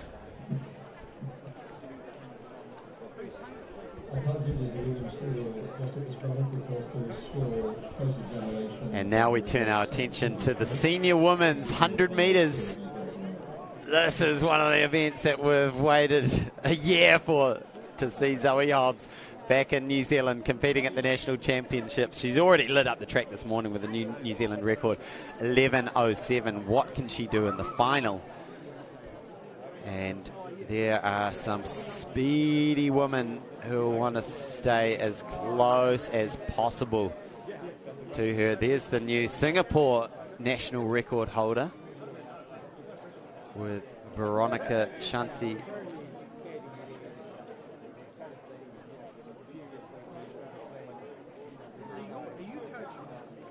Pereira. Sorry, I was just finding her last name. So she'll be running in lane 4. Next to her will be Brooke Somerville and Livy Wilson. Rosie Elliott, 200-metre record holder from just a couple of weeks ago. And then Anna Percy, who's been focusing more on the hurdles, but definitely has some wheels in the 100 metres. But what can Zoe Hobbs do? Can Pereira stay with her? What about Livy Wilson? PB'd in the heats. Here we are. We're away. The Jennian Holmes New Zealand Track and Field Champs 100-metre final. Zoe Hobbs is pulling away already. Look at this acceleration. The crowd cheering her on. Finishing so strong. Wow. Zoe Hobbs lighting up Newtown Park. Absolutely electric out of the blocks. Pulled away from a quality field. Now, unfortunately, behind her, Livy Wilson has pulled up with some sort of a strain mid-race. So, unfortunate for Livy, but I'm absolutely going to need a replay to understand who got second or third, because Zoe Hobbs just stole the show out there in Newtown Park. Now, look at this start. She's been working on her craft for 7 months since the Commonwealth Games. And the time has come through as 10.89 with a 3.4 metre tailwind. 10.89, that is ridiculous, whatever wind we're talking about. And the crowd has absolutely responded. They know how special that is. You can see there's Sarah Cowley-Ross embracing Zoe. Rosie Elliott is in second with an 11.36, and then it was Pereira from Singapore, 11.44. The bronze medal for the New Zealand champs will go to Brooke Summerfield, who's had a good summer, and finishes with the bronze. Fortunately for Livy, she pulled up. You can see that just mid-race. Look at Zoe. Her top-end speed has been a revelation this year, and we're only talking 2 races, this one and this morning's one. But her ability to accelerate and keep accelerating is something we haven't seen from Zoe. And first time under 11 seconds in any conditions. You can see how happy she is.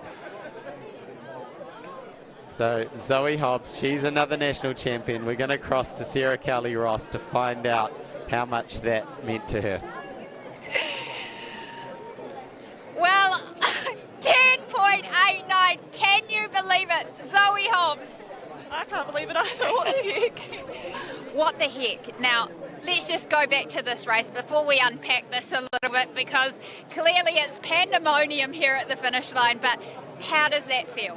It feels incredible. I think, I was not expecting that to have just come back from an injury. I just wanted to come out here today and be in one piece finishing the finishing line, and then I just wasn't even expecting that result, so to open my season like that was incredible. Well, you've well and truly opened your season. This morning, let's go back to the heats this morning. 11.07, a 1.8. What was your mindset coming into the heat, coming off an injury, as you said, to come out and run that fast? Yeah, my mentality going into that race, I just wanted to treat it like a season opener and not put too much pressure on it. My goal was just to flow through the race, be nice and relaxed. Again, I just wanted to get through in one piece, that being my first race. When you're in a race scenario, it's completely different to, doing training reps and stuff. So that was the number one priority. And I think through flowing that race, it gave me that confidence to show me that I'm capable of that time. And then just wanted to come out in that final and blast it as much as possible. Now, for a long time, the 11-second barrier, it was a windy performance, but it does not, you ran that fast, 10.89. How long have you wanted to break the 11-second barrier? Oh, for so long. And I think last year was probably the first time that I've actually truly believed that I'm capable of doing that. And then having run 11.07 in the heat, it was just like, okay, let's just maximise this opportunity and really get after it today. And I think for me, I have to see that, get a taste for it before I actually truly believe it. And I'm kind of, now I've gone and done it with the wind. I've just got to go and do it legally. Absolutely. Now, going back to, preparing from 11.07 this morning to getting in your blocks thinking, well, I'm injury free, I'm ready to go. What are you thinking as you're loading into the blocks there? I just want to have fun and relax. I think like I said, because I went into the heat so relaxed, I don't think I've ever come to a national final so chilled out. Like, everyone was like, oh, you've got nationals this weekend, it's your season opener, how are you feeling? And I was like, actually, I don't really care, I'm just going to treat it like an opener. And so I just wanted to come into this and have fun and just treat it like another race, and I think that really helped. Yeah, I think it did as well, and the crowd here at Newtown Park will certainly agree. Now, back here on home soil after a, enormous 2022, what were the key lessons that you got from 2022 that has enabled you to start your season 11.07 and then run 10.89? I've got an incredible team behind me, and big credit to them because they've been able to get me to the line in this sort of shape and healthy. So yeah, I couldn't thank them enough, and they don't get enough credit, so thank you to my team for getting me here today in one piece and getting me here in this shape. So yeah. Tell us who are those people? James Mortimer, my coach, Simon Chatterton, my strength and conditioning coach, Livy Wilson, physio, and the high performance team.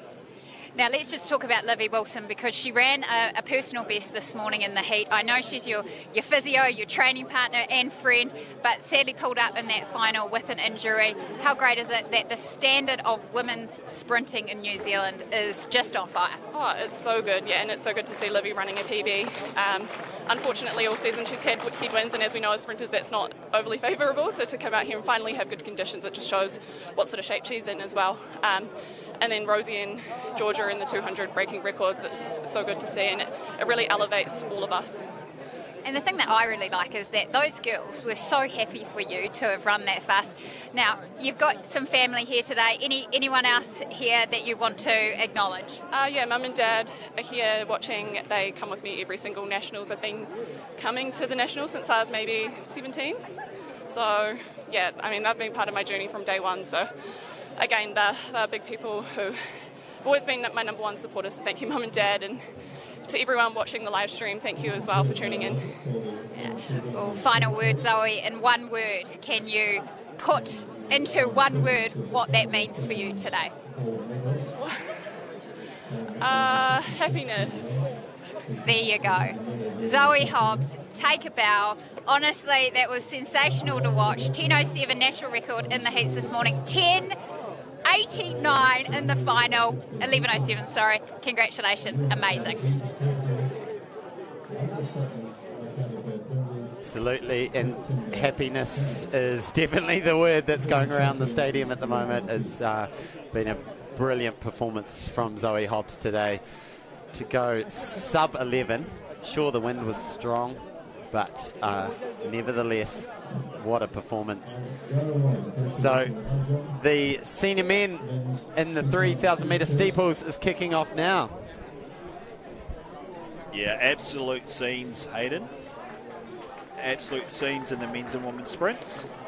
As we're underway here in the senior men's 3,000 metre steeplechase, and as expected, Michael Sutton from Tauranga, representing Waikato Bay Plenty, out to an early lead.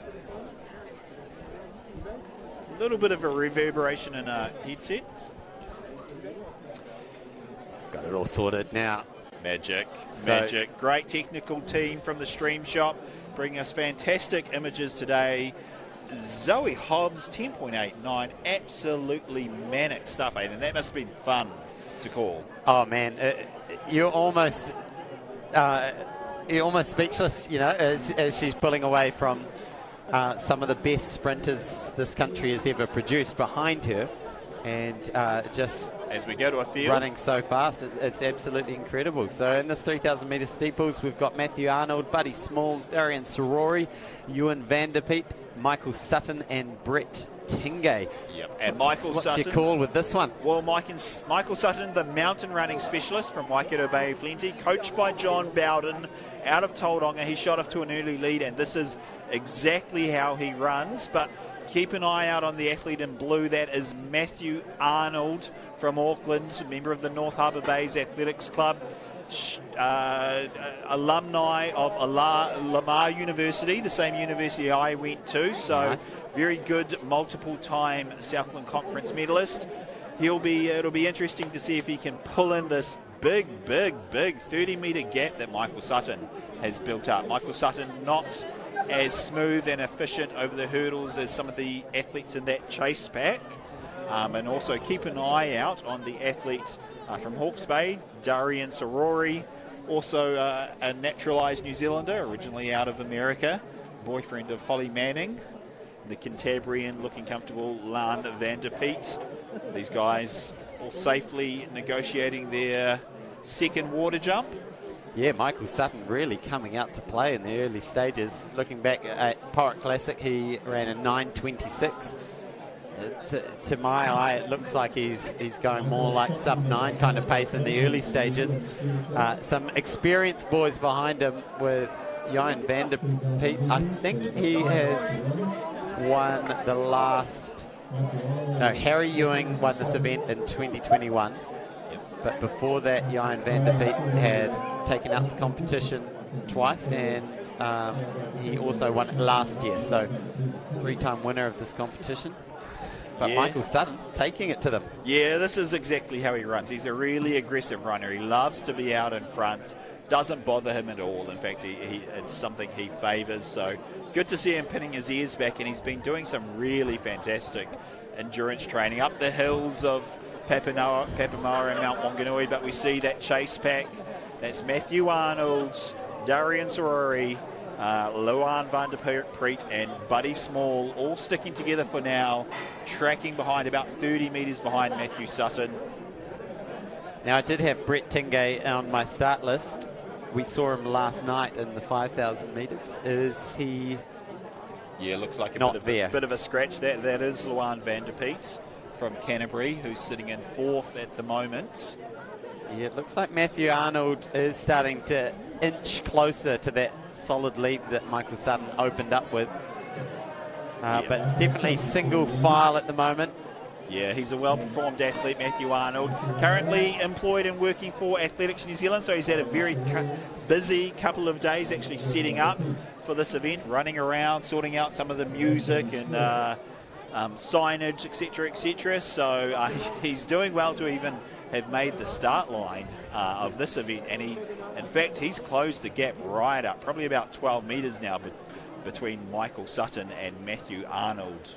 And I got to say, setting up the signage at National Track and Field Champs is no small job. No. Because you can see in the background how Jennian Holmes, Puma, Aon, various other sponsors go at least 400 metres around the track. So that's a lot of signage. It's a lot of signage. So that in and of itself is probably, it takes a team 3 or 4 hours to actually get all of that done. But, it's a great way for us to recognise and thank our sponsors like Aon Insurance. We couldn't do what we do without the fantastic support we have from our sponsors. And now that gap between Michael Sutton and Matthew Arnold has all but disappeared. In fact, Matthew Arnold is going to close up on him. It'll be interesting to see the approach here from Arnold. Does he blow past, or does he sit in and just kind of catch a little bit of his breath, having done all the hard work to close up that gap to the early leader, Michael Sutton? Yeah, well, it's interesting whether you want to stay with him and have someone to work with, but no, basically rolling on by, because behind him, Darian Sorori and Johan van der Preet have each other to run with, and behind them, Buddy Small's right on their tail as well. So a bit of company further back in the field. But Michael Sutton is starting to lose contact with Matthew Arnold, who is pacing himself into this race now.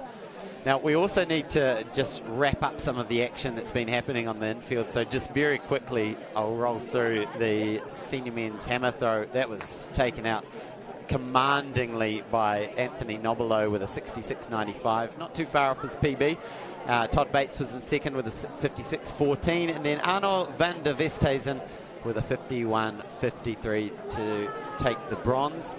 And the under-20s high jump has just finished up, and I'm just waiting for those results to come through as we come to 2 laps to go in this 3,000 metre steeples. He's a well-performed athlete, Matthew Arnold. He's actually previously broken 9 minutes, so a personal best in the steeplechase of 8:59.23, and over 5K he's run 14:29. So a very well-performed athlete, experienced in that collegiate scene. He's looking really strong here today, Hayden. So rounding up the results from the under-20 high jump competition, which was very good. We had 5 athletes attempting 2:01. Only 2 of those athletes managed a clearance, and it was Quinn Hartley who took the win with just 1 miss at 1:97, and then Ben Walker had a miss at 2:01. So very close between those 2 boys. Tia Wynyard picking up 3rd place with a 1:97. And then Misha Warbos, who jumped out of his skin to get up into 1:97, finished in 4th. And Ethan Bone also finished in 5th with 1:97 as well. So getting to the closing stages now of this grueling 3,000 metre senior men's steeplechase.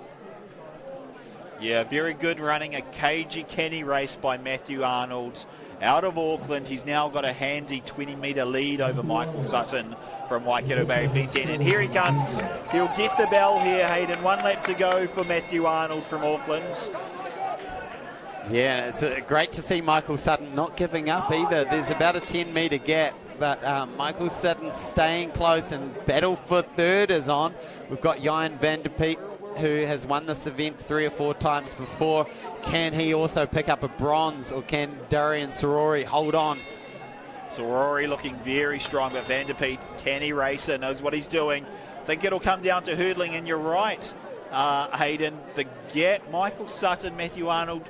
Michael Sutton, could he summon all of his powers and speed here to close that gap? And is it over for Darian Sorori? Could he improve that bronze medal position that he's sitting in? The gaps are closing in the final stages of this 3,000-metre steeples. Remember, we have 2 barriers to go. One of them is a water jump. Here we go. Oh, he really decelerated there. Not a great water jump for Arnold. Here comes Sutton. Here we go. So last 120 metres to go, but moving into top gear now is Matthew Arnold. He's trying to hold off this challenge from Michael Sutton. Oh, no. Drama. Oh, drama. no. What has he done? Michael Sutton comes rolling on by. The last barrier did it, and look at what that means for Michael Sutton. He's come through for the win from nowhere. Disaster for Matthew Arnold.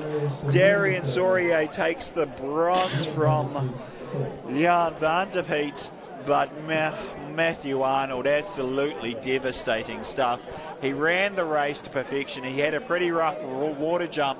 He'd run himself out and then just got it all wrong on that last barrier, Hayden.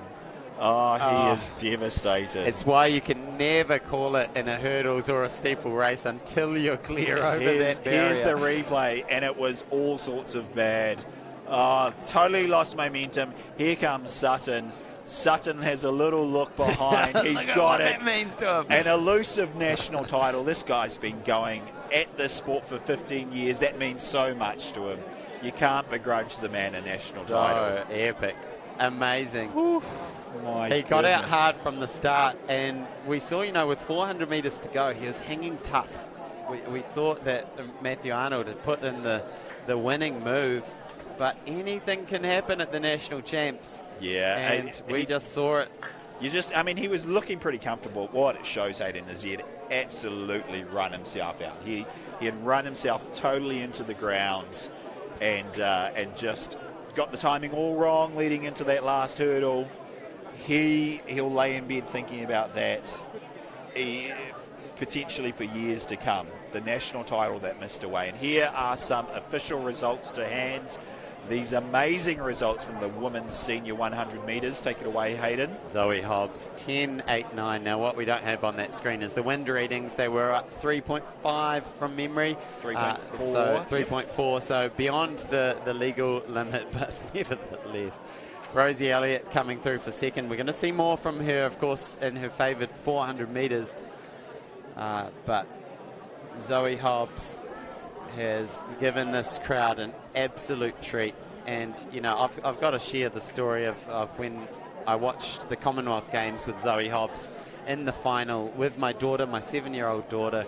And the race is about to go. They're in their blocks, and my daughter Florence says, Dad, stop it. And I'm like, okay, hit pause. And I'm saying, Flo, what's up? She's like, just hang on. So she goes into her bedroom, rustles around in the bedroom for about 5 minutes.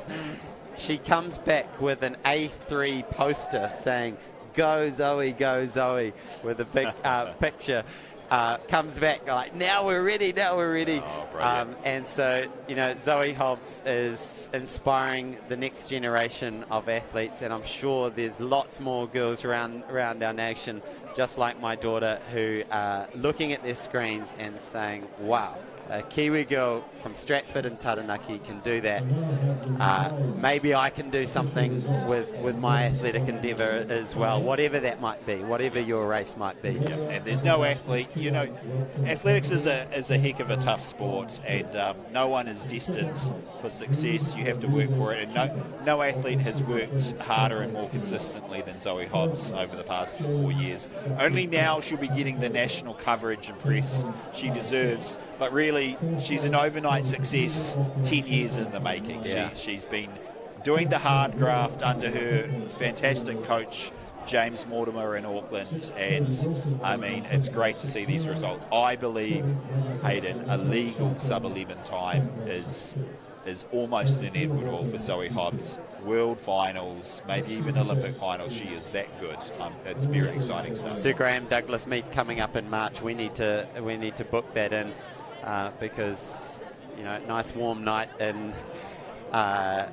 Auckland in a week and a half's time, and who knows what we could see there. Now I'm going to welcome back in Sarah Cowley-Ross because I need more debriefing about what we've just seen, because first of all, Tian Welton got the monkey off his back and got the national title, which he just looks so chuffed about. And that we talked about on social media earlier in the week, that hamstring needed to survive, and survive it did, and he powered himself away to a 100-metre national title. And then, I mean, how do we even fathom 10.89 by Zoe? Do you know what? It's the mind-blowing emoji. That's what it is.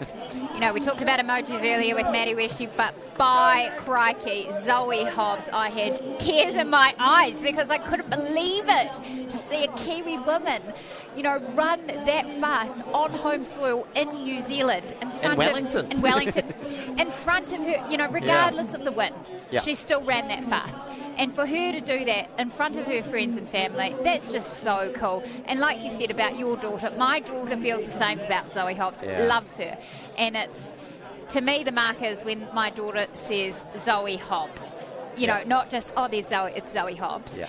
And being on that finish line, interviewing her, she's actually just so chuffed and almost can't quite believe and can't quite fathom that this mark, this barrier that she's been aiming towards for so long, she's absolutely smashed it. Yeah, absolutely. You think back to 2 years ago as we see the under-20 steeples has already started, but Sarah and I need some debriefing. Yeah, I actually was like, oh gosh, Hayden's going to be losing it up here. When we think back to 2 years ago when Zoe was sort of stuck in those mid-11s, and you knew there was something there, and she had equalled the New Zealand record, and you're like, we know that she can get that New Zealand record outright. And then once she broke through that glass ceiling, it just seems like, there's no ceiling there anymore. She can now feel confident that she can compete with those big girls from Jamaica, from the US, from Europe, and how exciting. When we think about Zoe Hobbs and you look at her technical model, which has been refined immensely over the last few years, we can't not mention shoe technology because that has changed the game for so many across all events. But also what I have been impressed with Zoe is her mental skills work that she's done and her mindset around having fun. I hear a lot about the details. She's a quiet person who goes about her work and loves just running fast and is really dedicated with her team. Great that she acknowledged the likes of James Mortimer, her coach, Simon Chatterton, her S&C strength and conditioning coach, who's done amazing work with that group, really developing that spinal engine. We talked about frequency this morning, and Zoe has refined her technical model that she is taking less steps and each step is more powerful. So roughly about 50 steps in 100 metres. I'll get the analysis overnight from my husband who will be looking at this. And we'll break it down further for you tomorrow. But an outstanding day at the New Zealand National Track and Field Championships. Wow, we're going to need a good sleep tonight. We are. And, of course, Zoe's going to be back for the 200 on Sunday.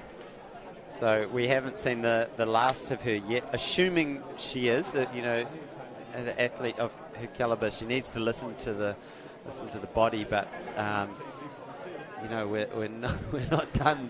It's just day 2 of a 4-day competition. So much to talk about already. And out on the track at the moment is the under-20 steeplechase. Now, I believe we're going to carry on through to the close of the senior women's steeple, 3,000 metre steeple, which will be coming up next. But let me just run through the start list now that we're already well over a K through this 3,000 metre under 20s. So Nick Davies from Auckland, Toby Tesker from Auckland, Tram O'Callaghan from Canterbury, Lorcan Rabbit from Hawke's Bay Gisborne. He's the silver medalist from the secondary schools champs in December. We've got Joshua Fitzgerald and William Larkin. So Lorcan Rabbit is up the front, and sitting on his shoulder is Nick Davies. So those two leading the way at the moment, but the field of 5 athletes is all compact, and Tram O'Callaghan not too far behind, settling into his rhythm. So we'll be coming up to the halfway stages in this race with Lorcan Rabbit out the front. Nick Davies just behind him, and then Toby Tesker sitting in 3rd place. Now, what would you do, Sarah, if you were Zoe Hobbs? Do you come back and run the 200? Or do you say, that was a good weekend already, no need to go further into the well? Well, the double would look good. The double would be great. It would look good. But I think what you do is you wake up tomorrow morning and you do your warm-up and you see how you feel, because you've got this massive central nervous system load. You've gone faster than you've ever gone before, and so I think you need to be very sensible about this and not overload the system too much. Yeah. It would be great. I'm not saying that she shouldn't do it, but I'm saying that she's got a smart team around her. She'll wake up and she'll assess it in the morning. Oh, we'd love to see her in the 200, and we'll see what tomorrow brings.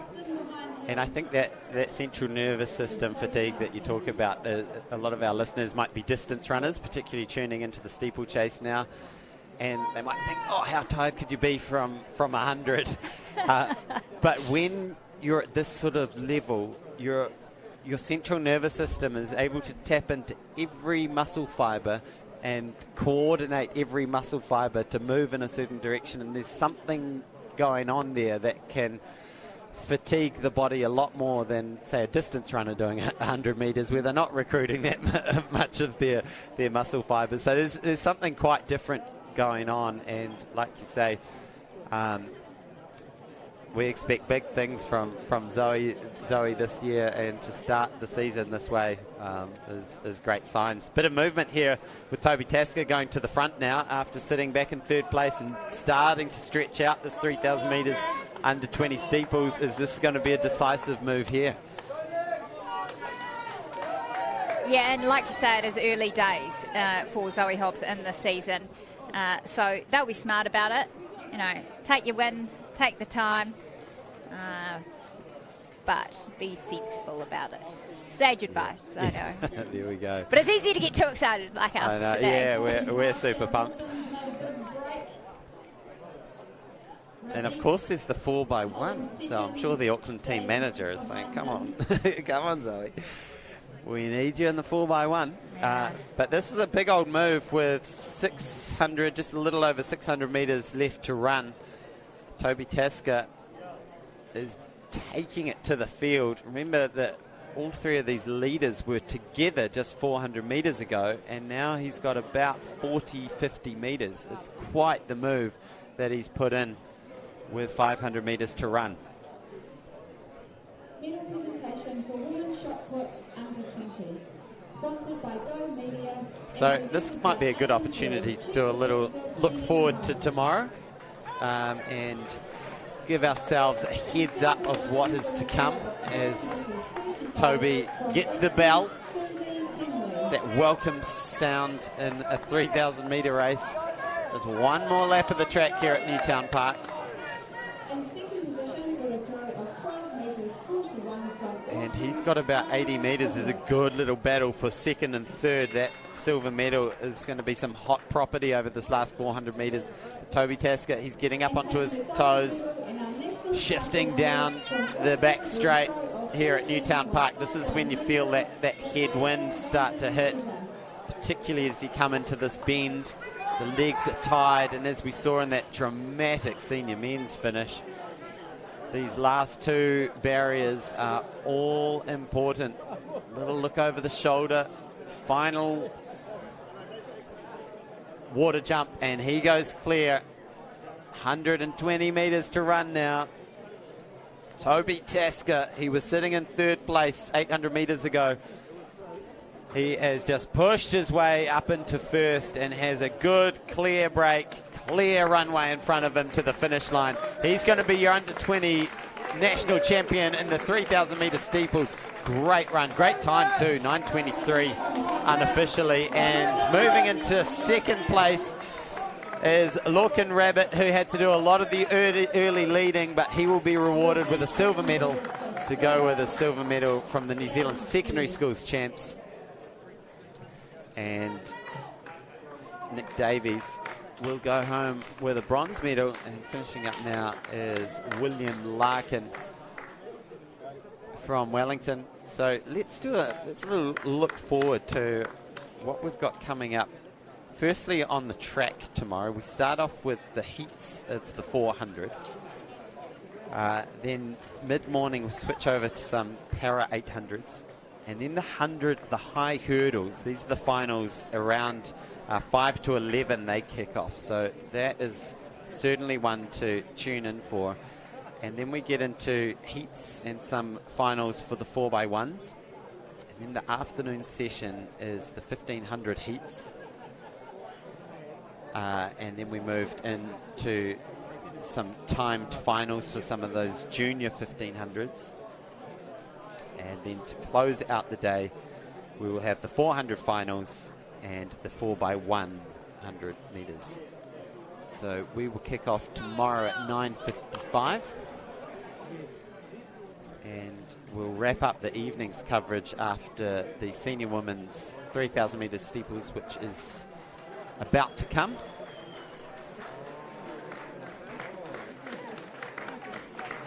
Tram O'Callaghan finishing up his day in the office in the 3,000 metre steeples. And you can see how much this race hurts. Not for the faint-hearted. And this is why if you see in someone's CV that they run the 3,000 metre steeples, you hire them on the spot, because you know that they're going to put in the hard yards. You know that they've got guts and determination. This is the podium for the earlier women's under 1600 metre run. And just going on in the background there, but on your screen you'll see the women's 3,000 metre steeplechase startless. Whoa, it's been a big day. Startless. It has been a big day. And that's Amelia Goldsmith getting her gold medal for the women's under 1600 metre run. Time of 12:54. She's 15. Great opportunity for these younger athletes to be here today.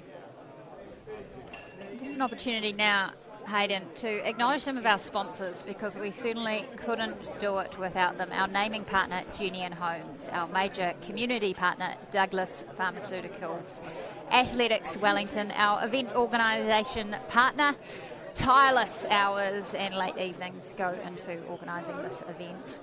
The Hits Wellington, the official radio station of the Jennian Homes New Zealand Track and Field Championships. And if you are in the capital, tune in to the Hits 90.1 FM. Aon, sponsor of New Zealand Athletics New Zealand series of national championship events across the year. And also the sponsor of our volunteer T-shirts and a long-term supporter of athletics in New Zealand. Wellington City Council, we are, of course, live from our beautiful capital city. And a big thank you to our event partner, Wellington City Council, for helping us bring the 2023 Jennian Homes New Zealand Track and Field Championships to the capital. Go Media, Athletics New Zealand Outdoor Media Partner, and Puma, the Athletics New Zealand Kit Partner, and also our funding partners, Pub Charity and the Pelorus Trust. Thank you so much. Yeah, great team of very generous organisations getting behind this event, supporting not only the elite level, but also the grassroots with the under-16s and under-18s coming through the ranks. Now, I walked through the highlights for tomorrow for on the track, but I almost want to say that the field is going to outdo the track tomorrow. I think the field's going to bring it tomorrow. The field is going to bring it. Yeah. Talking about senior events, we've got the women's discus at 11:40. And in the afternoon lineup, get a load of this. 2 o'clock women's pole vault. That's where we've got Eliza, Olivia, and who am I missing? Imogen. All battling it out. The 3 top pole vaulters in the country, all fit and healthy, ready to roll. Then at 2:15, we've got the high jump. When none other than Hamish Kerr, who loves jumping here. We've got the women's long jump coming up at 3, and then to close out the afternoon, 5 minutes to 4, the senior men's shot put with Jacko Gill and Tom Walsh. How good will the field events be? Well, all I can say is get a good sleep tonight, Hayden, because I want the same energy that you have brought today to this live stream. It's been amazing, and I know that tomorrow is going to be as electric as it has been today, and we'll see what can happen. I'm looking forward to the women's 200, and our dear friend Helen at the stream shop has said she'll bring the barley sugars to keep us going. Well, not afraid of those, I'm not going to lie. You know, I was worried this morning that I missed my coffee for various logistical reasons on the way to the ground, and I didn't really need it because I was well woken up by the action that kicked off this morning. National record in the 100 metres is probably good as, what, that's 6 shots of coffee? 6 shots. That's probably 3 coffees worth. Speaking of central nervous system fatigue. Yeah, so be sure to book another day on the couch or have this going in the background as you go about your household chores on a Saturday. We'll be back again from 9:55, but we're still not done with the action here. We've got the senior women's and the under-20s who are merged to run the 3,000 metre steeples. Fortunately, the barrier's the same height for both age groups, which would be tricky if they weren't. But we've got Kennedy Taylor, who is the sole entrant in the under-20s. And then we've got Annie Grogan back from representing New Zealand in the mixed team relay at the World Cross not so long ago, but back from her silver medal last night in the 5,000 metres, and alongside of her Soraya Lindsay and Laura Smith. So those 4 having a good old yarn to each other before they get into their action here in the 3,000 metre steeples, the final event here at day 2 at the 2023 Jennian Holmes New Zealand Track and Field Champs. And straight to the front, Annika Grogan, more than happy to go out to the lead in this early stages. One of the Bay's babes. Yeah. A group of female distance runners coming together, coached by Paul Hamlin, and doing some really cool things actually to raise awareness of female distance running and enjoying their time running fast together. Yeah, we talked about the great squads around the country, and that's one of them, absolutely. And you know, it doesn't matter really what level you're at with that group of Bay's babes. There's a place for you to get amongst it and have a lot of ladies to support you in your journey into running, and yeah, they're doing a great job. Now, one thing I love about Annie Grogan when she runs, she's permanently got a smile. No matter how tired she is, she's permanently smiling, so it's the ultimate poker face. You can see there, just grinning away at the front. She's just loving running. So she won this event last year, and behind her was Eva Pringle and Amanda Hollier, who are not featuring in this event. But Annie Grogan leading things out. And then it is Kennedy Taylor, who's in the under-20s, who's just tailing Annie Grogan. And what do you reckon, Sarah Cowley-Ross, as a former heptathlete? You've done a fair few 800 metres in your time. Did the thought of doing a 3,000 metres jumping over barriers ever cross your brain as a good way to spend an evening? One word. 2 letters. Right, not my event, not suited to yeah. my fibres there, Hayden, but Yeah. not to discount what the courage and the commitment of these athletes, just not the event for me. So that's a firm no. You've got to choose your battles. You got to really choose your battles, play to your strengths, and I can tell you now. Although, you know, when I think about my children and running over barriers, jumping through water, probably you and I do this every day, you know, as a parent. Yeah. Young kids, just not as long. Now there's a smile of Annie Grogan. Yeah, off to a good start. So she was part of that mixed team relay at the cross country at the World Cross a couple of weeks ago, picking up 10th place. She was in the team with Rebecca Green, Sam Tanner, and Eric Speakman. And it's one of the cool innovations in cross country running that we have an event where women and men can combine in a team over a shorter distance. You know, not short by your standards, Sarah, but short by cross-country standards over a 2K circuit. And yeah, it was great scenes to see, particularly Sam leading the team out right up there, right in the hunt, right up the front of the field in that first leg in particular. In brutal conditions, 35 degrees in Bathurst, over pretty gnarly hills. Look more like a Wellington style cross-country race than what you might expect at World Cross. But here she is, Annie Grogan. She's back from that 35-degree heat and still smiling. Back from her silver medal last night, where she ran 16:43 behind a very fast finishing Laura Nagel.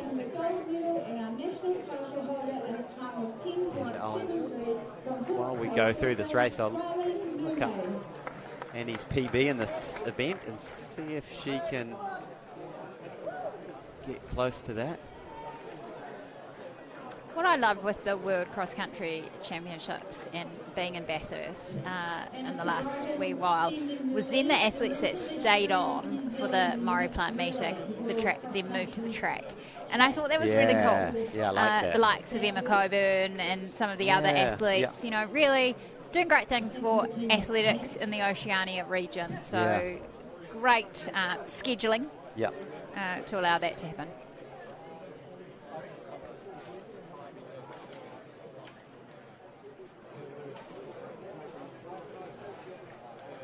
So Annie Grogan, actually she's no stranger to winning national titles in this event. So way back in 2013 she won the under-18 2,000 metre steeples. So, you know, that's a little cue to those women who featured in the age group races in the steeples. You know, this could be the start of things to come. 10 years down the track you could be heading to a World Cross as well. Then 2014 she repeated that, 2015 she repeated again, and then 2022 she took out the senior 3,000 metre steeples title last year. So she's performing really, really well. Her PB in this event is 10:34,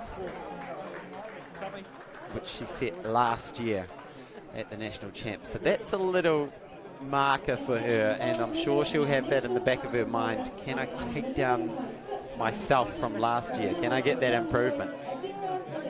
And her mum Glenys is a former world cross-country representative as well. Wow. So that's pretty cool. And I believe Annie Grogan has been doing training with the Navy over the last 6 months, so has had some blocks out with Navy basic training where she hasn't done much running. But I'm sure she absolutely blitzed the PT test. Oh, the mud run? Well, they do, I think it's a 2.4K PT, like just time trial. Oh, good luck. And you've sort of got to get under, I want to say it's something like 11 minutes. I could be wrong, maybe even 12. It's similar for the police. I'm pretty sure she would have set the record for that. I hope she meant a Hyundai. Yeah. And I wonder if she set the male record as well, because it wouldn't be out of the question. So we'll need to track her down and pick her brain about that PT. But she's running really well today. She's probably got about 1 kilometre to go now. She's going to get the 2 laps to go signal as she comes through the start-finish line. So it'll be just under 1 kilometre now. So that time of 10:34 could be at risk here. Sitting in second place on the track is Kennedy Taylor, who's in a race of her own, is the only under-20 athlete. And then it's about another 50, 60 metres back to Soraya Lindsay.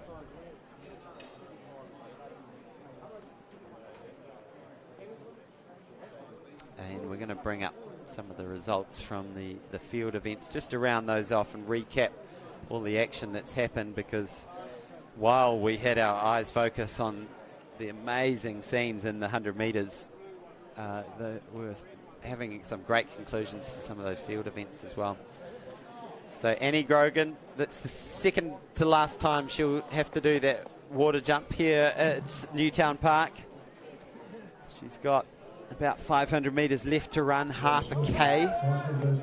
And time, well, she's probably going to need to do the last lap in about 80 seconds, I'd say, to break her PB. Maybe even a little faster, 75. So this is going to have to be a big close from her.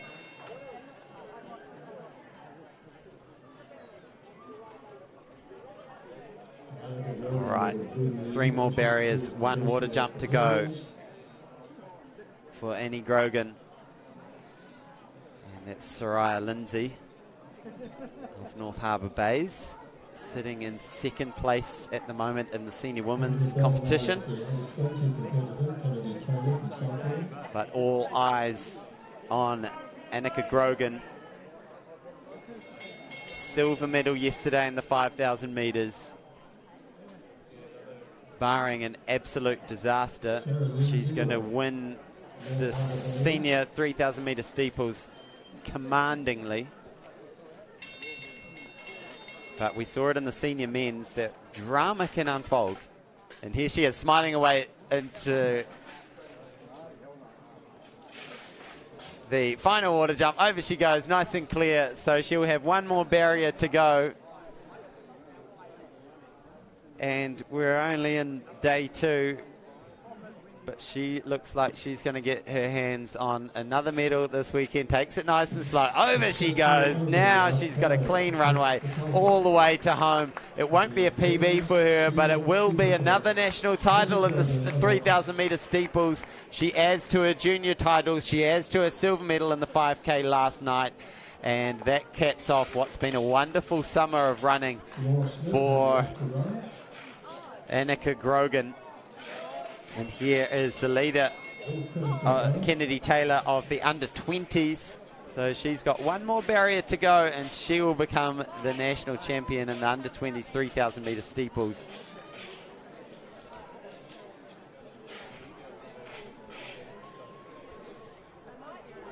She goes clear, strides out. Kennedy Taylor, here she comes. She gets a good round of applause from the crowd, who's bring her home. She's your under-20 national champion. Great run from Kennedy Taylor. And in second place, it looks like Soraya Lindsay from North Harbour Bays will come through for silver. Great result. You know, that's running well under 4 minutes per K over the barriers. Brilliant running from Soraya.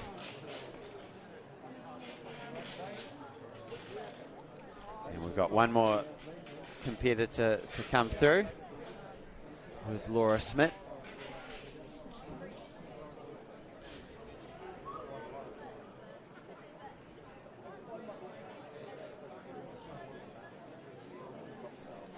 Now, question for you, Sarah. Have we seen the last national record, last senior national record of the weekend, or are we going to see more?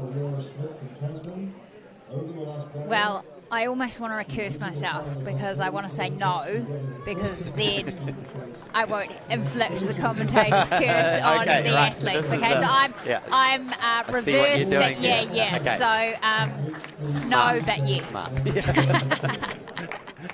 That's the best fence sitting I've ever heard. And Laura Smith, she's done her day in the 3,000 metre steeple. She'll pick up the bronze medal. And ladies and gentlemen, that wraps up our coverage. And before we go, we will wrap up the action that we had in the field event. So there was the senior men's hammer taken out by Anthony Nobilo, who's been on a tear this summer, or really for the last 18 months. He's been improving his personal best, getting up close to that 70 metre mark.